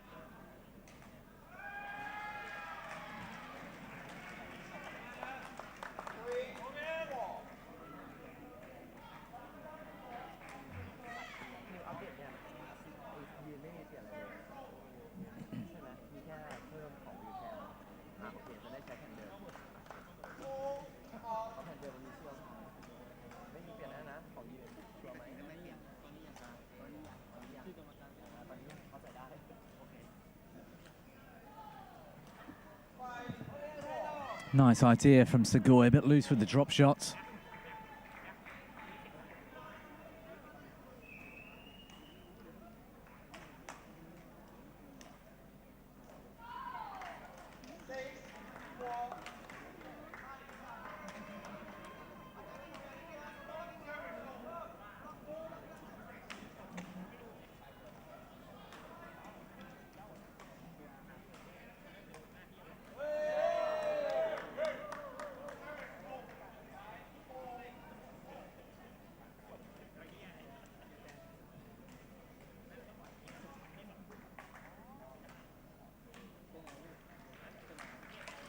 Only playing singles here this week, Cheng Hifeng.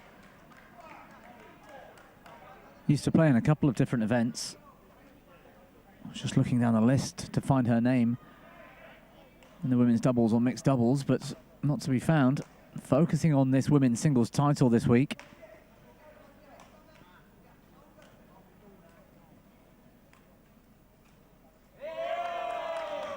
It's a wonderful rally from Helle Sagoy.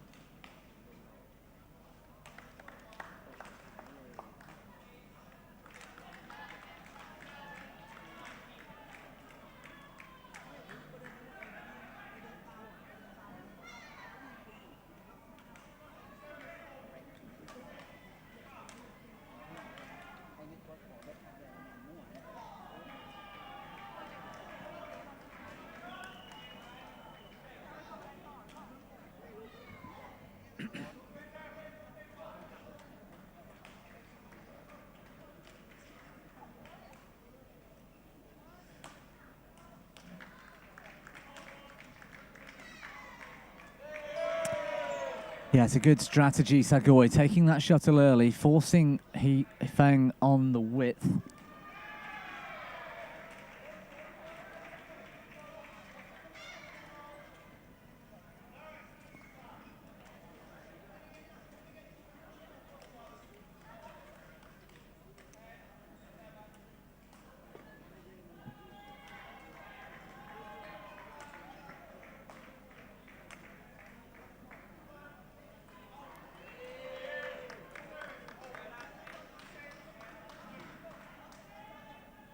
This performance might be something of a surprise for Chen Hifeng.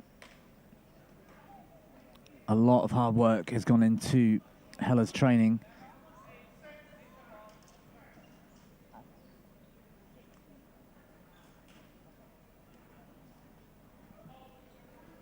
(11-8) at the break, 3 points.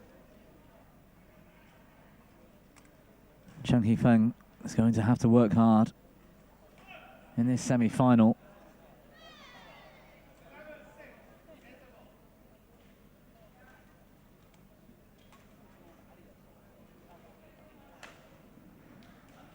Liani Ratchioktila awaits in the final in SL4. She beat Palak Kohli from India earlier. 21-16 in the third after losing the first game. Reclassified Kohli from SU5 to SL4 within the last year or so.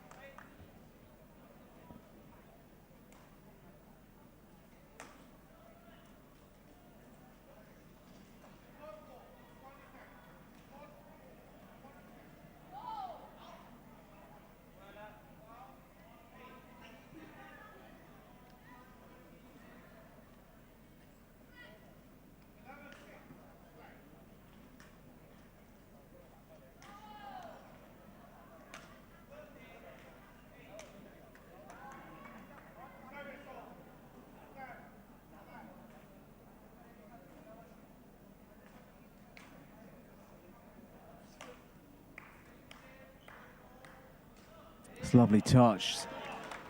And that's what Sagoy is going to have to continue to do.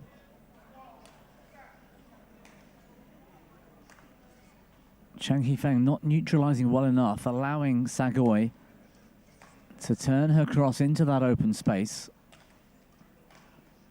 That's brilliant.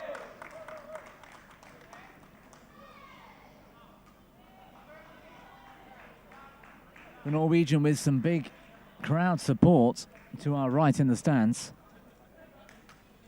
Flags raised, cheering her on.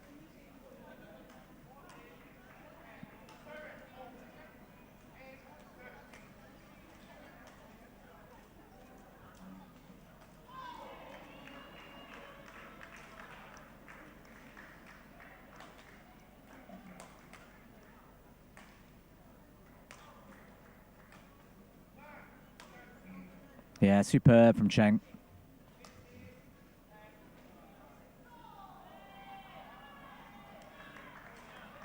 A little bit more creativity needed in the defence of Sagoy sometimes.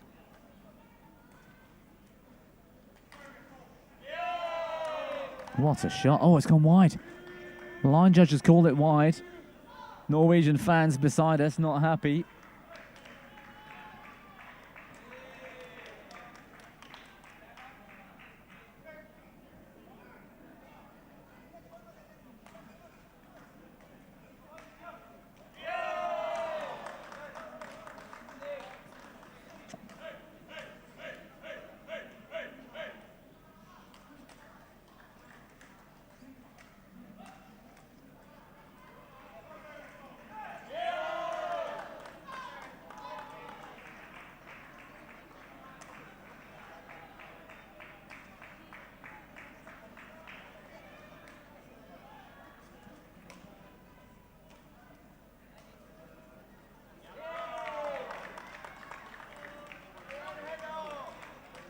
Tension building as the scoreboard gets a bit closer.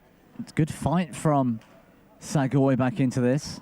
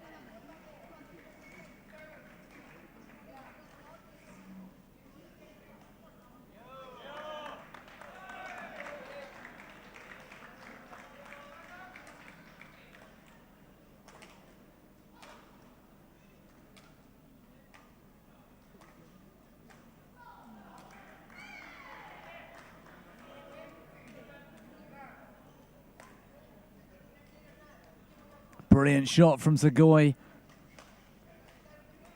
Matched by the defense, Chen Hifeng. Oh, what a rally. Chen coming out on top. Heller had chances there.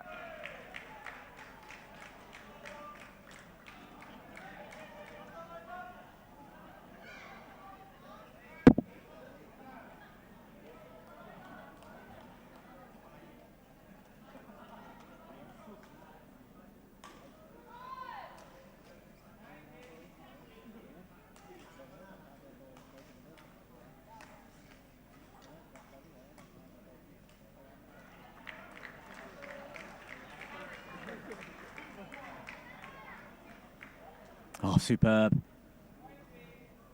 Instinctive relift, Chen Hifeng.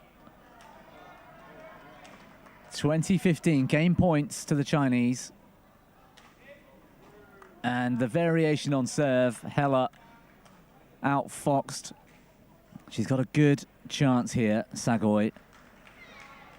A good start to this second game, all important. 21-15, the opener.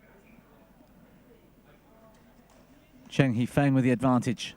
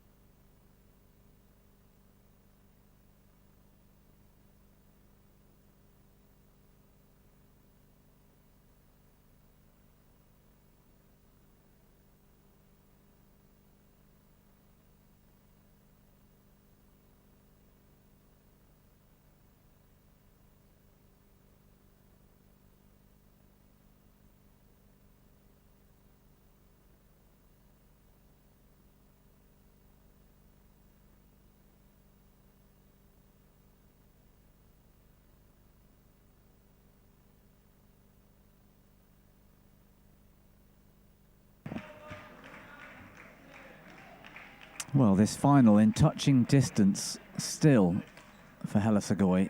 Needs to employ the right tactics. She'll obviously need to play her best. But tactically, she can find a way through this.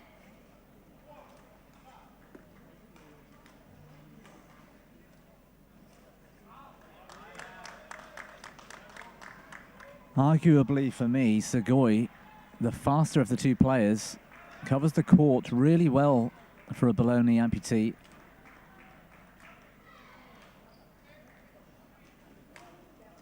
Wonderful footwork. And a great example of it in that rally.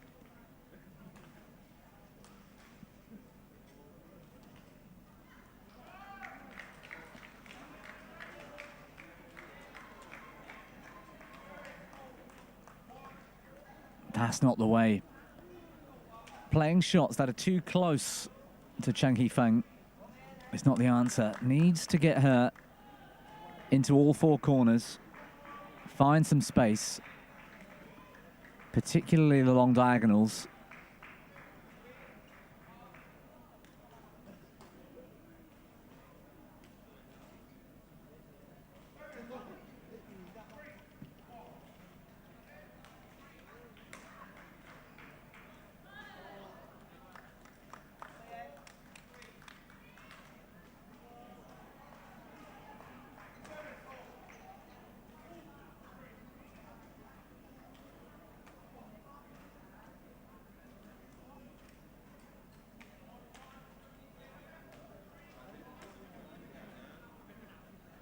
Just long of that back line.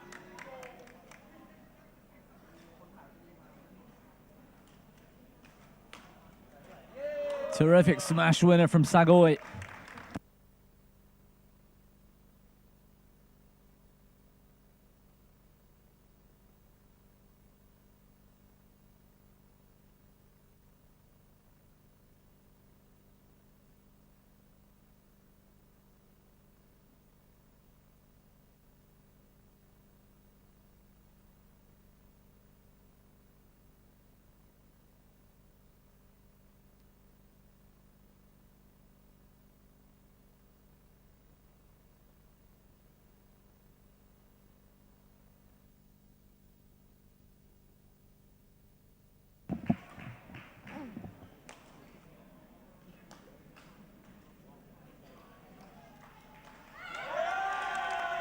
Well, it was predetermined, that cross net shot. You could see the forehand grip open up from Cheng Hifeng before she played it. Telegraphed that shot. Well read by Sagoi. Norwegian still very much in the hunt.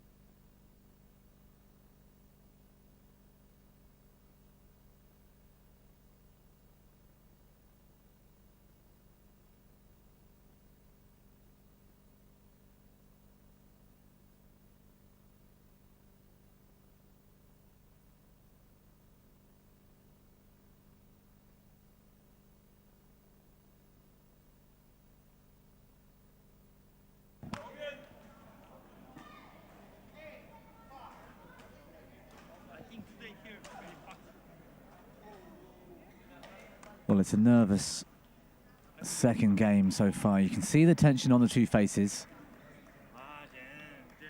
Fully understandable, of course. A place in the SL4 women's singles final at stake.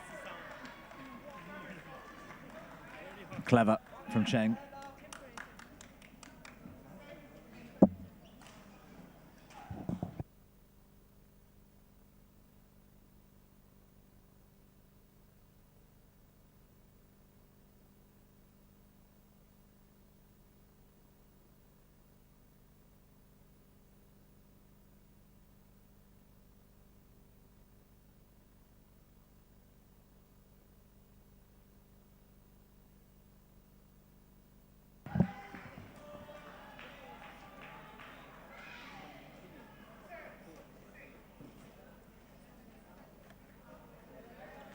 gone long from Sugoi. Cheng with the touch of control, but for me, Hella has got tons of opportunities here to take out one of the best SL4 players over recent years. She's worked so hard, Sugoi. And Cheng, I think, looking a bit rattled. Despite the 4-point lead and a game up, this could get very exciting in the latter stages. 11-7 at the break.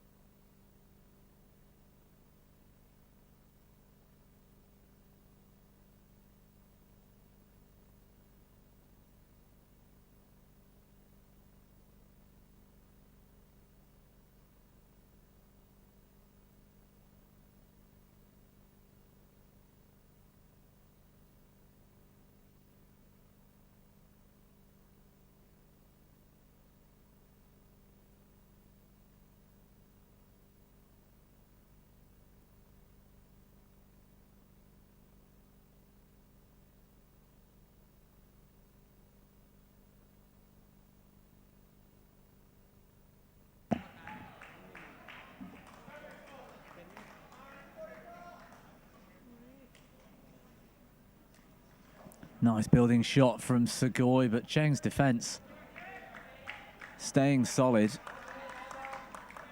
It's difficult to watch because Hella Sugoi's got every opportunity here to keep up with Cheng.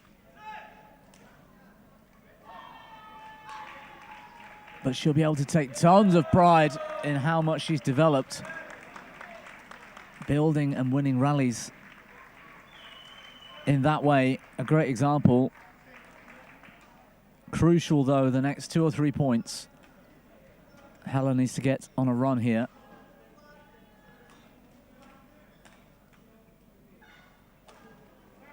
She's missed the knockoff. And Cheng, just that bit more experienced, finds another way through.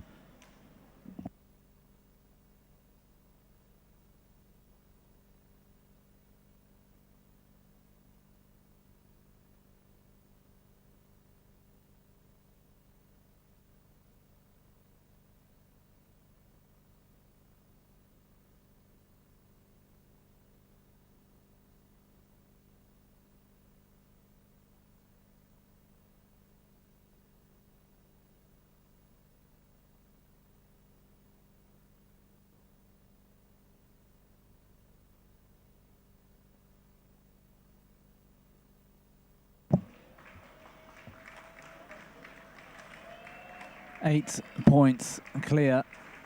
Cheng Hifeng. That's better from Sugoi. Keeping hopes alive.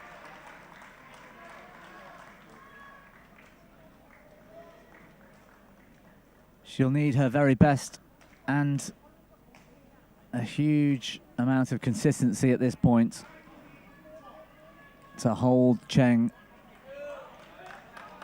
away from this match. 3 points is all Cheng Hifeng needs.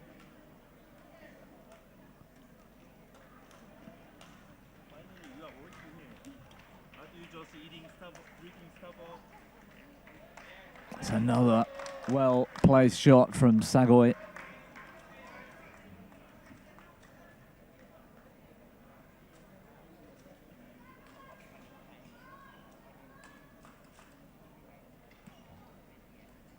Oh, it's clever. But it's gone long. Sugoi can't find the court. Cheng Hifeng leads 19-13, a game up.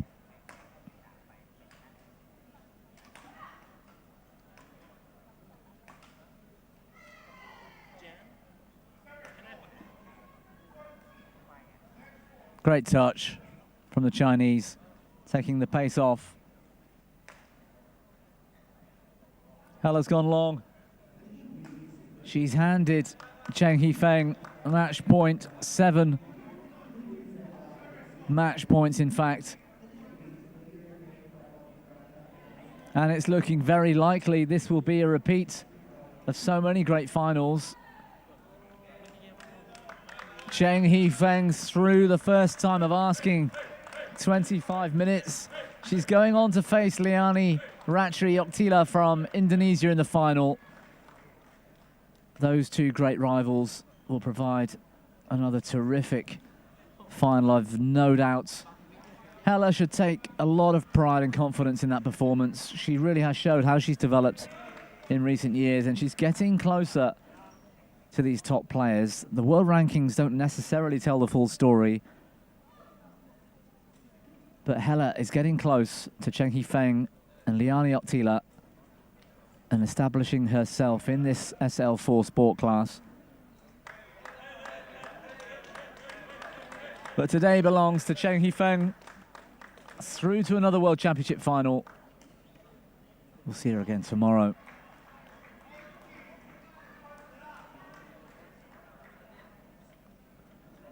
More to come. Women.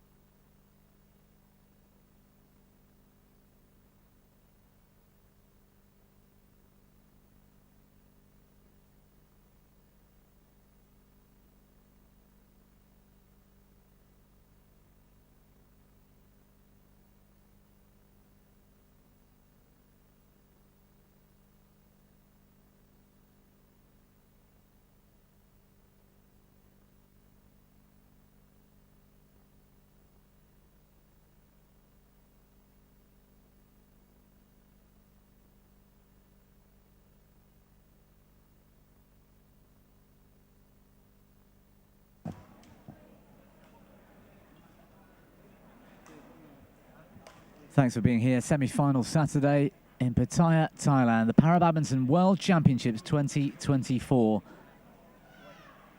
Warming up right now, Juliana Poveda Flores from Peru taking on China's Ling Shuangbao.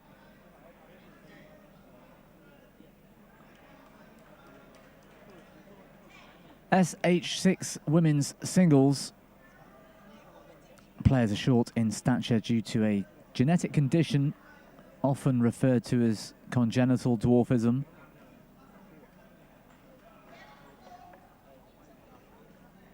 We're getting set for their fourth meeting. Lin leads that head-to-head, 2-1 currently. Their last meeting, the Bahrain International, late May last year. That match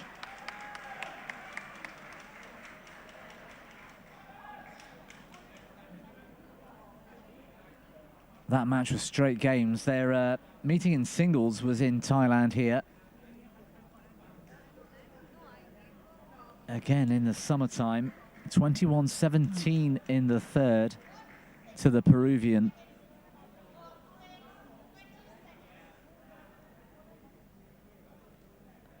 They've got history on a singles court and in mixed doubles.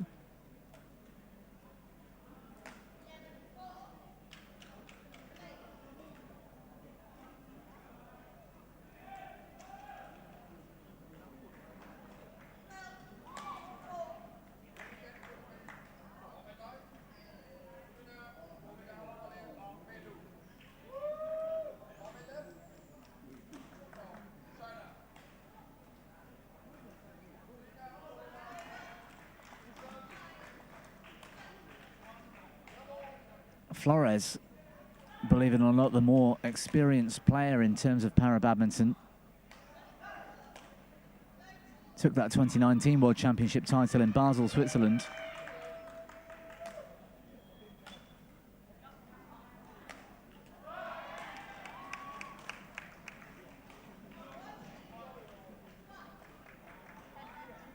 But the standard, as always, improving everywhere, not least in SH6. Particularly the women's category.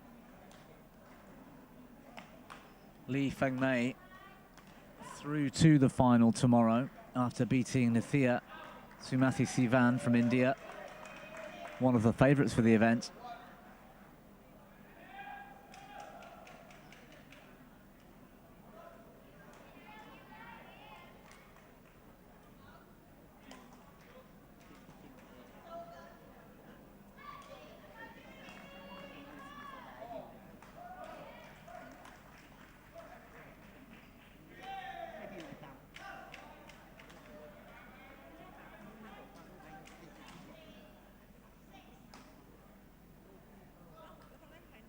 Hunting that corner, Juliana. Bit of nervous tension on the face of the Peruvian right now. Lots at stake here.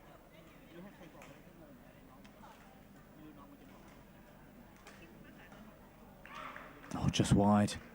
Nice looking shot from Lin.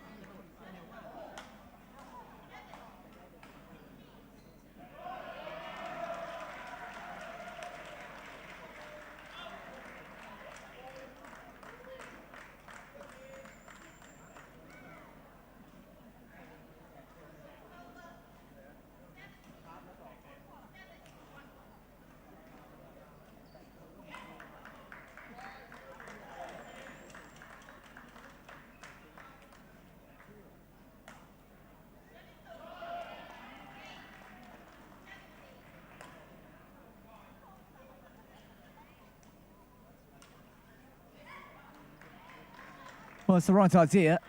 Again, execution letting her down. Flores settling 6-3.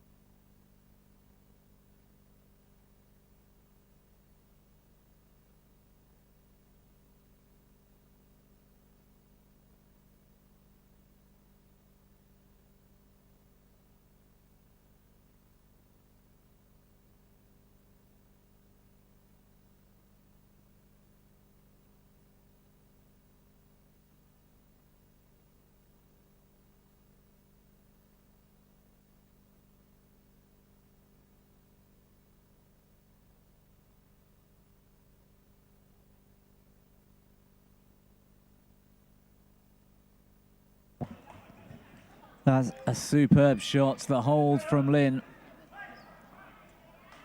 Smallest of double actions, the lift up the line into the open court. Making Juliana late on the shuttle.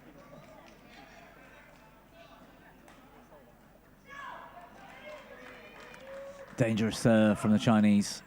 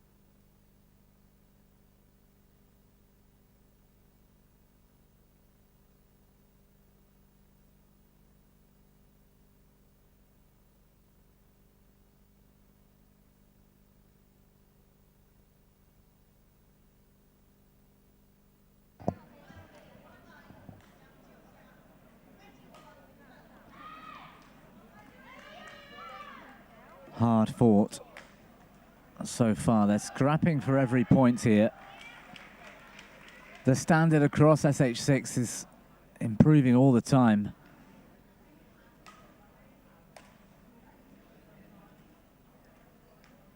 A real strength in depth developing.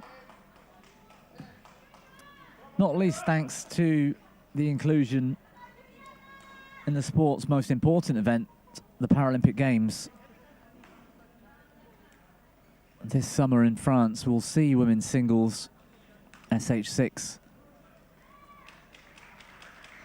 as a featured event, and the SH6 mixed doubles, both absent from the Tokyo 2020 Games.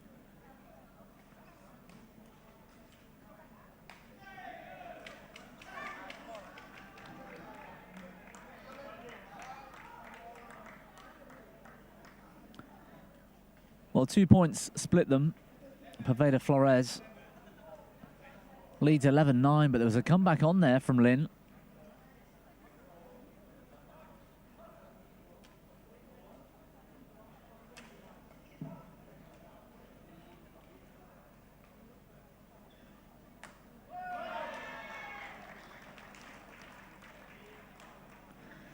Pan Am champion. Well, the Pan American Games, to give it its official name. Also took that Pan Am title the previous year. And a title in Brazil for Juliana Flores.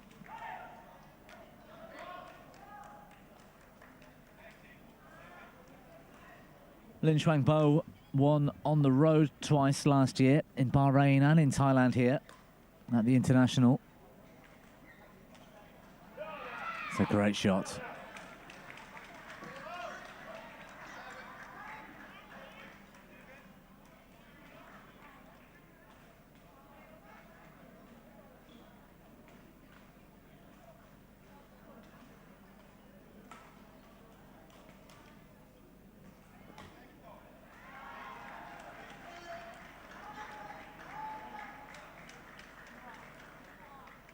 Lovely backhand from Flores, but Lin's tight spinning net shot.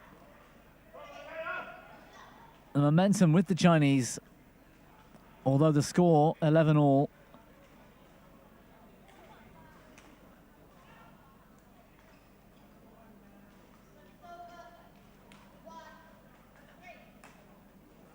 Seven out of the 8 last points. Well, that's 8 out of 9 now for Lin Shuangbo.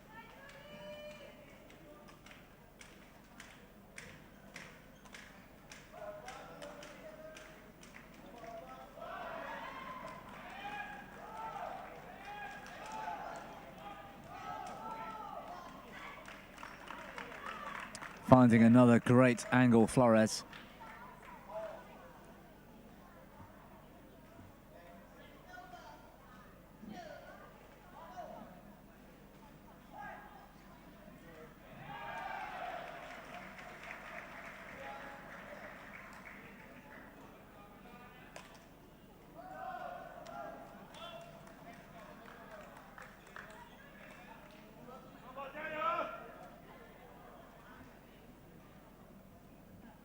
Short rallies here. They're not prepared to play the long game. Looking for an early advantage in every rally, both players.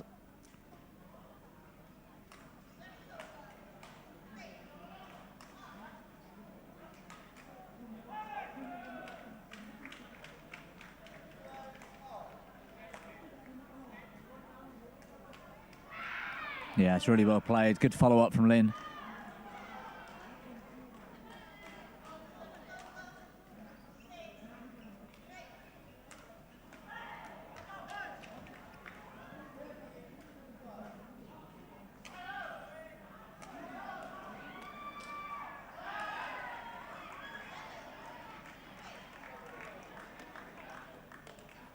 It's a better punch clear from Flores.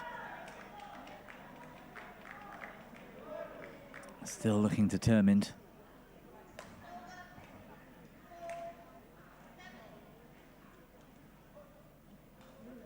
Oh, great shots. One choice from there, Paveda Flores.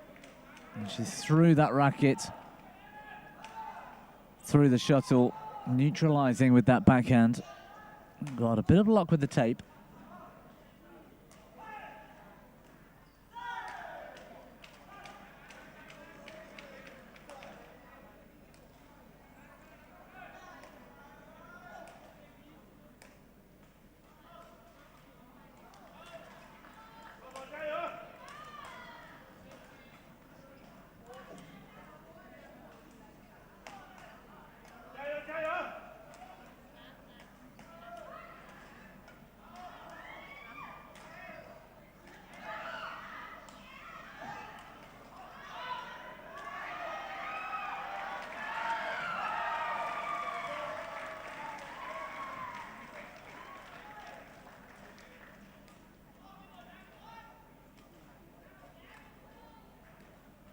Yeah, it's clever from Flores.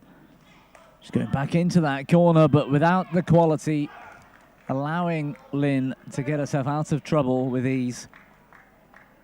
One too many, I think, from Flores. A bit more creativity needed. 17-14.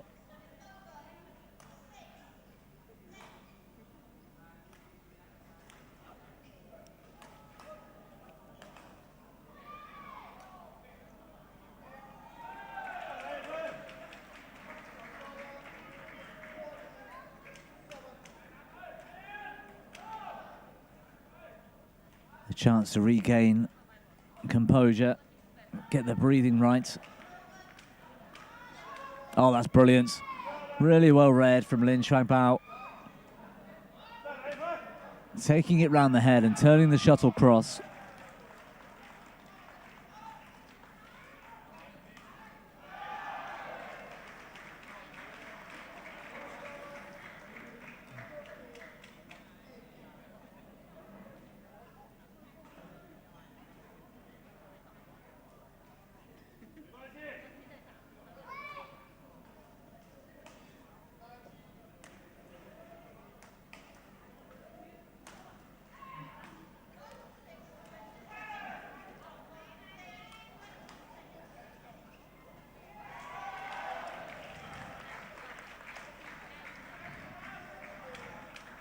Oh, terrific rally. One of the best we've seen so far in the game. Last chance for Paveda Flores. Lose this point, she's facing down game points.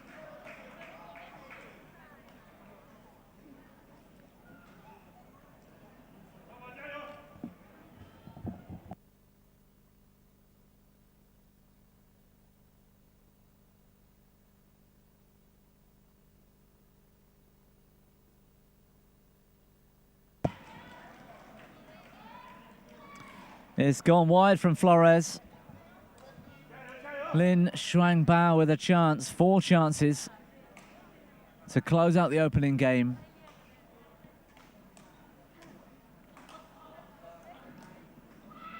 She's found it. She loves that cross drop from round the head. Played to perfection once more. 21-16 the opening game score, 14 minutes gone.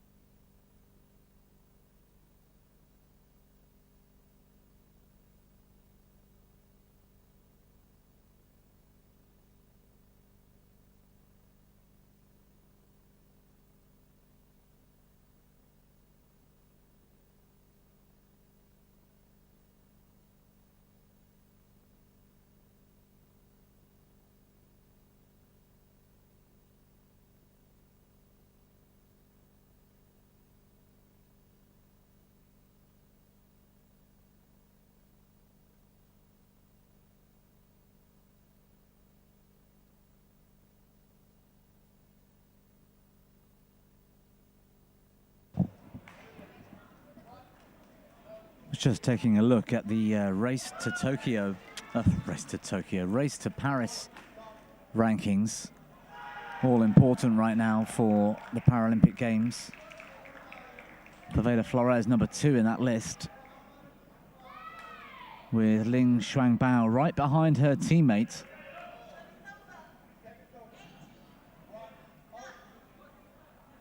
Who are 6 and 7 in the list.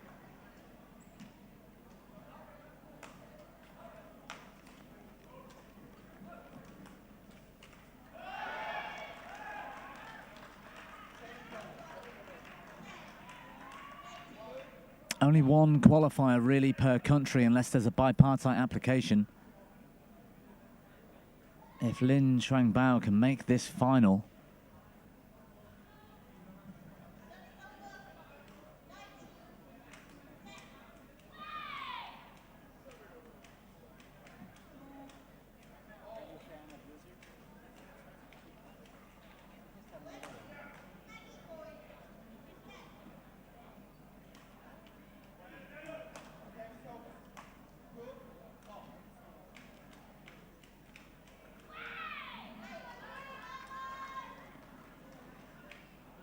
yeah, it's going to be tight. Li Fengmi through to the final after beating Sivan earlier.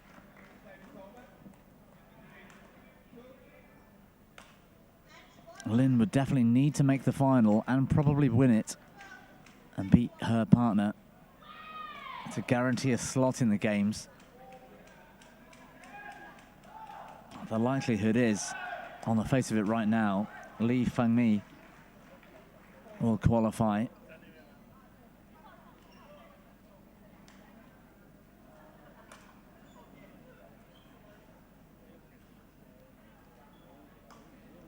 Oh, she's missed.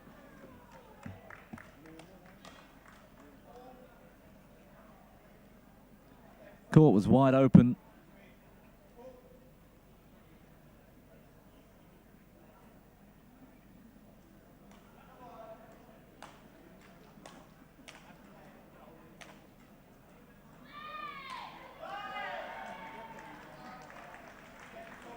Well, she's wearing some emotion on the face now, Lin Shuangbao. Fighting for these points. A slightly subdued Poveda Flores.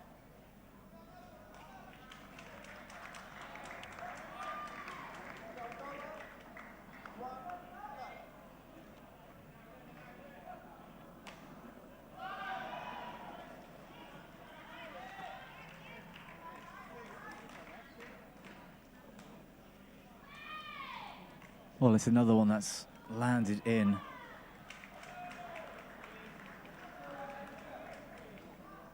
Poor lead from Flores, 7-3 the score.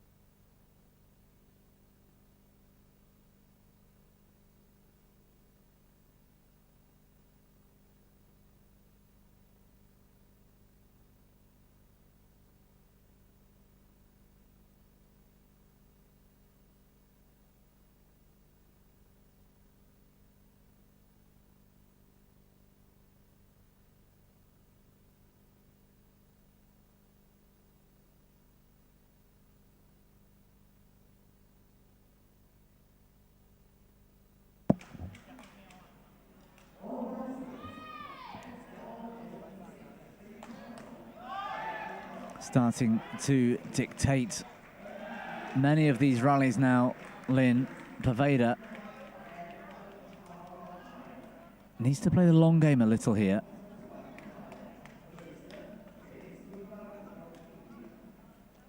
Use these building shots and try and get Lin Shuangbao late. She's doing a good job here. That's better, much better from the Peruvian.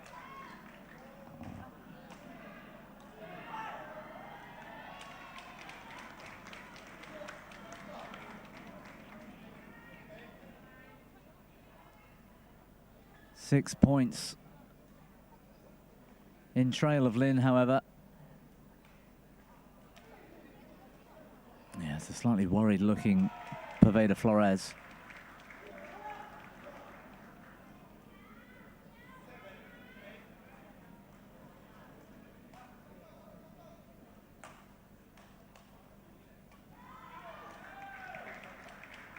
Punching Flores back into that round the head corner. Effective shot making. She's gone into the mid-game interval with a 7-point lead. And she might have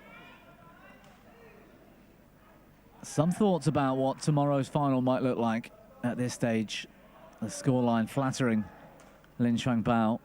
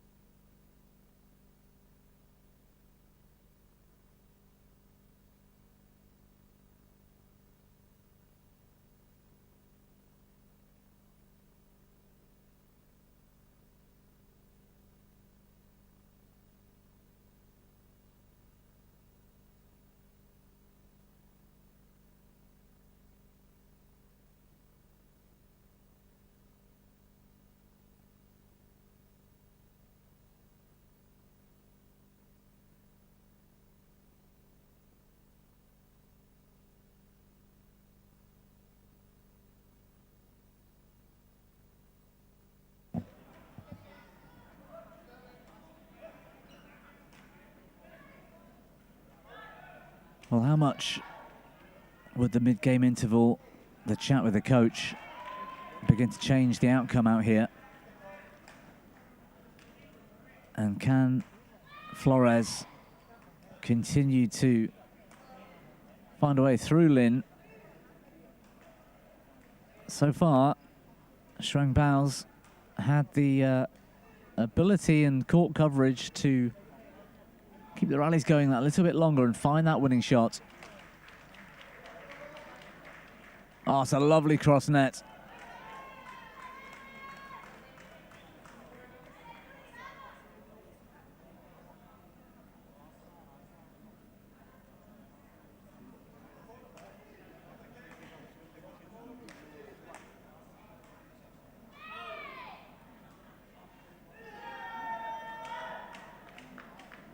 Well, I don't think Lin can quite believe she missed. The call was wide.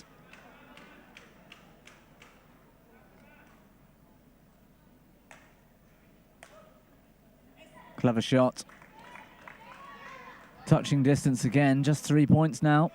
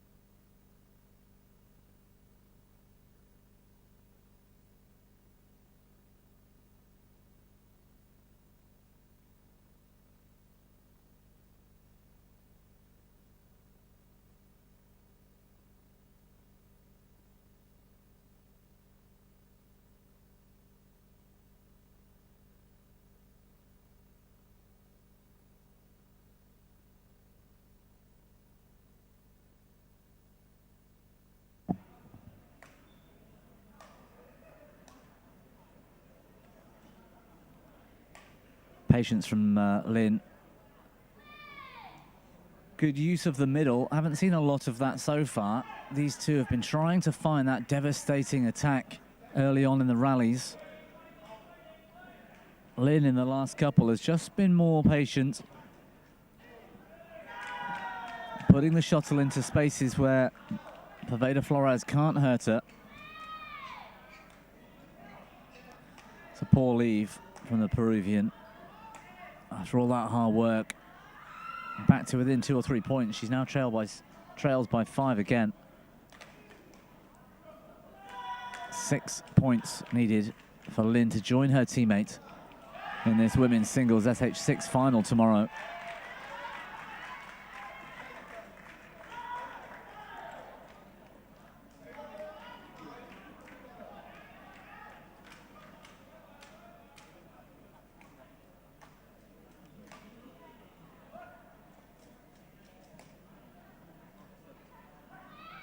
Oh, what a shot.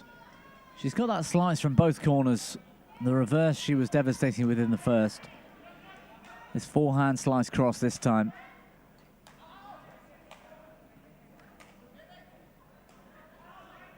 Five points clear. 5 points to win the match. A lot of pressure on Poveda Flores.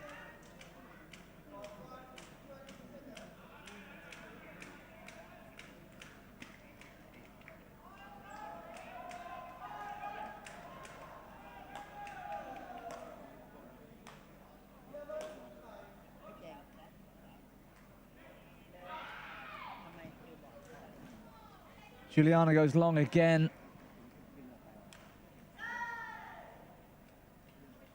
Cry of delight from her opponent. She can see the finish line.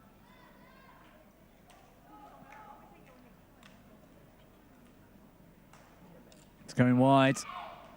Too much to ask.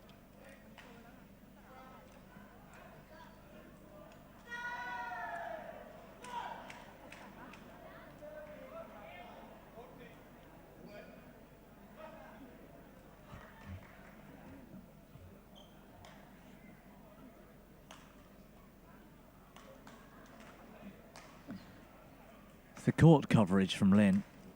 Tremendous. What a pickup. Surely it's too much this time, though.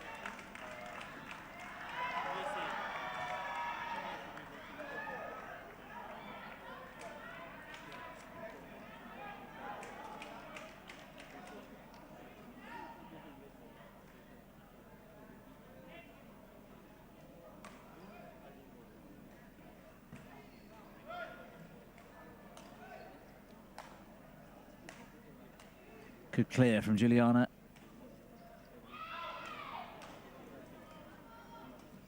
Too much adrenaline, perhaps. Just squeezing a bit too tight. Out the back once more. Lin Shuangbao. 2 points needed.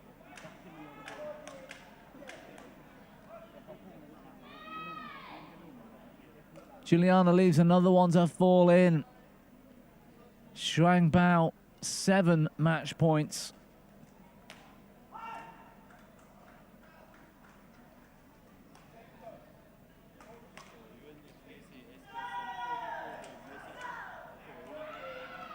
And she's done it.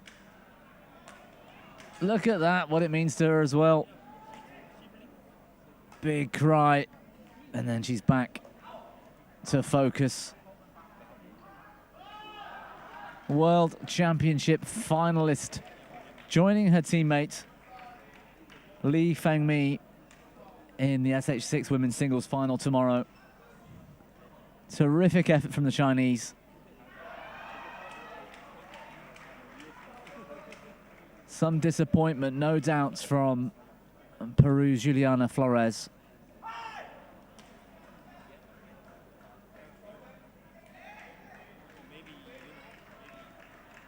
But right now, she leaves the court with smiles on both faces.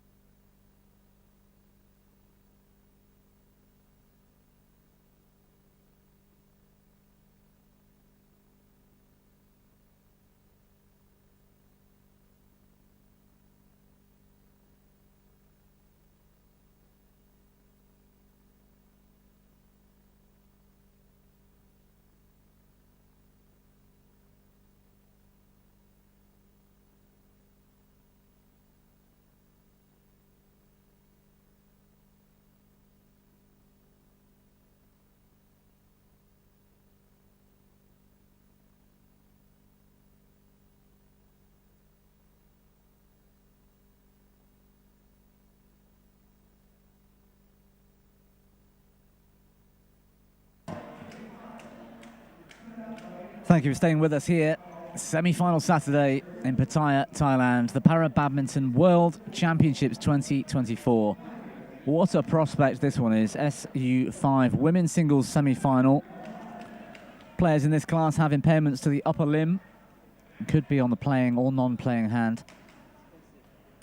Intriguing reading the rankings right now. Manisha Ramadas, world ranked number 1. She's played 11 tournaments. Maud Lafort, number 3 in the rankings, having played 8. In terms of the race to Paris, the Paralympic rankings, Maud Lafort's number 1. And Manisha Ramadas, number 4.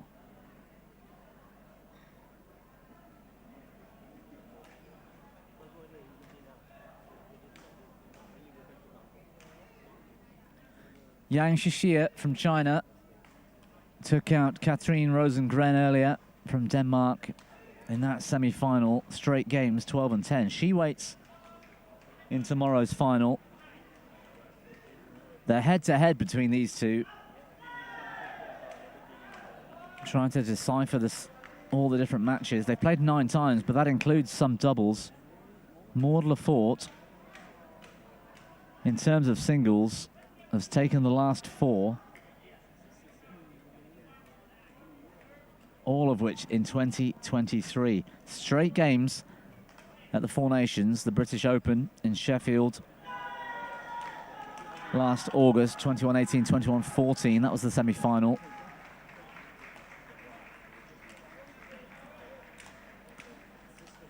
The youngster, the teenager from France,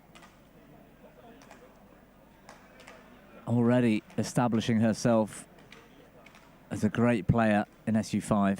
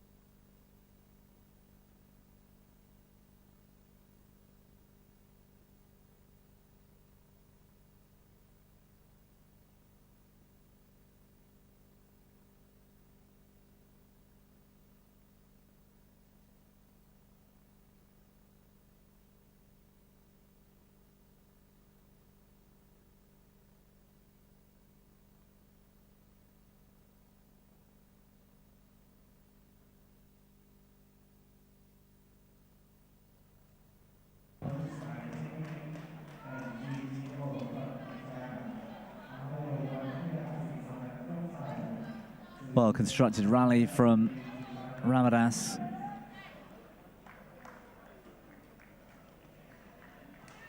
For all. You can see the quality of these rallies. A long way to go yet.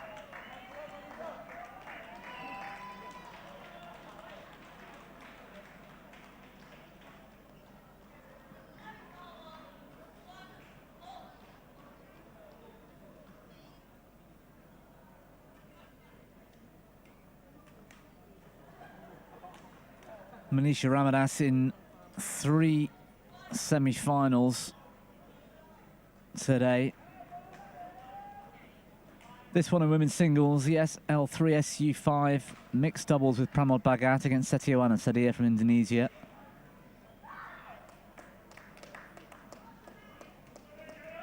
And Ramadas with Mandeep Kaur, we saw earlier come through in the women's doubles, and they're now going on to face Liani Oktila and Kalimata Sadia from Indonesia. That's going to be a tough match. A lot of work for Ramadas to do in that one.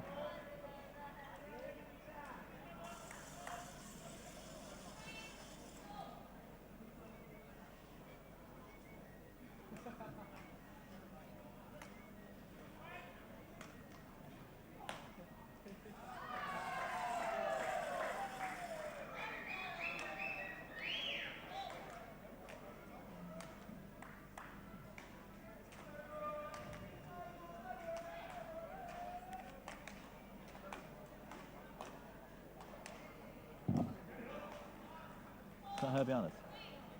Cool.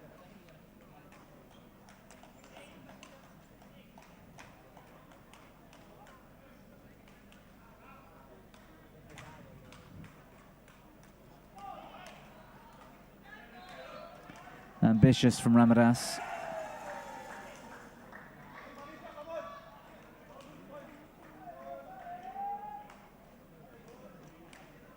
European Games champion back in August, Maud Lefort.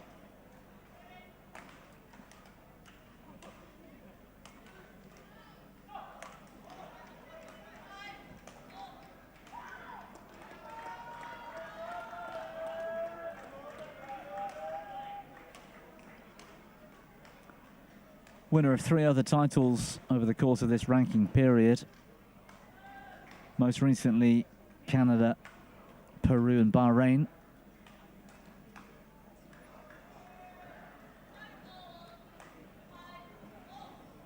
Just wide from Ramadas. Well, the immediate complaint, but it did look wide.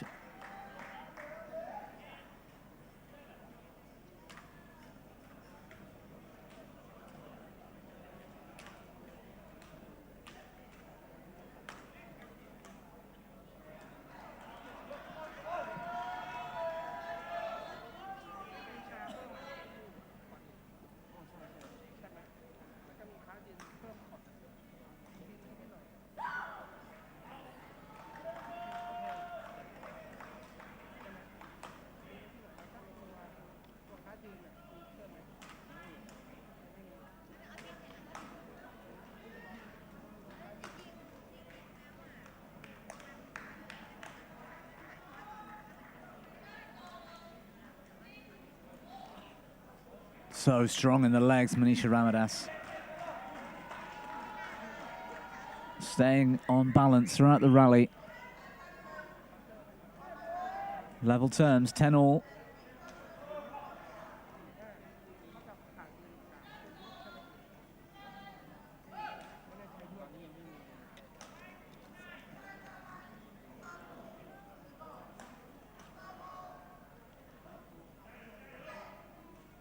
Good net exchange. Maud Lefort holding her own, but the straight smash winner from Ramadas. She goes into the break with the smallest of advantages, 11-10.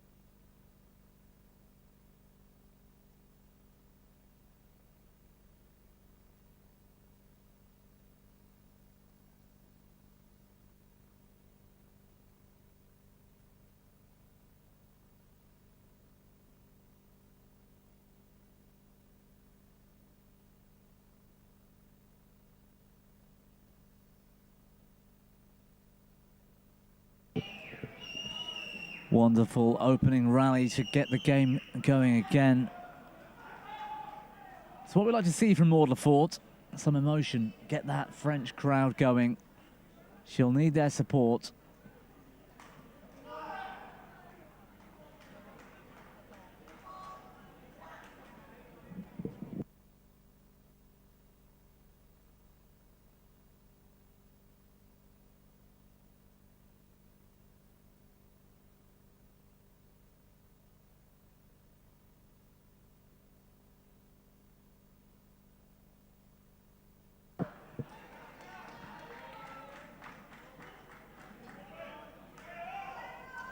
Squeezing a bit too tight. Maud Lefort. Ramadas looking so balanced, so strong in the legs.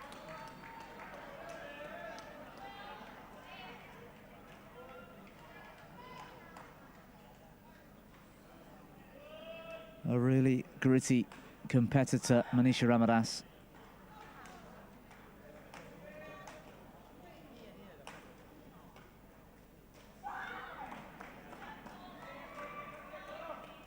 And Maud hunting those lines. Just needs to relax a little into this. Has taken the last 4 victories against Ramadas, don't forget. Under some pressure here, though.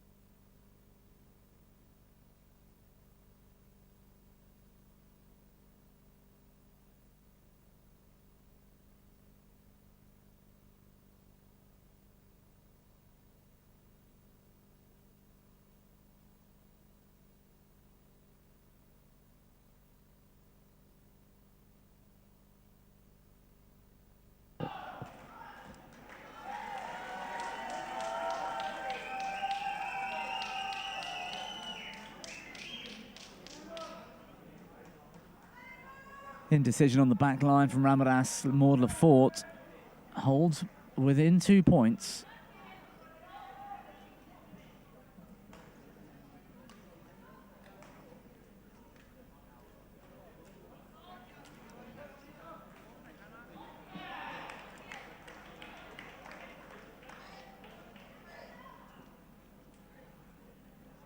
And despite that head-to-head I was talking about, where Maud Lefort on a singles court at least has taken the last 4 against Ramadas. Ramadas does have this title to defend, as we mentioned. Biggest title of all in her para-badminton career. But she's looking towards the Paralympic Games this summer in Paris.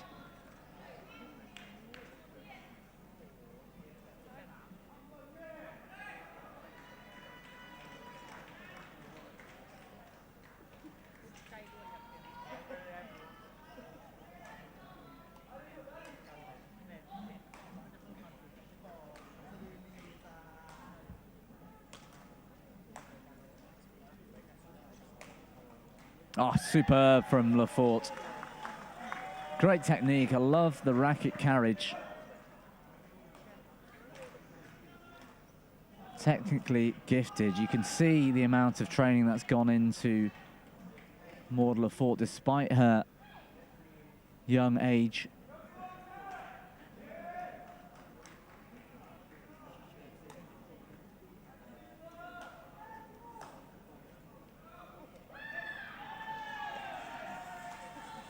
She's got her nose in front once more.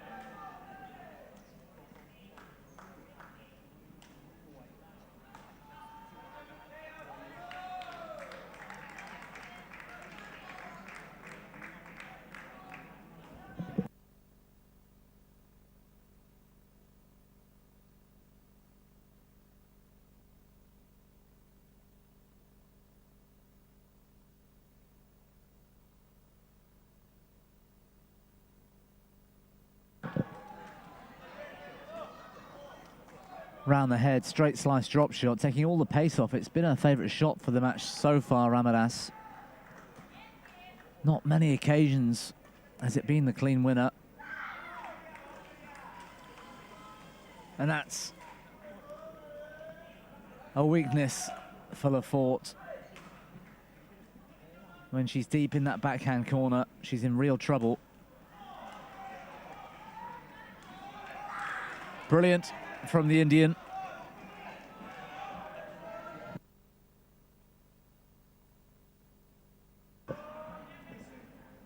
Lafort needs to stop this attack. That's more like it.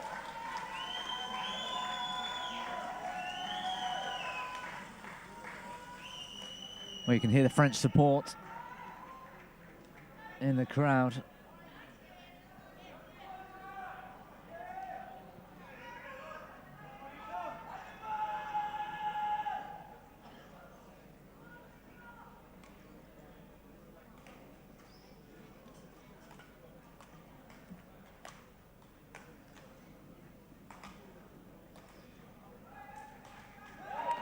Tried too much, Ramadas.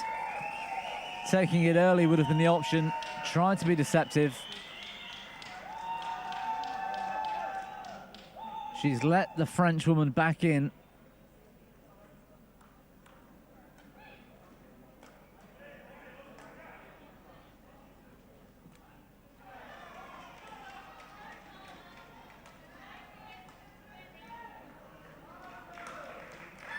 Wonderful smash.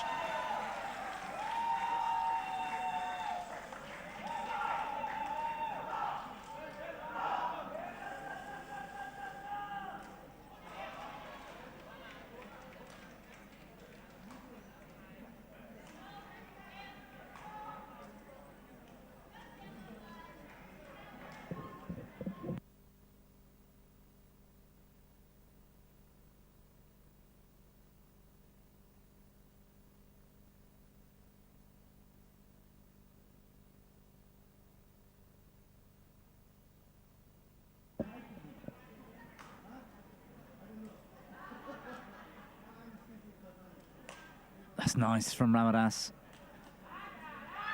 It's gone wide. No complaints this time from the Indian.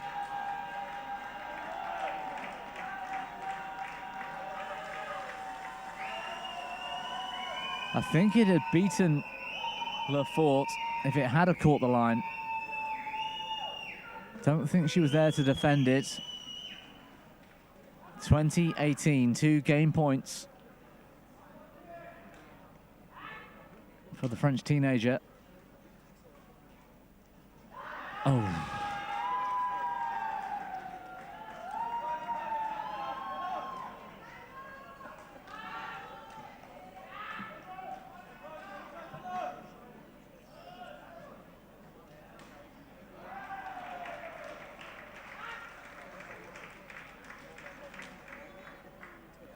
It's a lovely cross block from Lafort. Taking on that straight smash. She's done it all game long so far. And Ramadas is going to have to be careful. 21-19 the opener. European Games champion Maud Lafort has her nose in front.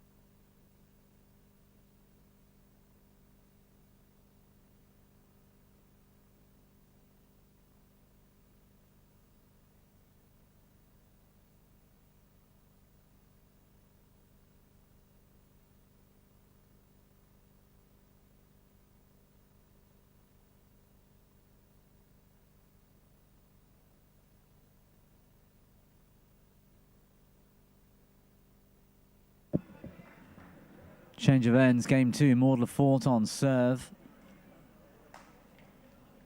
A very even opener.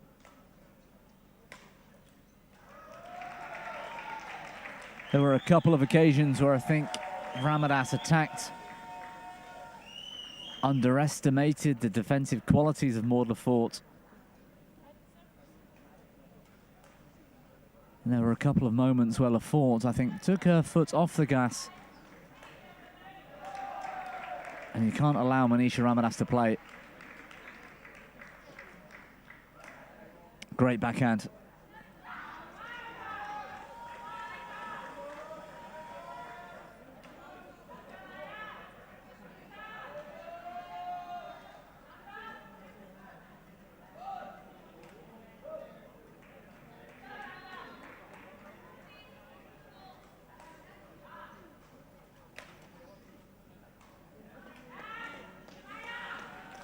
Lefort goes long.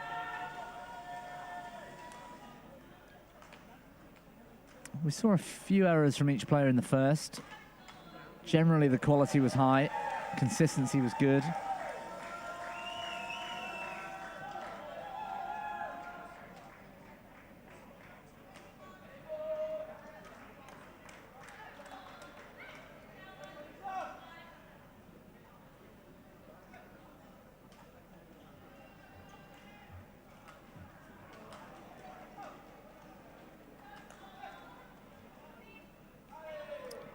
Well, it sat on the tape and fell back excruciatingly close.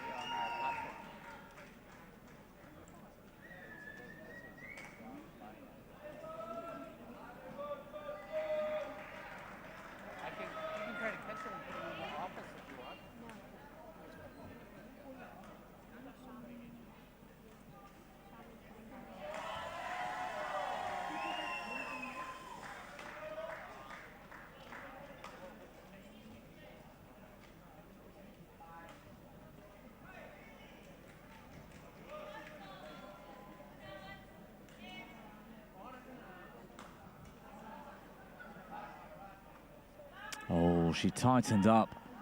Tension in that racket arm.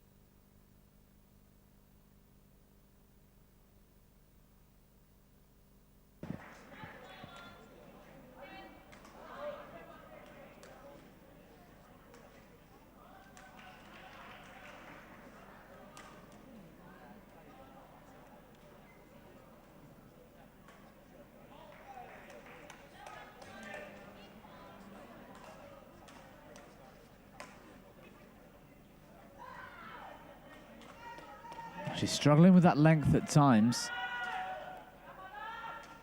Can't afford to give away those cheap points to Ramadas.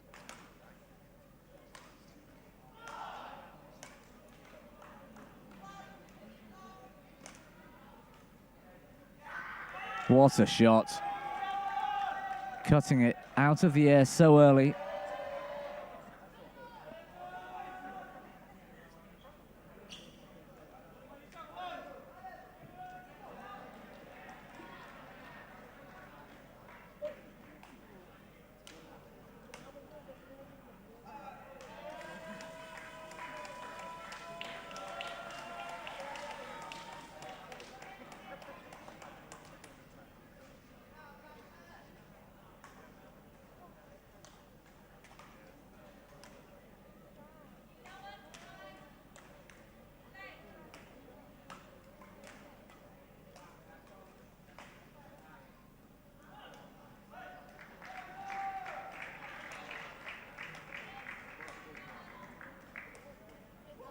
Yeah, good intensity from Lefort. I didn't think she had quite enough power. With that net kill, it was more of a drive into the body, really. But it did enough damage to force a mistake from Ramadas.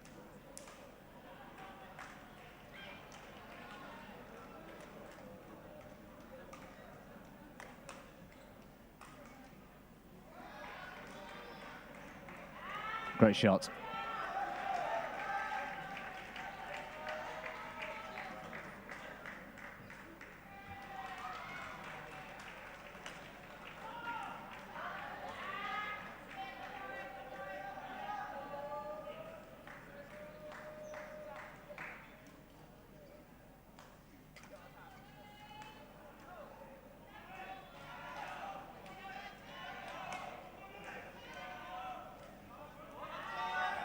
Well, she's mixing up those drop shots really nicely now, Ramadas.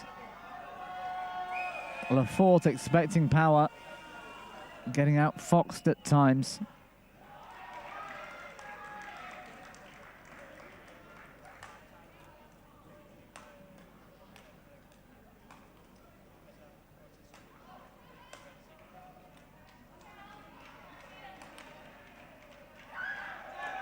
Solid in attack.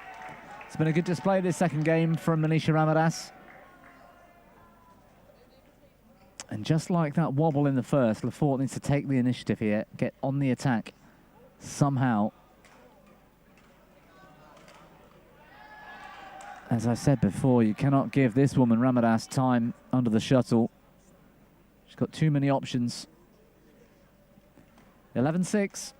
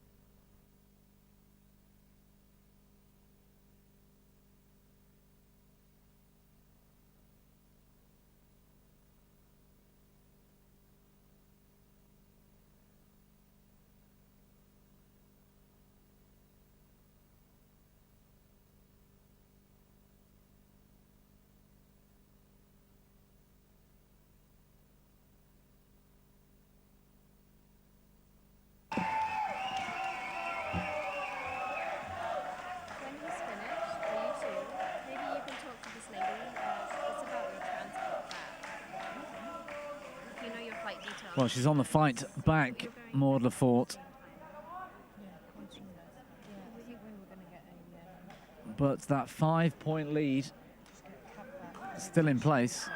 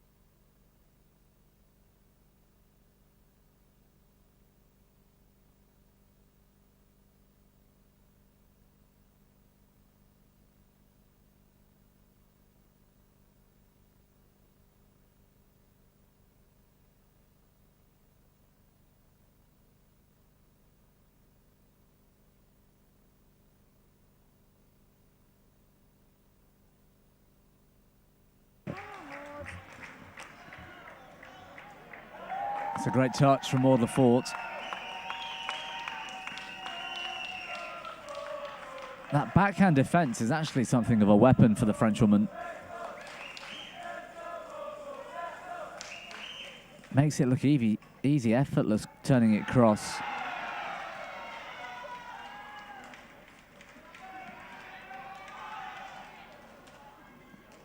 Oh, it's a poor decision.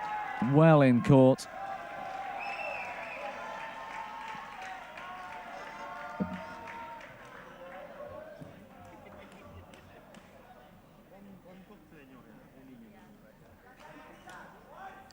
Flick serve variation. Lefort's return on the backhand side somehow keeps the rally going. So another one that's fallen in.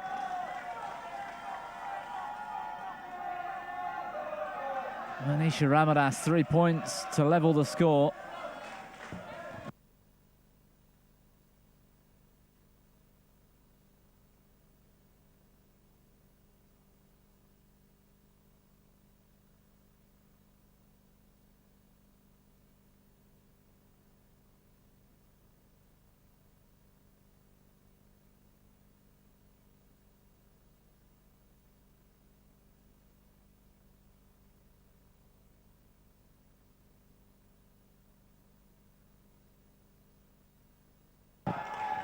Terrific cross-slice winner.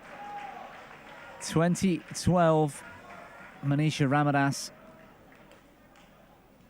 easily finding the tactics and strategy to get past Maud Lefort in that second. The French will need to dig really deep here. Ramadas is buoyed by her performances this week. Let's not forget she's in all 3 semi-finals and does not look fatigued in the slightest. 1 game all.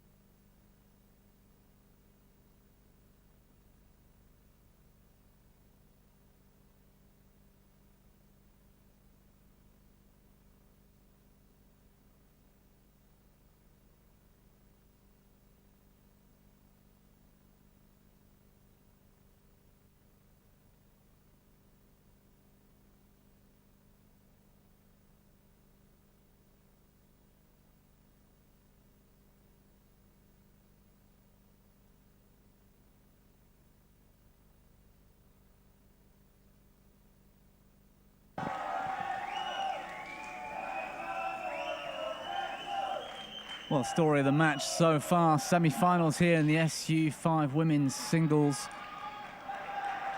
Maud Lafort leads that head-to-head 4-0. But Manisha Ramadas, the reigning world champion,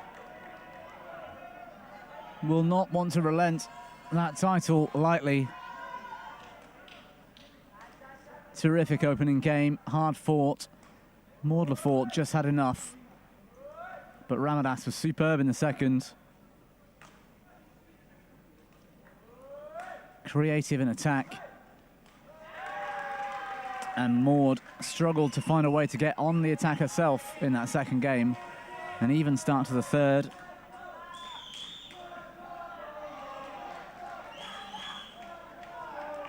"5-4" the score.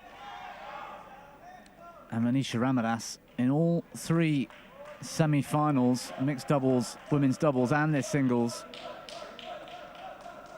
What a terrific week she's having.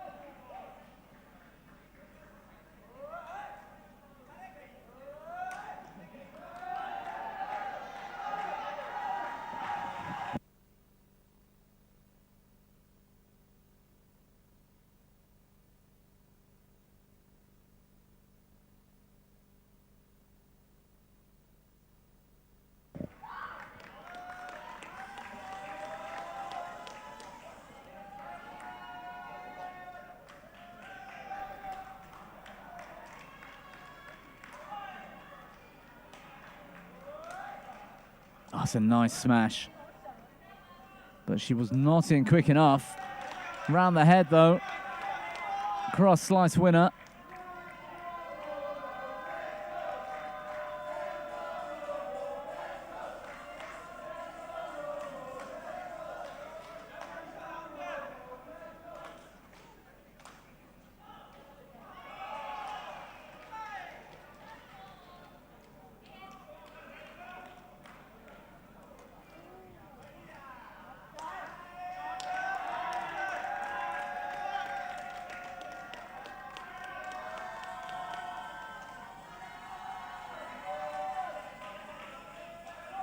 "8-5" on the score. Game 3. Yang Shixie from China awaits in the final tomorrow. The 2019 world champion from Basel, Switzerland. Unable to compete in Tokyo 2 years ago due to COVID.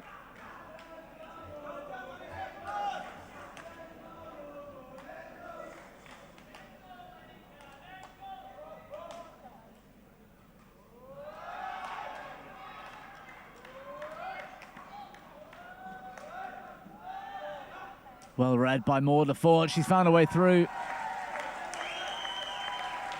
Creating that opening. Tons of French support you can hear. Getting behind their young superstar, 17 years old. She's 18 in May. Already European champion.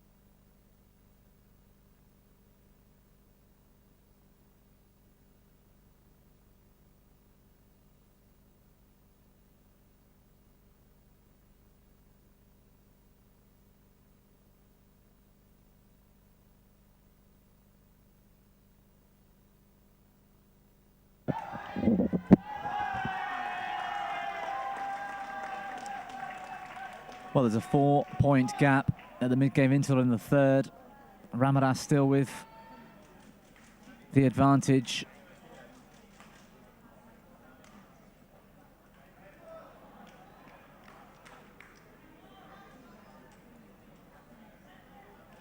And she's going back onto the side of the court where she had tons of success in game 2, that 21-12 scoreline.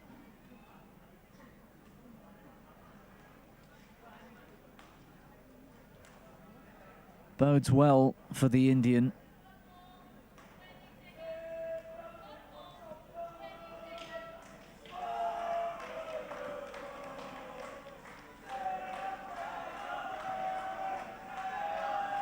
Would love to hear the thoughts of the French coaching staff. Sandrine and her colleague. Words of advice for Maud Lefort right now.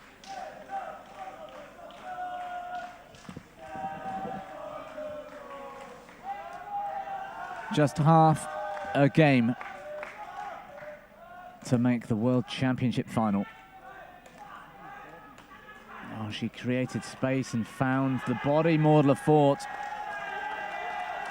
wasted that opportunity.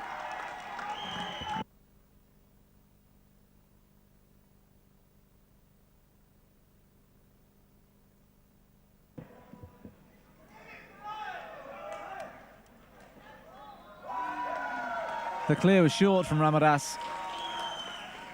This time Maud Lefort makes use of the space available. Needs a good start to this second half of game 3.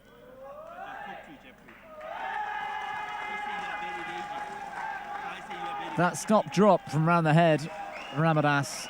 It's been too good for Maud Lefort all day. On occasion, Maud's got it back, but it's been a winner a few times, a real weapon.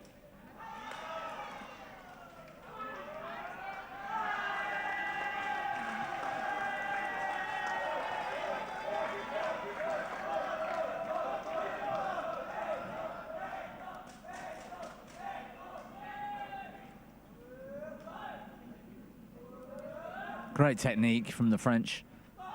She's missed the drop shot. The wheels are starting to fall off for Maud Lefort.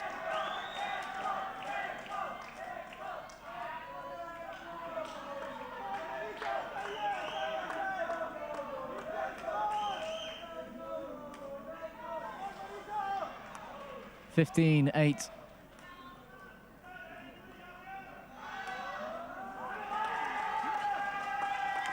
The head's gone.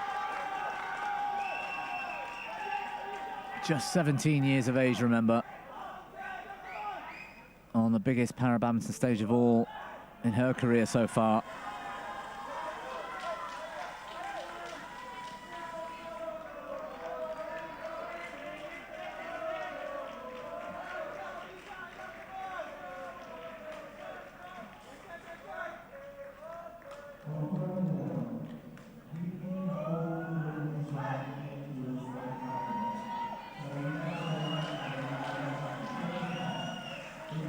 Well, the longer rallies seem to have disappeared. Both players are looking for that early advantage.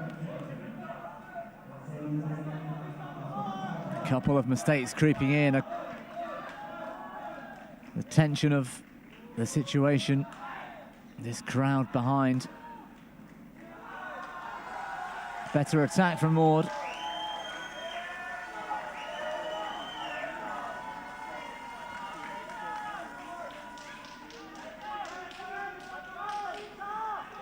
She needs the next 2 points here, Maud Lefort, at least, to give herself any chance. Ramadas too good.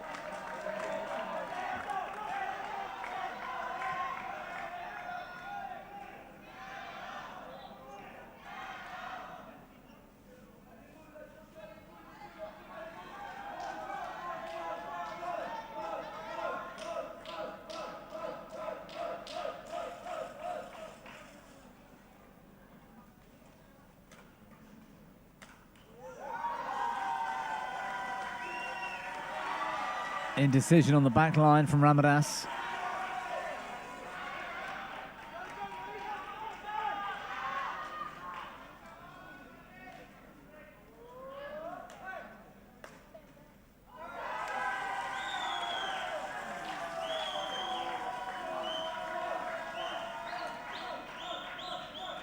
Orthodox with that aggression. Straight smash winner.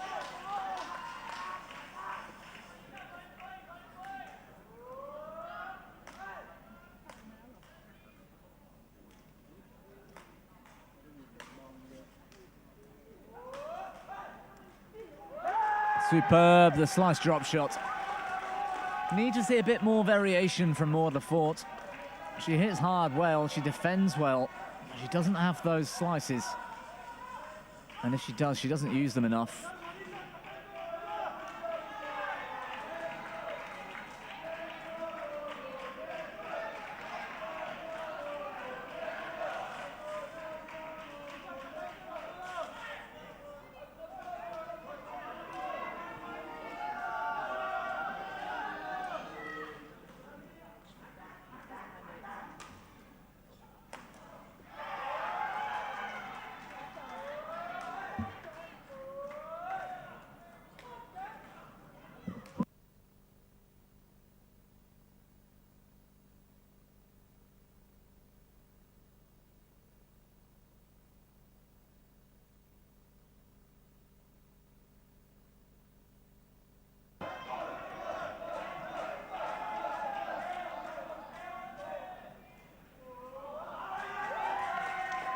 Well, I was about to say 2 points from a chance in tomorrow's final.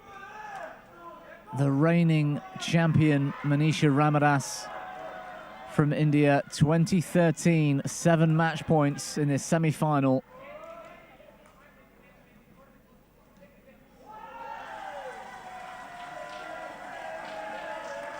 "17-year-old Maud Lefort still fighting on.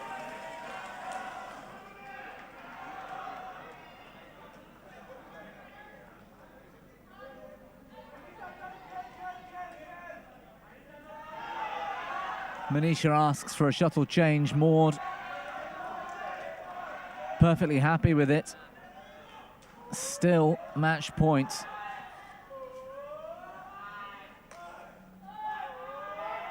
Drop shot hits the net, gets a bit of luck. It pops up early on the net for Ramadas. Forehand straight kill.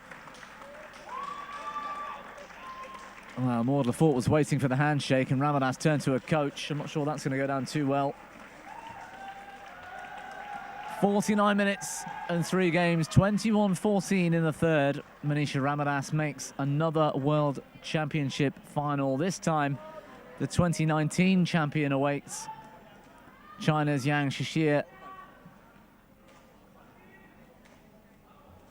A tough prospect for Ramadas.